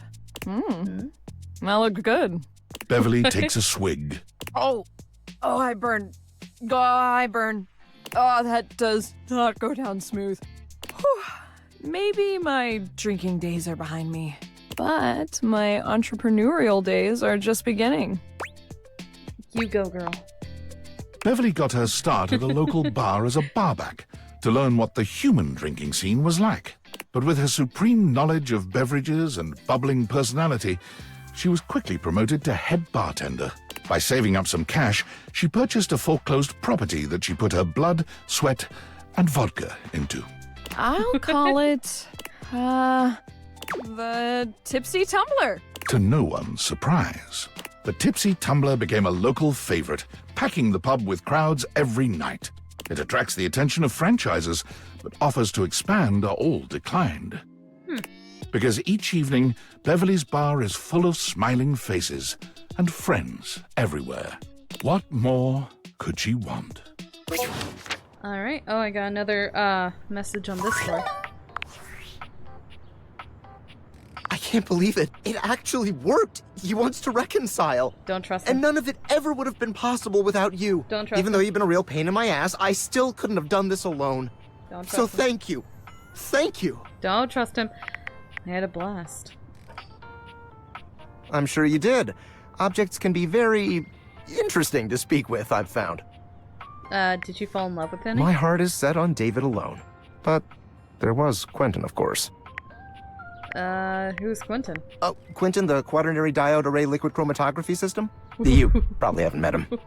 That said, there shouldn't be any issues with going outside your house now. David and I might even stop by the old homestead to see you.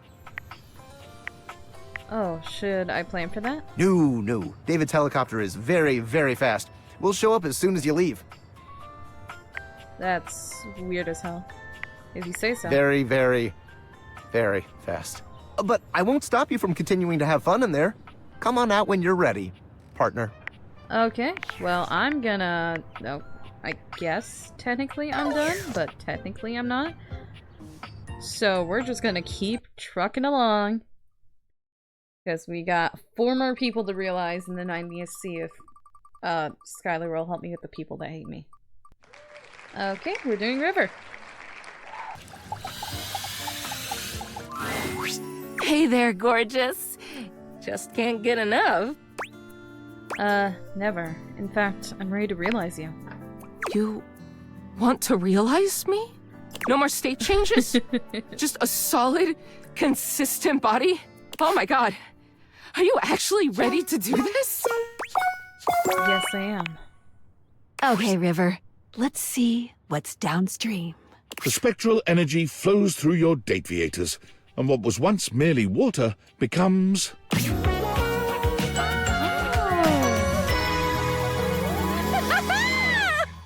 What's this feeling? Huh? River runs her hands up and down her very human body, her fingertips trailing over the contours of her face and sinking into the softness of her cheeks. She's pretty. A body. A real body that nobody can change. I'm just me. Only me. She looks at you with tears in her eyes, happier than you've ever seen her. Is this what it's like for you? You just walk around feeling whole and complete all the time? Not always. I just skipped a few steps in life. Your love does make me feel complete. River bats her eyelashes at you, drawing you closer with an expression that promises your absolute ruin. Huh? You know, I think I misspoke earlier. I think I might be missing something after all. but I think you know just what I need. She curls her arms around your shoulders, and in this moment there is no denying it. River is human, and she's all woman. Why don't we get out of here, lover? River takes an undeniable joy in the sheer humanity of your lovemaking. She worships every inch of your body, and she marvels at what her own can do. She's particularly interested in the marks and signs your body bears after your joining. It's also new to her, and she treasures every moment. When she bids you goodbye the next morning, she promises to return to visit, marveling all the while at how consistent her body remains, whether in your arms or in your bed. River can't seem to leave all the elements too far behind her. At first, she craves being near the water. It's all she's known, after all. She takes up a job as a lifeguard at the local pool, but lifeguarding is stressful work, and she quits a few weeks in. Not long after that, a chance encounter at one of those make-your-own-candle stores changes the course of River's life and budding career. What is this? She's fascinated by the way the wax melts and reconstitutes itself, and being the driver, for once, of something else changing states is empowering for River in a way that nothing else has been. She finds work as an instructor, leading others through making the candles of their dreams. Clean laundry and freshly mowed grass? Sure, why not? Wow, lovely. I wouldn't have thought to pair those scents, but it works so nicely. Oh, if you like those, you should try adding a little nutmeg. It'll really bring your scents together. She sends you candles from time to time, curating scents to your taste. When you light them, you think of River, smiling. Now, finally, indisputably, herself. For the rest of her life.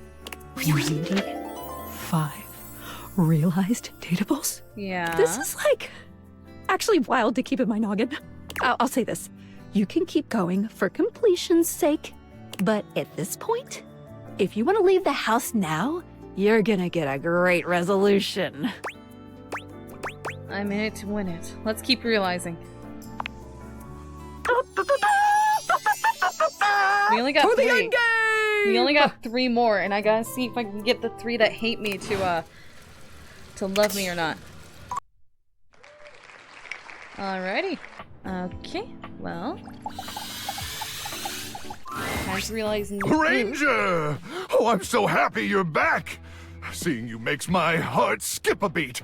Or that might be an arrhythmia caused by all the excess power crank in my bloodstream. What? Too bad swarmers hate our medic. Now I'll never know for sure. Luke, I'm ready to realize you.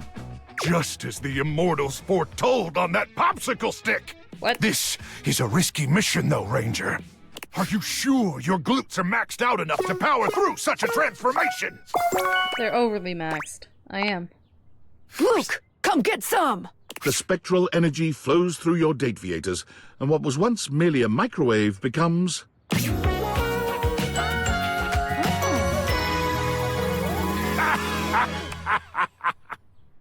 Interesting. Oh, Crook!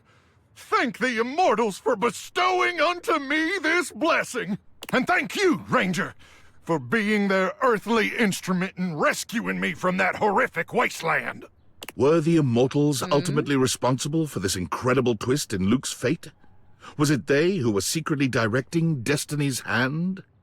Perhaps they were the unseen force that had guided the creation of the dateviators in the first place. Being alive is incredible.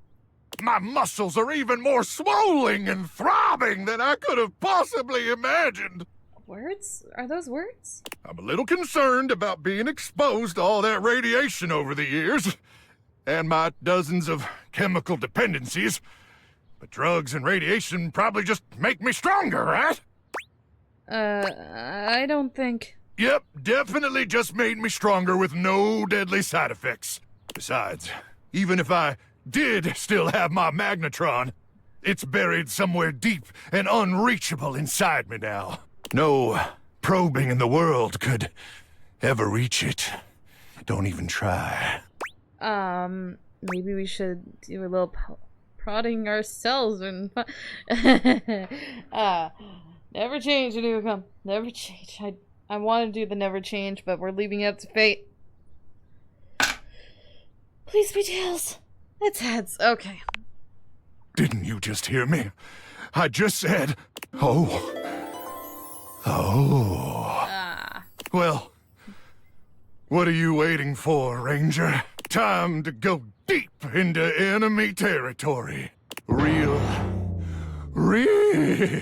deep.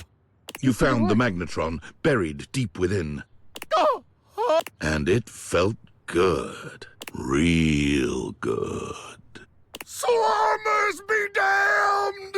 And so, armed with a newfound enthusiasm for life and possible radiation poisoning, Luke set out to be a contributing member of society. What? Which was hard for him, considering he'd lived his entire life in a world without any society to speak of.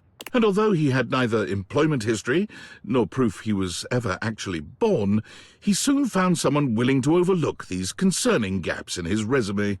With one last glance at Hugh and an awkward combination of salute and hug, Luke bolts outside, straight to the nearest recruiting office. One, please! Luke easily finishes off basic training, but stumbles when he makes a shocking discovery. Crook be blasted! One night, while making a toasted pocket for another trainee, the microwave glitches and overheats, exploding the remains of the treat all over the glass panel. Crook be blasted! In that moment, Luke realized that his love of safety would always override his call to battle. He joined the bomb disposal squad that night. One, please! Where he works to this day, using his powers of protection wherever they are needed. Okay. Interesting. Best for last, then. I like Miranda. Welcome back, my angel! My trout! Your trout? Ready to realize you, Gaia. What? Trout? Go away, sure. Seriously? Trout? I can run around and travel on planes and boats and what have you? Trout?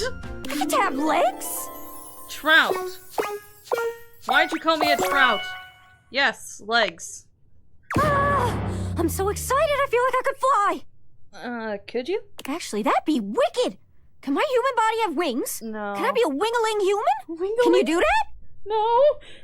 I'm afraid not, but I'll do my best to keep that feeling intact. Spin for us, Gaia.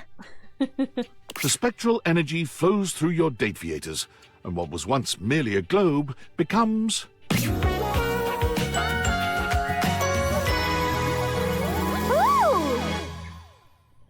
You have a Canadian belt buckle. Whoa. Whoa! Check me out! I'm just a little guy!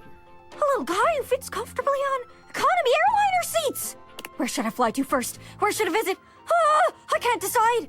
Gaia spins around, but quickly becomes dizzy. She teeters back and forth with swirls in her eyes. Whoa! If I do that again, I'm gonna lose me lunch. I'll have lunch to lose! There's so many human things I gets to do! Like maybe a little kiss? Like travel? We're gonna see what fate decides. Okay, like travel? We're not kissing. Okay, first things first. Gotta get myself a ticket, gotta get myself a passport. Gets myself? Why do you keep saying that? There's no time to lose. I gotta get on the first bus I can find and just go. Where I end up, nobody knows. Okay, good luck. Please write down my number in case you need it. Gaia salutes you. She scampers upstairs and frantically begins packing. Packing what? That's my stuff. Her first few months as a human are fraught with problems. Airport security doesn't take "I used to be a piece of furniture" as an excuse. She ends up detained more than once. However, within the year, Gaia begins her globe-trotting journey. She always travels light, but never forgets to bring her scrapbook, which contains hundreds of pages of photos, postcards, restaurant menus, tickets, and anything else she can catalogue. Whenever you plan a trip, Gaia is the first one you call. She always knows the best spots. And whenever you disembark at the airport, she's always waiting for you at the baggage claim. Even if you didn't tell her you'd be traveling. How'd she know? How'd you know? Do you stalk me? Are you my new stalker? Wait a sec. Alright. Gee, I wonder who we're going to have. Who we're gonna date now. I wonder. Why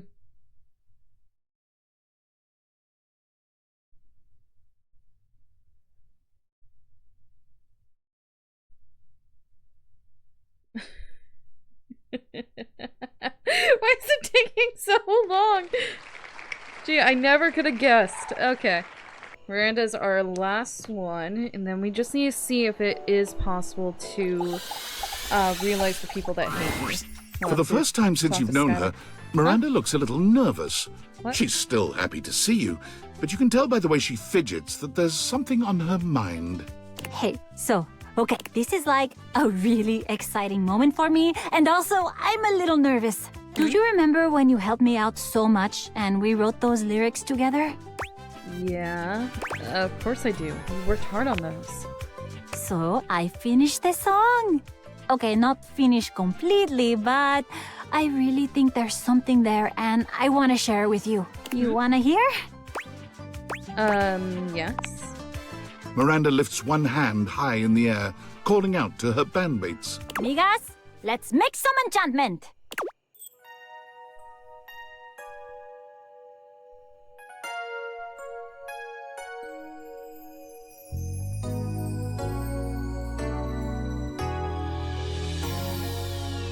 I'm scared to be staying here for too long.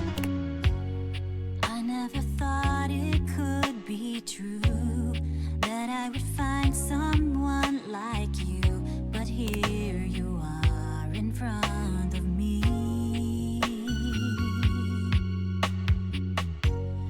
Every time I see your face, I wanna run to your embrace. Your love is where I wanna be.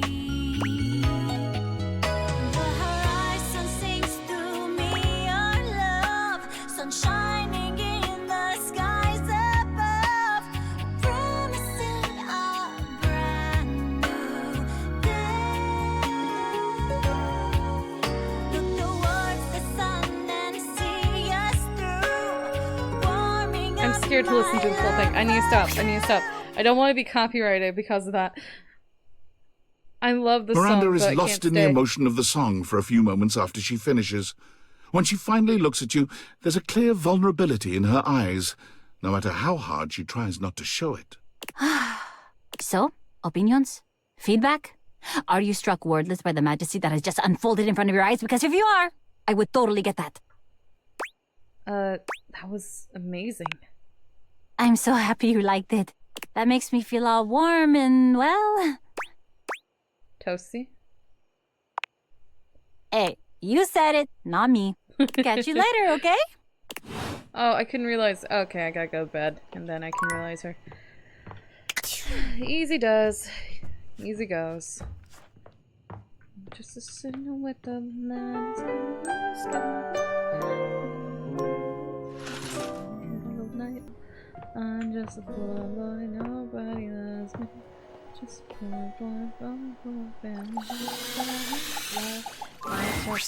Hola, mi amor. I miss you already. Don't be a Just talked last stranger, night. okay? We just talked last night. I won't, because I'm here to realize you. Shut up. No. Ay, Dios. Really? I'm so excited. Oh my god. I don't even know what to do with my cord. Like, now? Like, right now? Yep, I've got everything ready. Set this toaster to realize. The spectral energy flows through your dateviators, and what was once merely a toaster becomes...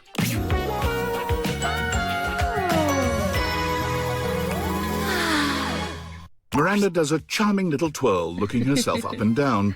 She sings a few test notes, giggling with delight at the result. Ay, Dios. I'm a sexy human. Look at me. Listen to this voice. Do you have any idea how many albums I'm gonna sell now? Like, even more than I sold when I was a toaster. That's like a lot. How many did you sell while you were a toaster? Definitely more than that. When you were a toaster, for sure. I'll take you on a human date to celebrate them. Oh, ay, amor. Now that I'm a human, and I'm not gonna, like, accidentally set your clothing on fire. Did you do that? I'm gonna set some real shit on fire in, like, a sexy, metaphorical way. You know what I mean? Huh? What? Do I ever? Come here, my favorite little slice. You and Miranda share a night of real heat and metaphorical fire that leaves you both slightly cooler and quite tired in the morning. Before she leaves your side, she bends down and gives you a quick but loaded peck on the cheek. Thank you for believing me, amor. The next time you saw our dear Miranda Dulcita was from the back of a massive and sold-out stadium, where she was touring in celebration of her new album. She couldn't see you from the stage, but having gotten your text that you would be there and so excited to finally see her perform alive, she threw a great big wink out into the crowd. Mwah. And that's for my favorite little slice. Of course, everyone in the stadium assumed that they were her favorite slice. But you knew the truth.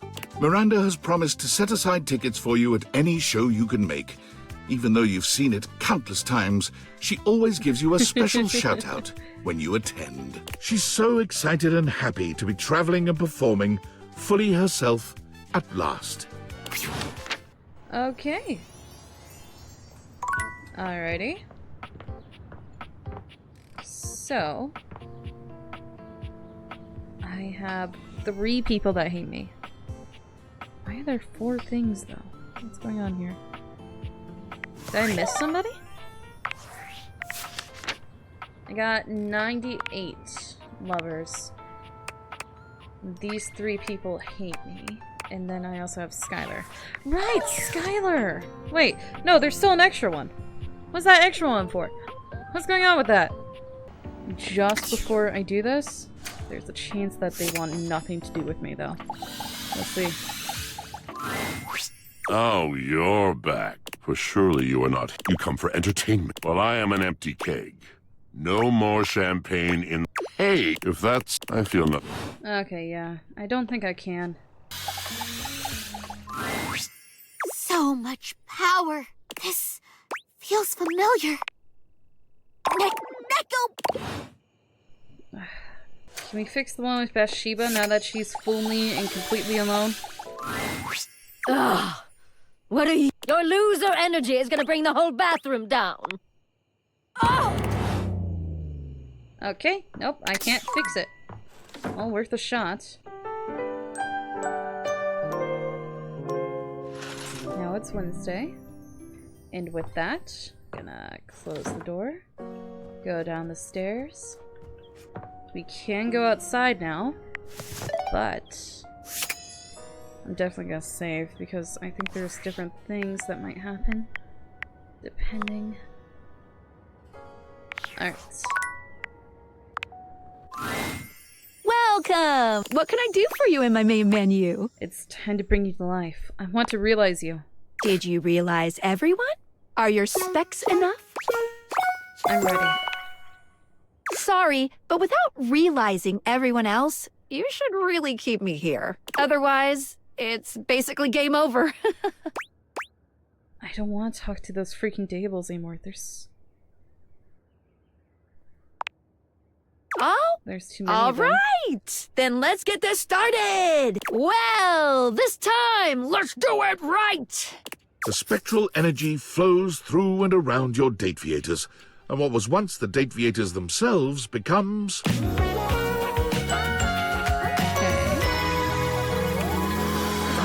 I couldn't change the loves.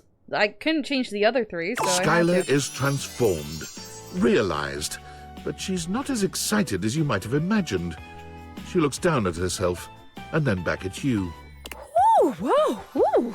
I am feeling mixed about this. On the one hand, alive and human, so yay. But on the other... Skylar grasps her own glasses in her hands. I'm useless now. Not useless. Now you can make more date beers, right? No, I don't think so. I'm not an inventor. I'm just good at making connections. But Franklin has the plans still. We can ask him. Oh, we'll have to see how it goes on the outside. Let's open the door and see. Before I go, let me just stick one last portrait on the bulletin board.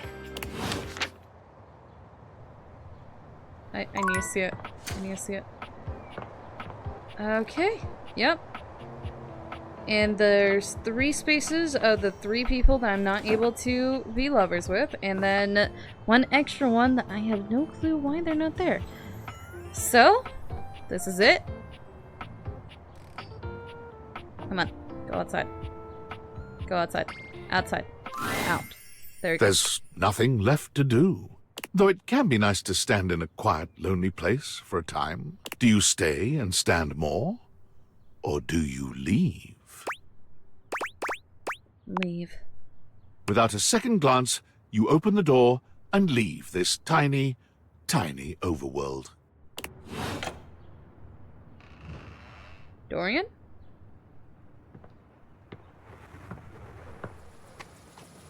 Oh, there's the helicopter.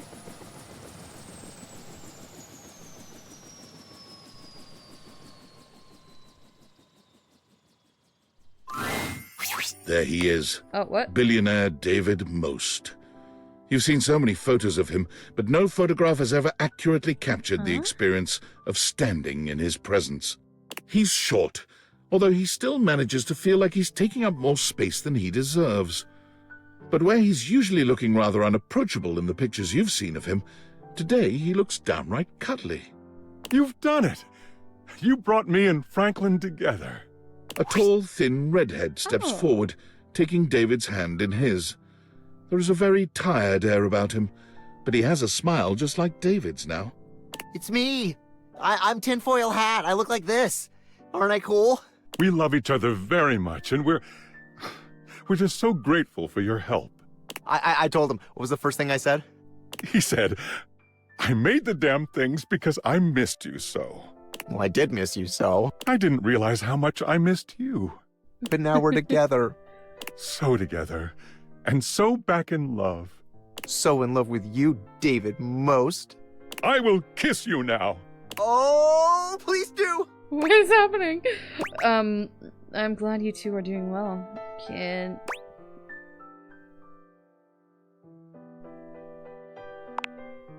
Climb right in. Come here, you. You accept their invitation with enthusiasm, and things rapidly devolve. It's messy, awkward, and oddly sweet. You're not sure how much time has passed in this rich nerd orgy. It seems to stretch on forever somehow, but by the time you're done, the outside world appears the same. Has it been 24 hours? You truly can't tell. It's been weeks. Can we get ice cream? Ooh, we have to tell her about our plans. Oh, what? About that. The second thing I said to David, what was the second thing? The second thing was that you deserve something special for all your help. And it was to make you partner. When I found it was you who had the dateaviators, I was astonished by your customer service skill. I didn't do anything. It was like he was the customer and you were servicing him the whole time. There's one thing that Valdivian will always need to stay in business. Customers. And we need someone who has the amazing powers of speech, empathy, and all the rest. The human quality. Choosing the right thing to say at the right time. I do have some practice at that.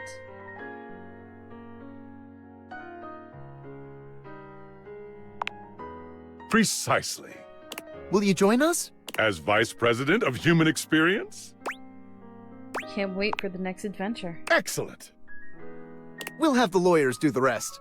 Hopefully not eat all the ice cream. Oh, it looks like you have more visitors. We'll get out of the way. Bright and early tomorrow, Valdivianite. Hey! Oh, hey, Sam! Years of friendship, ambiguous flirting, and wondering what it would be like to see Sam in person. And now here she is, just casually showing up at your doorstep.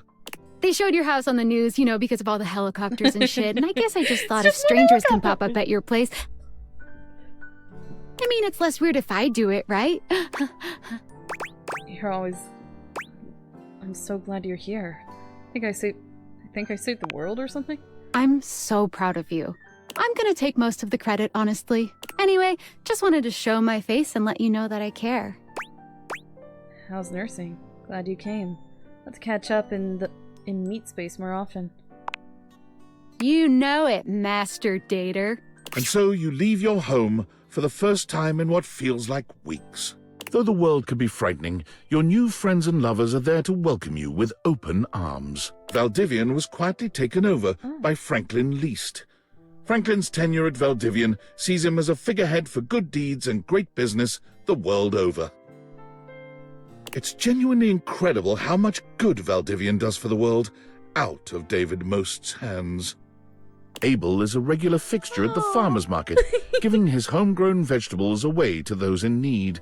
You're not entirely sure how he supports himself, but whenever you ask, Abel just tells you, a man's entitled to his secrets. Abel's veggies regularly find their way to your kitchen, hand-delivered by the man himself, with a smile and a warm hug.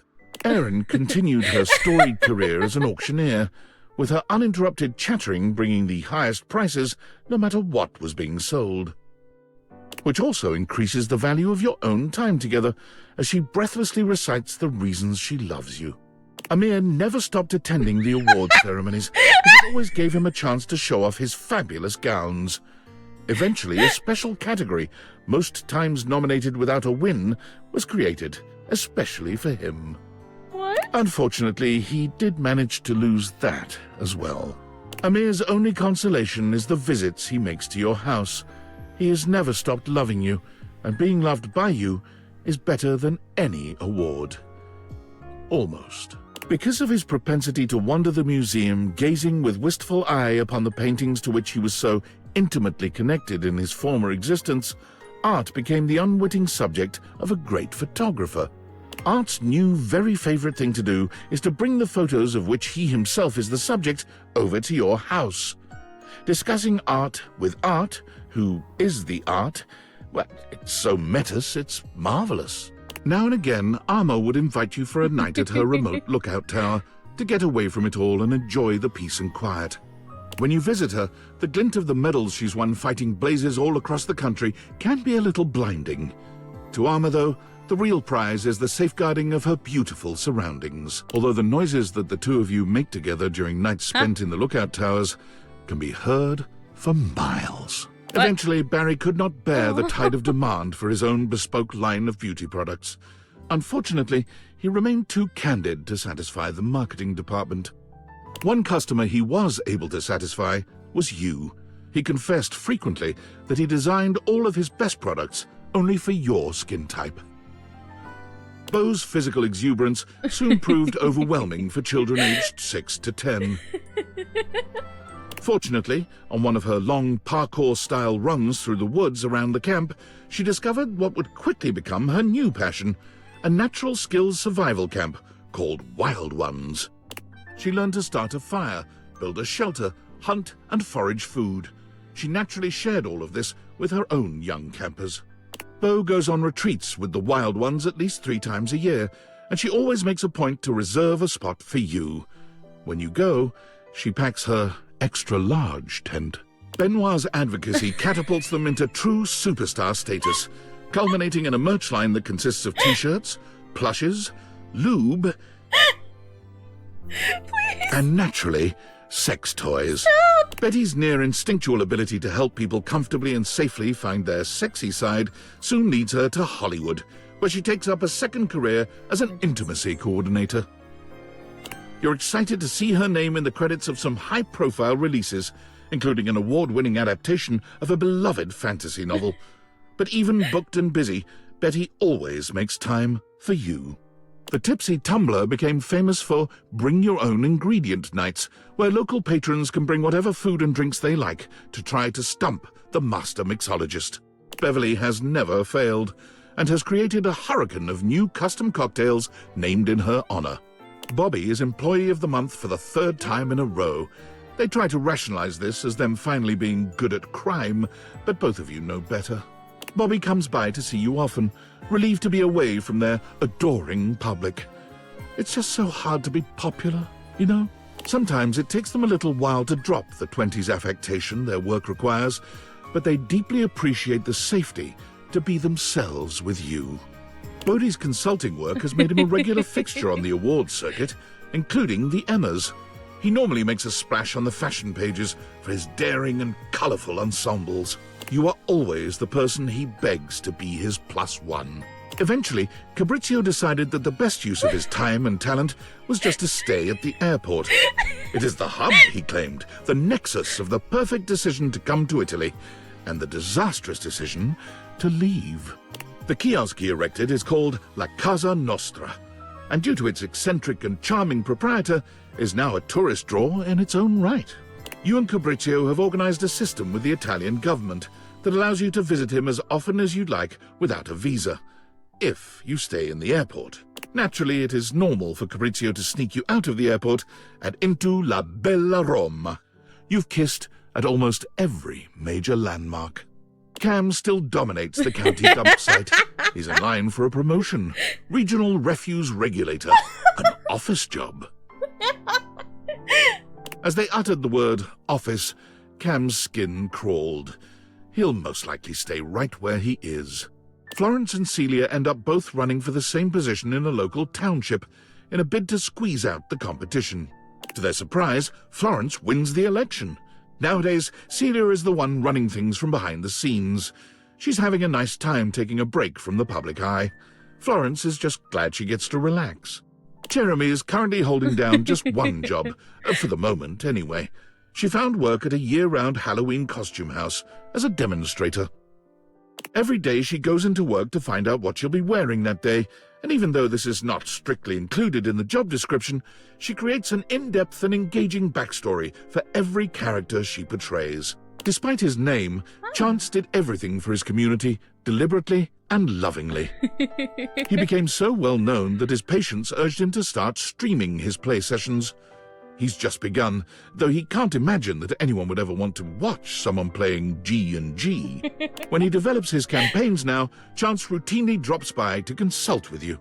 He claims he's never had such good or such pleasurable input on his creations. As the sassy chap sulked in the corner of a bar the night of his proposed video game release date, smoking his bubble pipe, the witty insults he threw at the other customers got some big laughs. He can be found at all the glorious salons around Europe, dispensing wit as easily as he spends other people's money. He spends yours just as lovingly. Clarence's newfound fame and fortune leaves him with less and less time for his beloved Batman, Dakimakura. And one day, the pillow simply shows up at your doorstep. Was it the pillow's idea? Clarence's? You're not really certain, but you carefully store it away in Clarence's old closet. It reminds you of him. Oh, of course. Clarence stops by your place when he can, which isn't as often as either of you would like, but he sends you frequent text updates and selfies from his latest celebrity closet jobs. Connie has turned from voice acting into game development. Her current project is under NDA, but sources seem to claim it's The Legend of Sassy 2. In a loving gesture, she's hired you to voice her star character. Rod is currently racking up the nominations and is looking to return to comedy soon. Kurt is currently writing the televised roast of Rod. Everyone expects it to be the announcement of a new joint project. They both deny it, of course, but it is. Damon is always standing behind you, protecting your every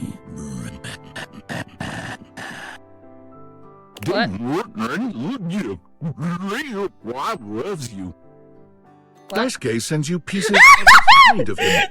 Home is beginning to fill with beautiful drawings, photographs, and sculptures. You're close. I know you're a big model, but you don't. You can't help but smile when you see them, especially the ceramic sculptures. It's almost as if he's home with you once again. Daisuke invites you out to art classes with him frequently. He never improves, and he never manages to make anything beautiful. But the smile he gives you when your eyes meet over your latest creations, it never fails to make your heart flutter. Whenever his wings appear in a bar, the loneliest customers see it as a sign of trust and honor. He also becomes responsible for a marked increase in weddings in your town, as well as over 300 children. What? 300 children? All legitimate and well cared for, of course, as he only believes in using his powers for sparking real relations, not just one-night burnouts. I'm stuck being scared. Why won't you change back? I like how it's different art styles, though. They have a bunch of different people drawing this stuff. Give me 2 seconds. I need to fix... There it goes. Dante has offered to set your love life on fire too, when you're ready. You both not so secretly know that when you are, he's going to set you up with himself. Burn me, baby. Dasha continues to cook far more than she or you could ever possibly consume. She begins to host weekly dinners for those in the community without family or a place to go, and only then does she finally fill the void she's been feeling within. While Dasha has no shortage of mouths to feed these days, it doesn't stop her weekly deliveries of home-cooked food and hugs. She often leaves you love notes in the baskets she brings. Diana's talent for directing cars is legendary. Her zero-accident reputation gets her to the top of the Traffic Stop Top 40 charts. A big-time traffic producer notices and takes her to the big leagues. Air traffic controlling. Naturally, with her dapper hat and her perfect balance between rapport and rationality, she shines with iconic grace. Diana relishes coming back to the house to share her air traffic stories with you. The pleasure she gets from giving you a story all of her very own and watching the pride and excitement in your face is some of the most profound of her life. Dishy's helpful nature kept him forever working as the most diligent assistant of all time. Thank goodness he never had any lust for power. Rod help us. Dishy is always there to tend to your every need, sexual or otherwise, precisely 5 minutes before you were even aware you were about to feel it. I don't want it! Dishy can go do that to himself! I don't want Dishy! The more time you spend with Dolly, the more impressed and inspired you become. One day you realize with a start that you've elected to pursue your own PhD course, with her as your advisor. Her faith in you gives you a powerful confidence. Your thesis is tentatively entitled The Effects of Tantra on Getting a PhD. Happy studying, graduate. Dorian became a doorman. What else did you expect? He's happy, though. Whenever he sees you walk past, he almost drops his steely expression to give you a smile, a wink, and a very meaningful nod. Doug's path for entertaining people through the story of the yo-yo was never truly destined for success. But Doug has never cared about success, and somehow his stylings are still available on public access every night. Dunk's kids finally managed to win a game. Dunk sends you his trophy to remind himself to stay humble. It sits in your workout room, a sweet reminder of him and his sincere love of the game. When Dunk comes to visit, as he frequently does, he insists that your athletic lovemaking sessions happen in your workout room. Why? He claims the trophy inspires his creative stamina. Anything for your partner, right? I don't want it. High-voltage realty filled Eddie's soul, and also his wallet. He's currently planning a vacation to Berlin for himself and Volt. History, fabulous nightlife, great food. But don't tell Volt. It's a surprise. Eddie comes to your house to check on the electrical system from time to time. Also to have a quiet cocktail in the corner booth of the local bar. And Volt comes by to dance. Fantina is currently on tour on major sidewalks around the country, helping give support for good driving habits, matching clothing ensembles, and great smiles. The daily cheers she sends you for anything in your own life, no matter how minor, are always welcome. Faria remains an enthusiastic fixture at your local medical center. She's working her way through the clinical portions of her medical education, and like anyone in that situation, is exhausted and stressed out most of the time. But her attitude remains optimistic and helpful. There's nowhere else she'd rather be. Whenever she can, Faria comes over for extended study sessions at the house. These are usually quite focused, as a great quantity of work must be done. But they almost always end with Faria's sleepy head on your shoulder. Freddy rarely comes down from the mountaintop. He has been the subject of several documentaries, yet never appeared in any of them, in spite of repeated requests. That one guy over there has heart eyes. I think he loves Freddy. Fortunately, you know the back way to his abode, and your times together are nothing short of monstrously fulfilling. Friar Errol joins a men's choir, and they're actually quite good. They travel around the world performing for massive crowds, full of celebrities and dignitaries. But lest you be too excited that Errol has finally done something for his own enrichment, Errol sends you reports on his progress converting members of the choir to his faith. vowing that he will spread his message by any means necessary. Gaia hasn't stopped traveling since she left the house. She keeps you updated and tags you in every photo on social media. Her profile banner updates with a checkmark on every country, city, and river bottom she's visited. River bottom? The last photo Gaia tagged you in might be your favorite to date. It was a selfie of her, with a great big smile standing outside your front door, right before she knocked. It was her first visit home since her realization.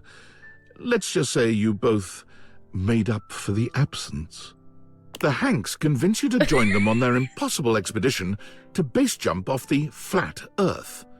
What? The six of you pass the fifth gate of the Great Ice Wall, sail past Shangri-La, and stare over the never-ending waterfall at the end of the world.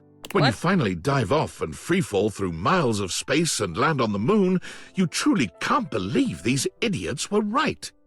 Harper's tattoos gain national attention when she begins offering free wedding band tattoos to couples looking to fully commit. Nothing makes her happier than helping couples show their commitment to each other permanently. What? I realized that the one on her arm is the same as... There's Doug! Why is Doug here with no pants on and heart nipples? There's Clarence! There's Clarence right behind her! It's dark, technically, but that's right behind her! Wait a sec! Strangely enough, Harper refuses to get a tattoo to commemorate your own relationship, but she does plant a tree in your name at the park. Hector's artistic masks are used both digitally and in the real world. The sense of mystery they evoke brings forth tantalizing magic where there was none before. He is a happy mask salesman in his downtime between crafting. Hector recently dropped by to unveil his latest passion project, a pair of matching masks for the two of you. They are exquisite, but his blushing pride and warm embrace moved you even more. After Hoove completed his PhD thesis, The Event Horizon, a proof of temporal interdimensionality, he decided to go on a short vacation. He came back to find that his paper had been translated, studied, and accorded the honor of being the most recent quantum leap in our understanding of our universe. He brought you a copy of the paper. You gave him a file box full of newspaper articles, magazines, scholarly journals, and popular writing about his impact on our cultural consciousness. Then you ordered pizza. He always comes over to hang out and stargaze. Holly spends her days zipping around town making deliveries, spreading good cheer everywhere she goes. Her payment of anything goes means that everyone can use her services, and her scooter is covered with drawings, stickers, and even desserts. Sometimes Holly will create a little package or present for you, just to have the excuse to deliver it. She's often there and gone before you have a chance to really take her in, but it's all right. You have a smiling confidence that she'll blow back into your life very soon. Not long ago, Ron released his latest piece of technological wizardry, his patented clothing press, but travel-sized, so small that it fits inside his very own top hat. Or anyone's top hat, really. It's the perfect size, no matter your chapeau of choice. Jacques regards his budding career with Fantasy Cruise Lines with great sincerity. He has been the most highly reviewed captain in the company for almost 5 years now. TripAdvisor in fact recommends him so highly that his cruises sell out up to 6 months in advance. The little chicks! The little chicks just on the dashboard! So far, no paying guests have died. Jean-Nou agrees to help you do your taxes, but after seeing the state of your finances, he no longer returns your calls. He still loves you, but did you really expect the toilet man to be your husband in the end? Kids come from miles around to see Jerry's intricate model train sets. They're free to peruse his miniatures and control the RC train cars, but heaven help them if Jerry spots them moving any of the pieces around. Johnny made a splash as the premier wedding officiant in all of Vegas. His impression was so uncanny that many attendees felt transported to the 1950s.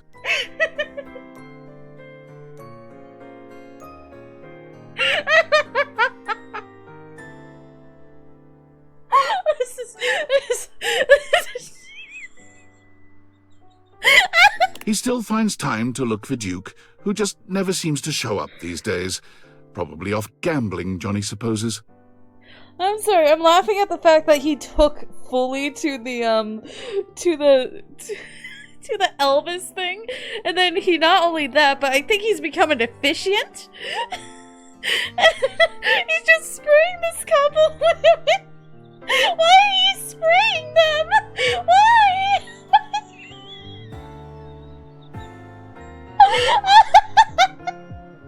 Why? Why is he spraying them with the champagne?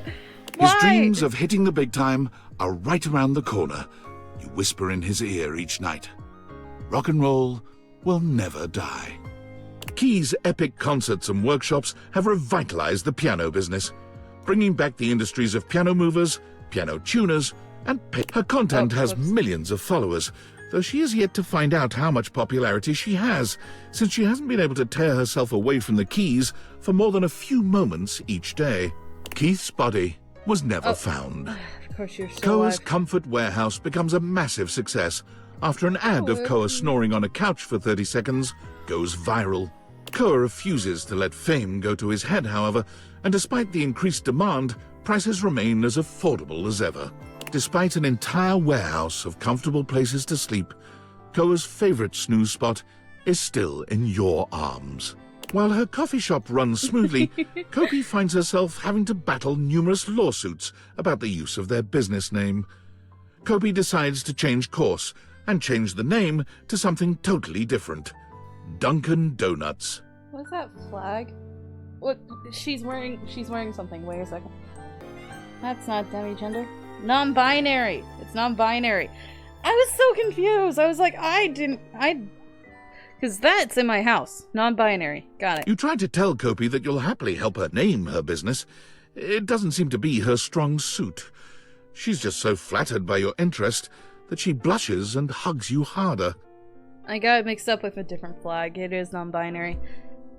And it's in my house because my roommates have it. You suppose that's all right, too. Christoph yearned for greater challenges than he'd been able to find on the entire surface of the Earth, so he went within.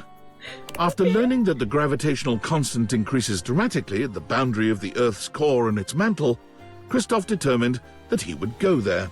He would be the first human to survive and work out in that environment, all because of his beautifully engineered intra-Earth submersible. But intra-Earth or not, Christoph knew that no environment could possibly be hotter than Christoph himself. On his most recent visit to the house, he claimed that since you survived him, you were more than qualified to come with him on his trip. He offered to build a teeny cabin on the submersible just for you. You are still considering. Memoria's company Memorandum continues to satisfy and unsettle. Her clientele frequently report feeling much more in touch with their dark sides, even as their homes are literally lightening up. There's a bunch of My Little Pony happening. Occasionally, a client will ask for something just a bit more personal. You can always count on hearing from her under these circumstances. The two of you are an on-site team when it comes to the sensual exploration of the shadow. Lucinda Limitless, the best human who ever lived, of course won every single award possible for her achievements. This led to the terms first place, gold medals, and fastest hot dog eater to be simply renamed Most Lucinda. But she always said her biggest award is earning your love. Luke returns from abroad to meet you from time to time, bringing you stories of valor and exotic toasted treats from lands far away. There are always bite marks in the pastries, which he assures you are only for your protection. You can't think of anything more endearing from your big bad soldier.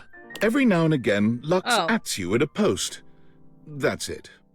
And no matter how many times you try to block the email address, no inbox check is complete without an invite to verified social.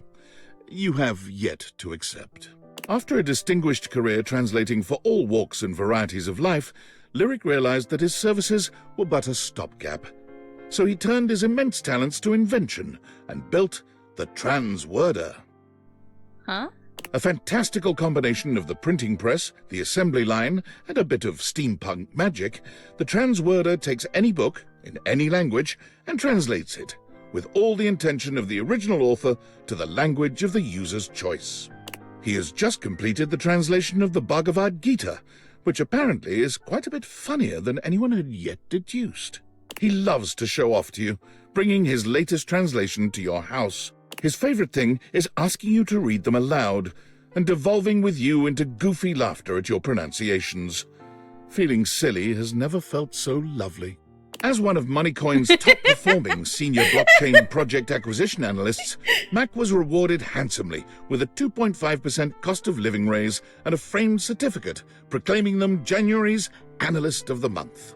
Mostly they worry that they're going to be replaced by a computer, which is an extremely ironic twist that you find very humorous.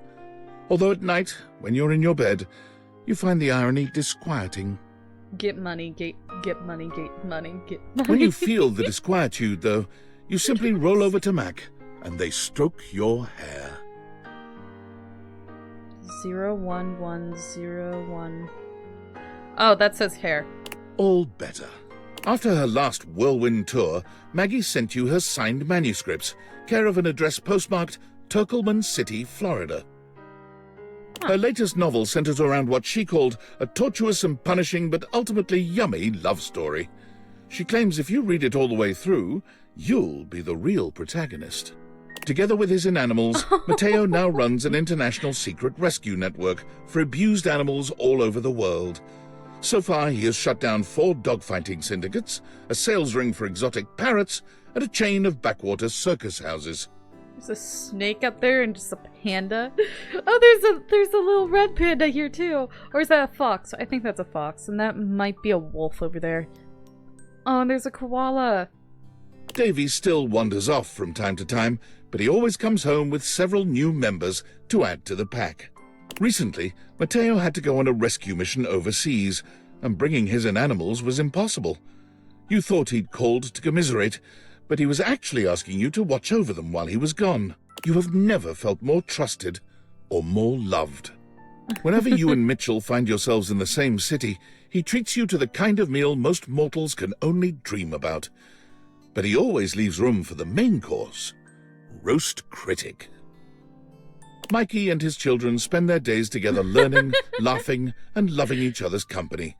The world is open and free for their futures. You and Mikey always find time to talk on the phone and wonder what will happen next for the transaction family. While it never replaced fiat currency, Monique's Pizzas ended up becoming a franchise that was sorely needed for America's ailing middle class. And whenever she sees you come in, she flashes you $1 million smile and lets you know that there are no discounts, even for lovers. A large film distributor buys the rights to Nightmare's most popular films, setting about remaking them with massive budgets. Nightmare is so disgusted by the whole thing, she quits film, only coming out of retirement to help you decorate your yard for Halloween once a year. She volunteers at the senior center now. Many of them mistake her for an angel of death, but they love her all the same. After many record-breaking years of album releases and performances, Miranda Dulcita Tostadora launched her own label, Crispy Baby Records.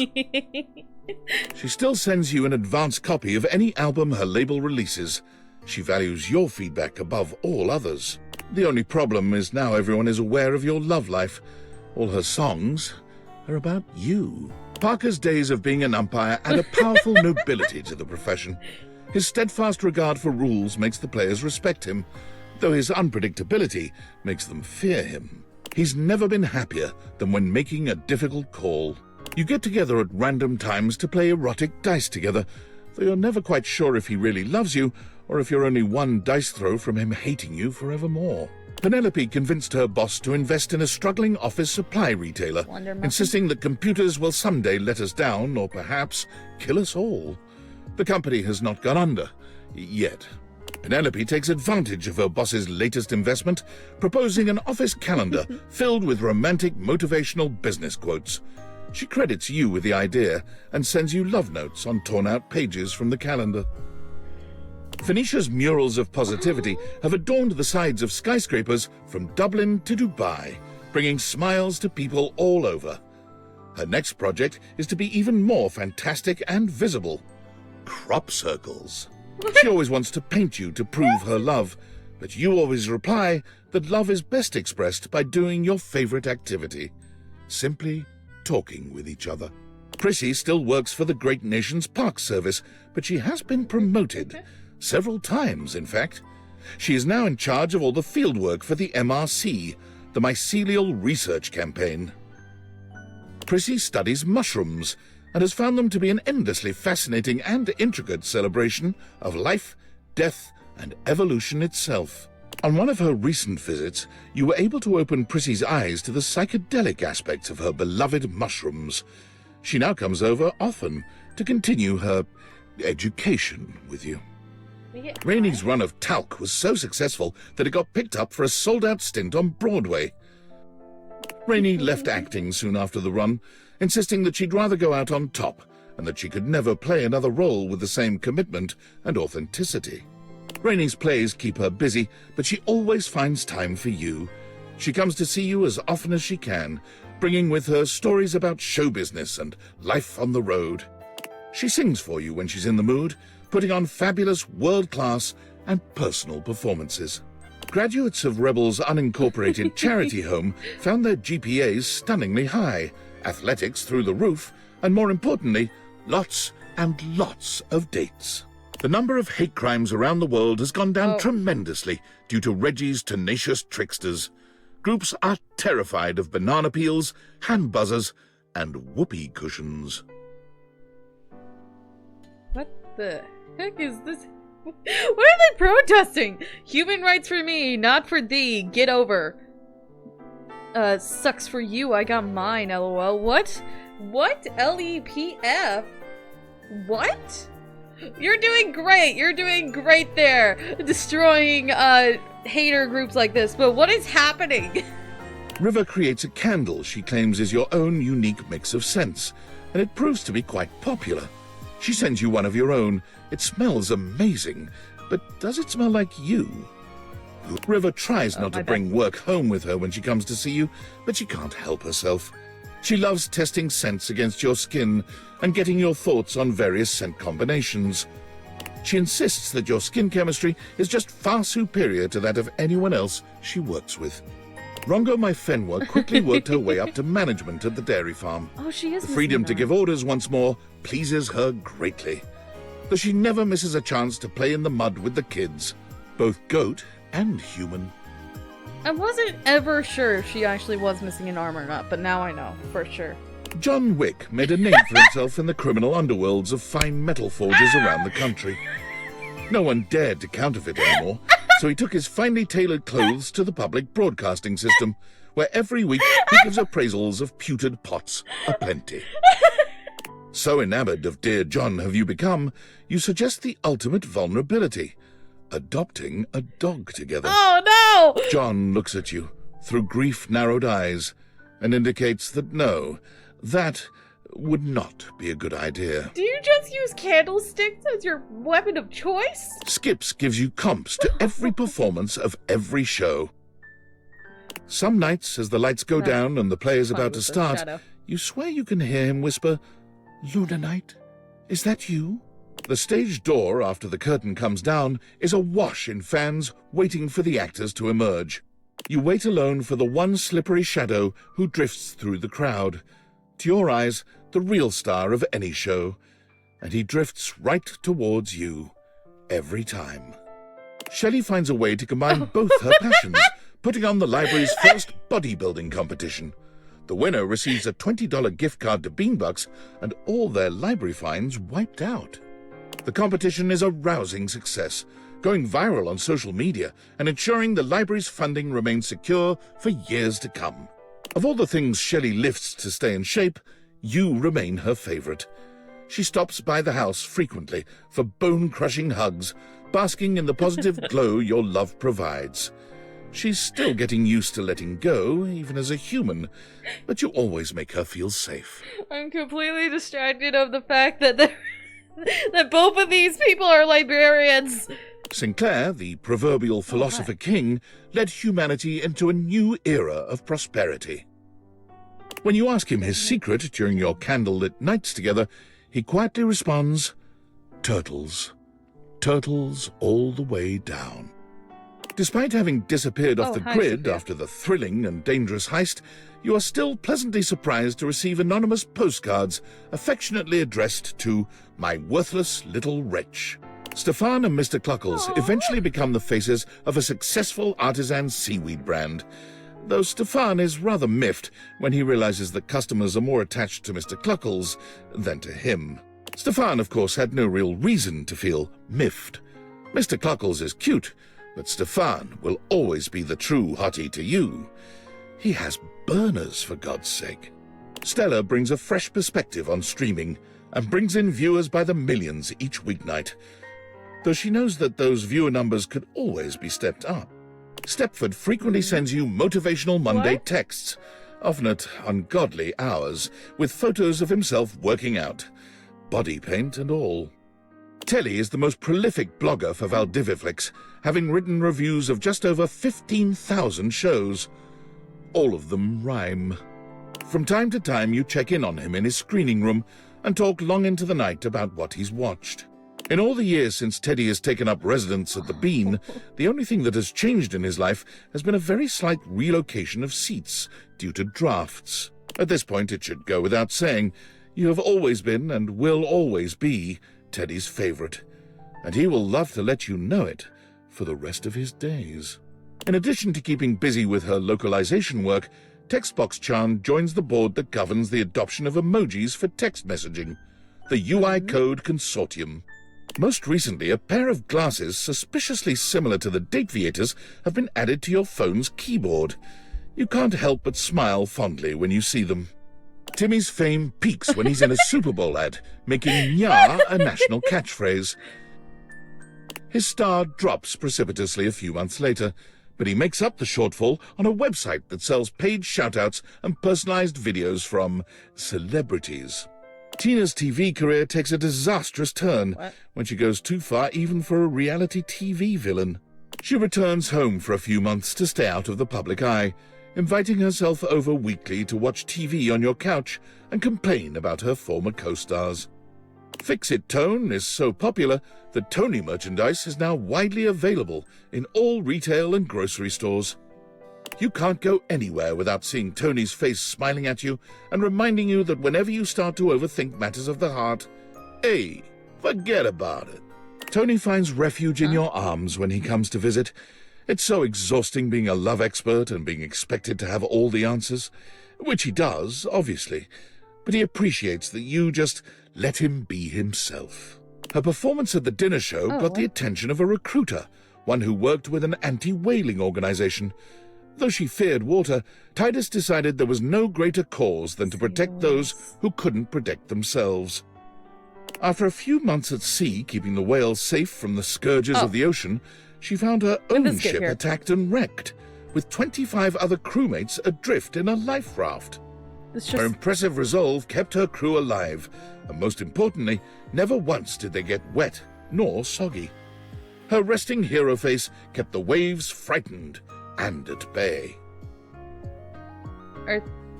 Is this... The moment she touched dry land, Titus mailed you her logbook, her precious journal of every day and night on the perilous voyage.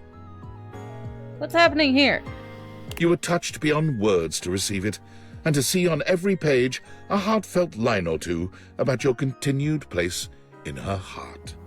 Tyrell has since sold his business to his employees, but he can't stop himself from coming into work, if only to check in on his towel buddies.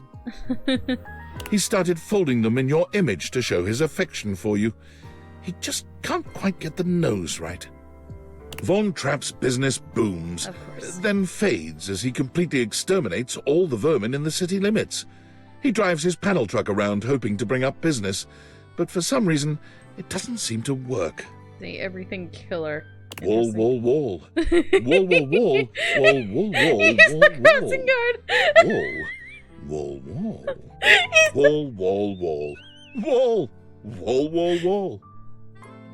Willie is so successful as a consultant that she expands her business, hiring several of your former co-workers to continue the extensive cleanup required after the industry-wide haste to adopt AI. There's a deep satisfaction in knowing that Willie is now turning the tables on both of your behalf. Maybe there is some justice in this world after all. Willie invites you on the vacation of a lifetime. All expenses paid, care of Valdivian. There's something healing about being on a romantic getaway and knowing the massive bill will be sent to the soulless corporation that fired both of you.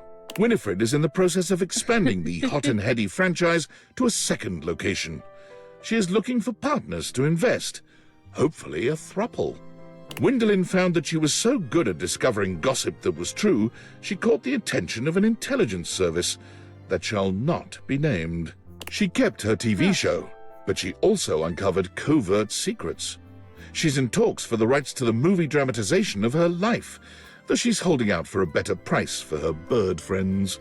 Zoe continues to love her life and her job as a paranormal facilitator. She's had a couple of close calls, but the majority of her ghostly clients are nervous, if ultimately grateful. Zoe is always happy to see you. Your house is, after all, the best place for miles to hold a successful séance. Of course it is. You do sometimes wish your house wasn't quite so haunted, but seeing Zoe makes it worth the bumps in the night. Skylar gets to work immediately on creating a new version of the Dateaviators, one that everyone can use. The world seems to be full of these days of happy, realized people doing wild, magical things. Does that mean that a couple of these people are realized? Wait a second. Oh, that person used to be that person used to be a kite, I guess? That one used to be like a paper airplane or something. This one used to be a motorcycle, I guess? Maybe, maybe not. This one used to be a paintbrush, I know that for sure. I don't know what she used to be. Skylar visits you often for inspiration. She stares into your eyes deeply, gratified, saying that yours were the ones that made all of this possible. Your eyes. Kind, friendly, loving, sometimes even a little hateful. But ultimately the ones who listened the most, who trusted the most, who felt the most, and who defeated David the most. Your eyes. Those beautiful eyes. Oh, I realized that I didn't get Drysdale's ending. I think it's because I didn't get a love ending with Washford or Friends. The eyes of a true hero. Through your power, we can see that there was love always around us.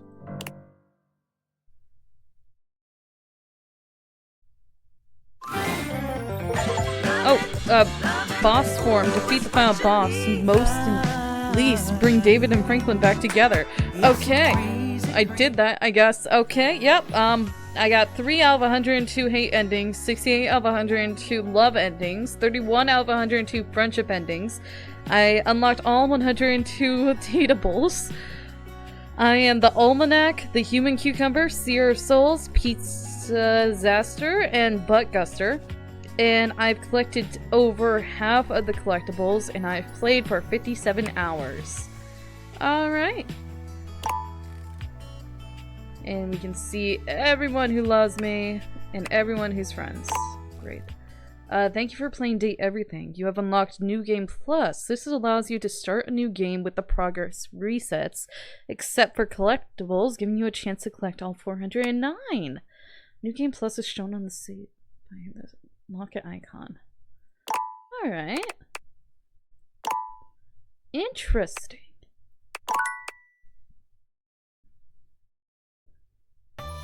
Alright. Well, we did it. It's been 6 hours, but we did it. So we realized everybody that we could. We didn't get Drysdale's ending, and I noticed that because we didn't get Washford's ending. So, yeah, my bad.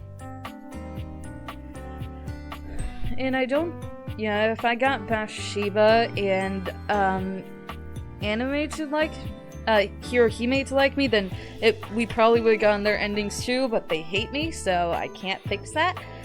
So, yay! Anyway, that's gonna have to be it for now. Interesting. I will keep playing this game. I'm not going for all love endings. I'm not going for all friend endings. I'm going for all hate endings. I'm gonna hate doing it to certain people because I don't want to hurt them, but I'm gonna have to. But I'm morbidly curious how all hate endings ending will work. Because clearly you have to at least realize some people in order for things to progress, right? So how does that work? Anyway, that's gonna have to be it for today. That's the wrong. Alright, good day, good night, whatever time it is for you, and I'll see you guys next time.